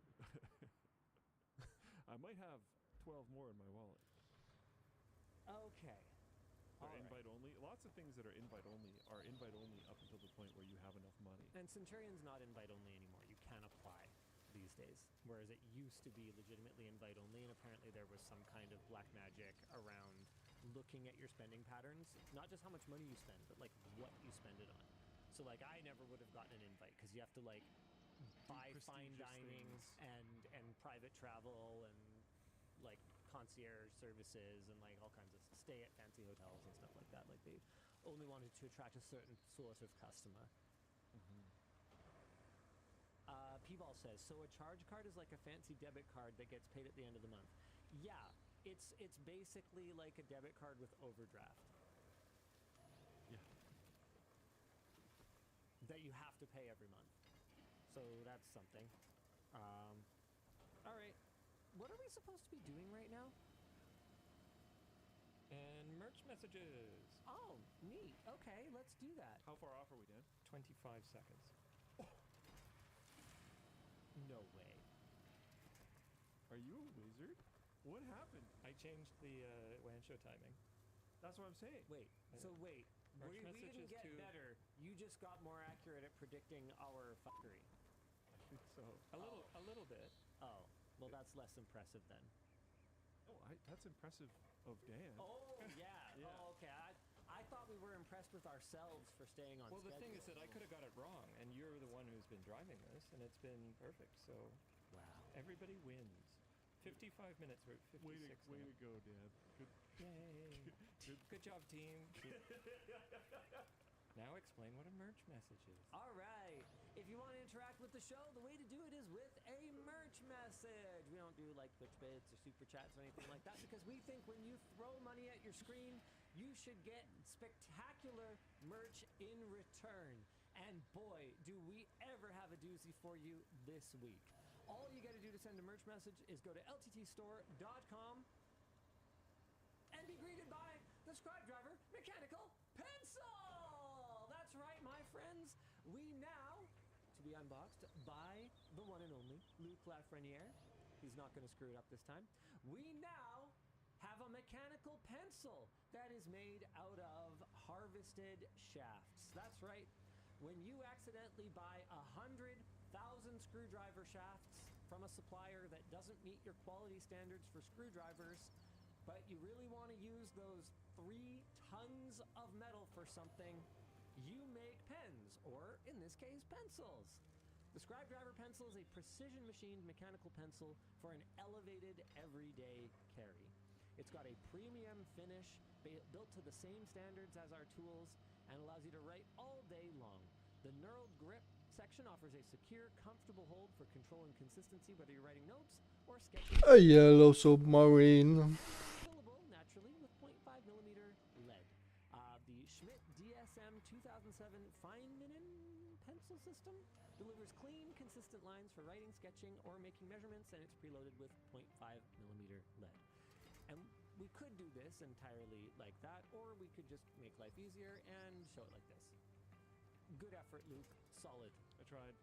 So it still has kind of a bolt actiony kind of thing going on. Yes. You can operate it from the side. Yeah, but that was only to keep it consistent with the ID of the pen. Yes. Or you can operate it from the top. Yeah, because you can just click the top. Yeah. Because obviously you would want to click the top because it's a mechanical pencil. Sure. But we didn't want it to look so different. Also, this is cute. Yeah, I like that. You can see the size of the, I don't know, do they still call them pencil lead even though they're like graphite or whatever? Probably. Sure. There it is, folks. Look at it. Isn't it beautiful? Ooh. Oh, nice. You got both there? Yep. Heck yeah. So we have it in brass or in silver. I like the idea of having one of each color because you can differentiate, but that makes it even easier. Also introducing our Series 5 pins. We have 6 fun new designs by Sarah and team, including Blue Screen, Glitter Lambo, Right to Repair, Circuit Heart, and what we know is going to be Luke's favorite. That's right, Budgies! They already are. They're so awesome. So that's Scoop and Wally. Scoop is it's kind of a white and blue, and then Wally's the chameleon yellow. So one of them is holding an LTT CPU, the other is holding a float plane CPU. This is obviously styled after like a Pantone chip. Non-infringing though, non-infringing I'm sure. Oh, of course not. And then this one has a little bit of like glitter. So it's my old very stylish vehicle, and then of course we have the CPU heart. And Right to Repair. Yep. Gorgeous pins, as always. And hey, don't forget to pick up a WAN cork board so that you can put all of your new pins on it. Very cool. I'm stoked about the birds. That's awesome. All right. Now, Dan, what am I supposed to do now? Do a merch message. I think now we do merch messages. Okay. And then we do more topics. That's how it works. Okay. We've got our merch messages. Okay. Let's see. Hey, DLL, super excited for Whale Land. I was able to get a whale VIP spot. Ooh. Anything you're excited for during the event, and any recommendations to do while in the Surrey, DC area? Yeah, I'm super excited to it. Hopefully goes okay. Are there any changes compared to last time? Yes. I know, like, You said you were nothing gonna about it. force people to not play games or something different. Yeah. Force people to not play You games. were planning a bunch of stuff. Oh, okay. And things. That's a And long-term things. plan. The long-term plan is to convert Whale Land from like a pure BYOC to more of like an experience. Yeah. So this is the same as the last one. This will be basically a BYOC. However, hopefully, if everything goes according to plan with what Elijah's working on, we will actually have a really cool project that people will be able to use in person. Nice. That will be sort of a precursor to some of the upcoming, more experience-driven whale-landness. So he's working on, I believe it's an 8v8, completely like packable, rack-mountable, like versus gaming setup. That's pretty much just going to be preloaded with a small handful of games, allowing people to kind of come in, sit down, play like right across the monitor from each other, like literally head to head, and not have to worry about, you know, the quality of the if someone else's peripherals were a little better, or you know their PC was a little better, and more of like an almost competitive, like a more esports style. It's going to be, from what I've seen of the plan, a super cool setup. So each of the 8 systems is going to be, I want to say it was going to average about 2 rack units per 3 rack units per 2 systems or something like that. Like it's like they're going to be really compact, and basically you'll just have these like kind of on wheels, like rollable rack units at the ends of the tables, and then all of the, or probably the middle, and then they'll come out so that we can keep the cables shorter, and then it'll do 4 and 4 on either side of them, and they'll just sit there and run the whole thing. This is like a test that we're doing, I guess, of sorts. Yeah, because everything to create these experiences has to be like cartable across the parking lot effectively. Like we've got to be, or like into the back of a truck and then just like roll out and deploy, because otherwise we're only in there for like a weekend at a time, right, for whaleland events. So if it can't be set up in a few hours, effectively we can't do it. So this is going to be kind of a test. So that one theoretically should be done in time for us to have there. And then there are a couple of things that I'm going to want to have there regardless of whether it's for a video or not. Like I want to have a 10-player tape-to-tape setup. I don't think we'll necessarily have any of the VR stuff ready for this one, but in the future I'd like to do Bridge Crew and kind of cool stuff like that. Yeah, yeah. But mostly, Bridge Crew would be sick. This one's just going to be a BYOC. Sure, yeah. I ran into a problem this time. Oh, you didn't get tickets. We will have a small stack. Nobody told me. We've done it the same way every time. And then no one said anything, and it's dramatically different now. So like a ton of people that have come every time were just like, oops, would have bought one, didn't know. Lots of people. I worked with Chase to get one of them fixed because they booked flights. And I was like, sorry, what was different? There's always been like a huge reserve for staff. Oh, well, we don't have that many seats. Yeah, but no one said anything. Oh, yeah, no, we don't have that many seats. So like, the boys, like almost none of them. Yeah. Because like usually I tell them closer to the event and whatever else. Like I just, the reason why I even know is because one of them saw it and like didn't want to freeboat again, so went to go buy a ticket themselves, and then was like, they're all gone. Can I go? And I was like,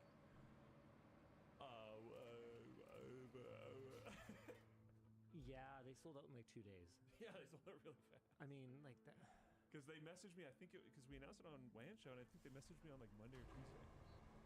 They were just gone.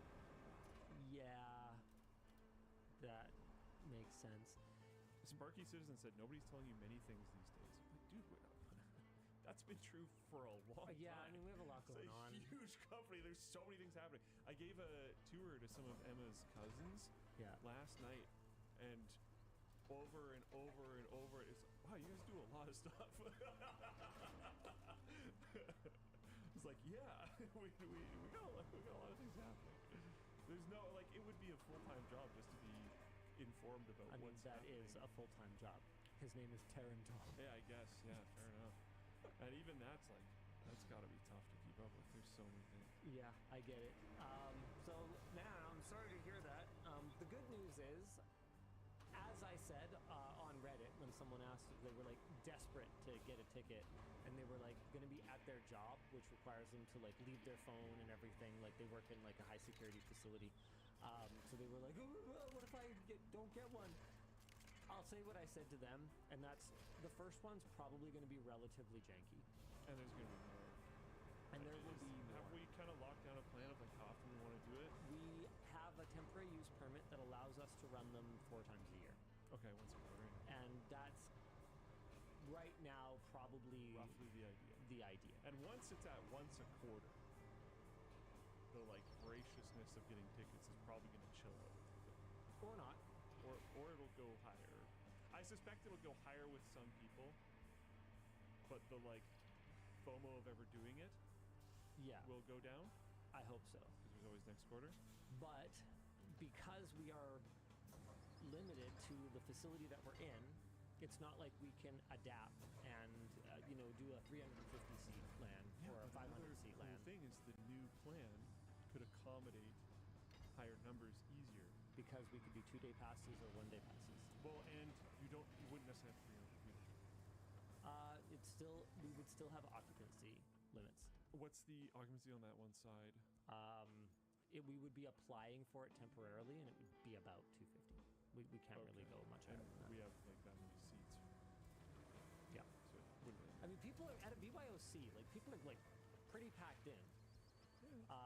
And so we're not going to be able to get it a lot really denser by having couches that people sit around and play games at. Like I don't think it's really going to help that much, to be honest with you. I'm sorry. No, it's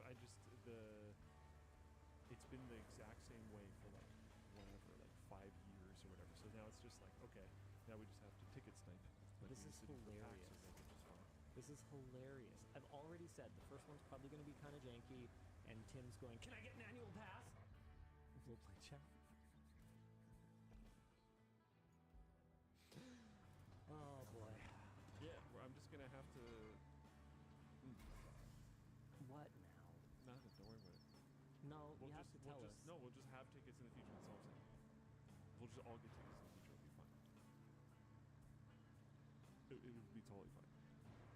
We used to get tickets for PAX every single time. We never missed it once for reasons, and we'll do that for here as well. Chase does take cash bribes. Not necessary. Oh, are we going back to the tricks thing? No, it's fine. We'll just, it'll be fine. I don't even mind people doing the thing that Luke is probably talking about if the ticket is for their own use. Yeah. That's fine. Yes. But I could see us. We've never scalped a ticket. If the thing you're alluding to and not saying explicitly until you just did for some reason. What do you mean? Oh, sure, yeah. So, okay, you're right. You didn't say the thing. You said a different thing. Yeah. It's fine. It's fine. The point is that if the thing that Luke is alluding to but not saying becomes a problem, we could end up binding the ticket to the account of the person who bought it and stuff. Like it could come to that. That would still be fine.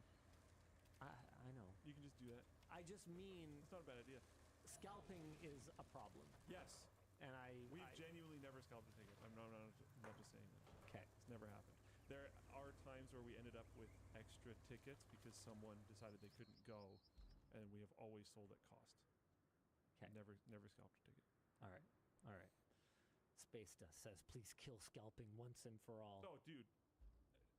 Fully agree. It's so annoying. If I could hold up the scalp of scalping, I would. Oh, well. I like it. Okay. Dan, hit us.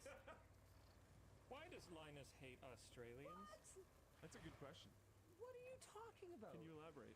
Do you have context for this? No, or are you just playing along? I'm just messing around. I have no clue. What do you mean I hate Australians? Are they just gonna try to blame like shipping or something? They're basically South Canadian as far as I can tell. I really do think the like closest kinship Canada has with any other country is probably Australia. As random as that is.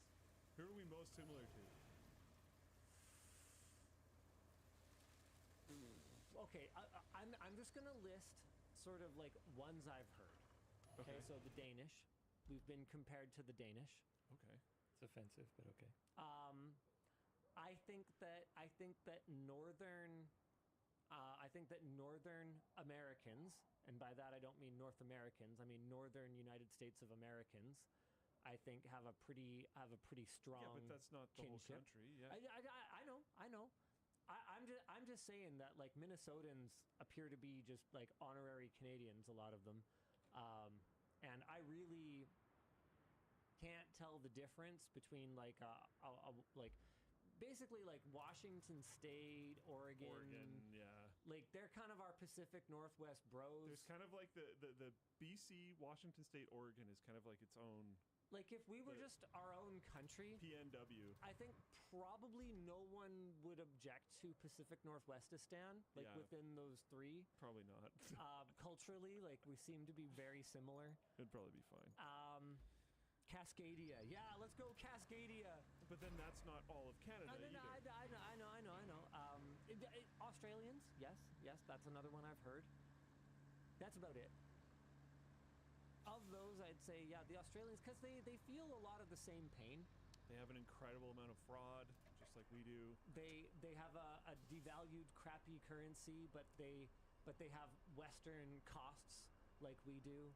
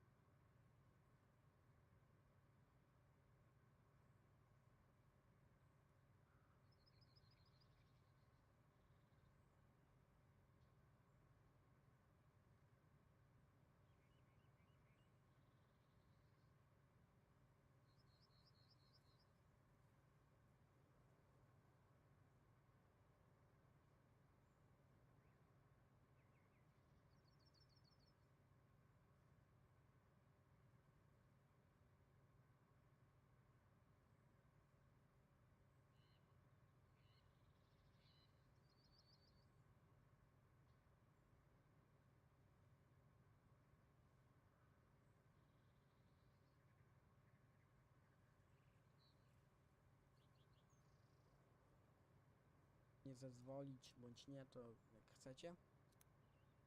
I dodajecie, od jakiej kwoty mają być te wiadomości.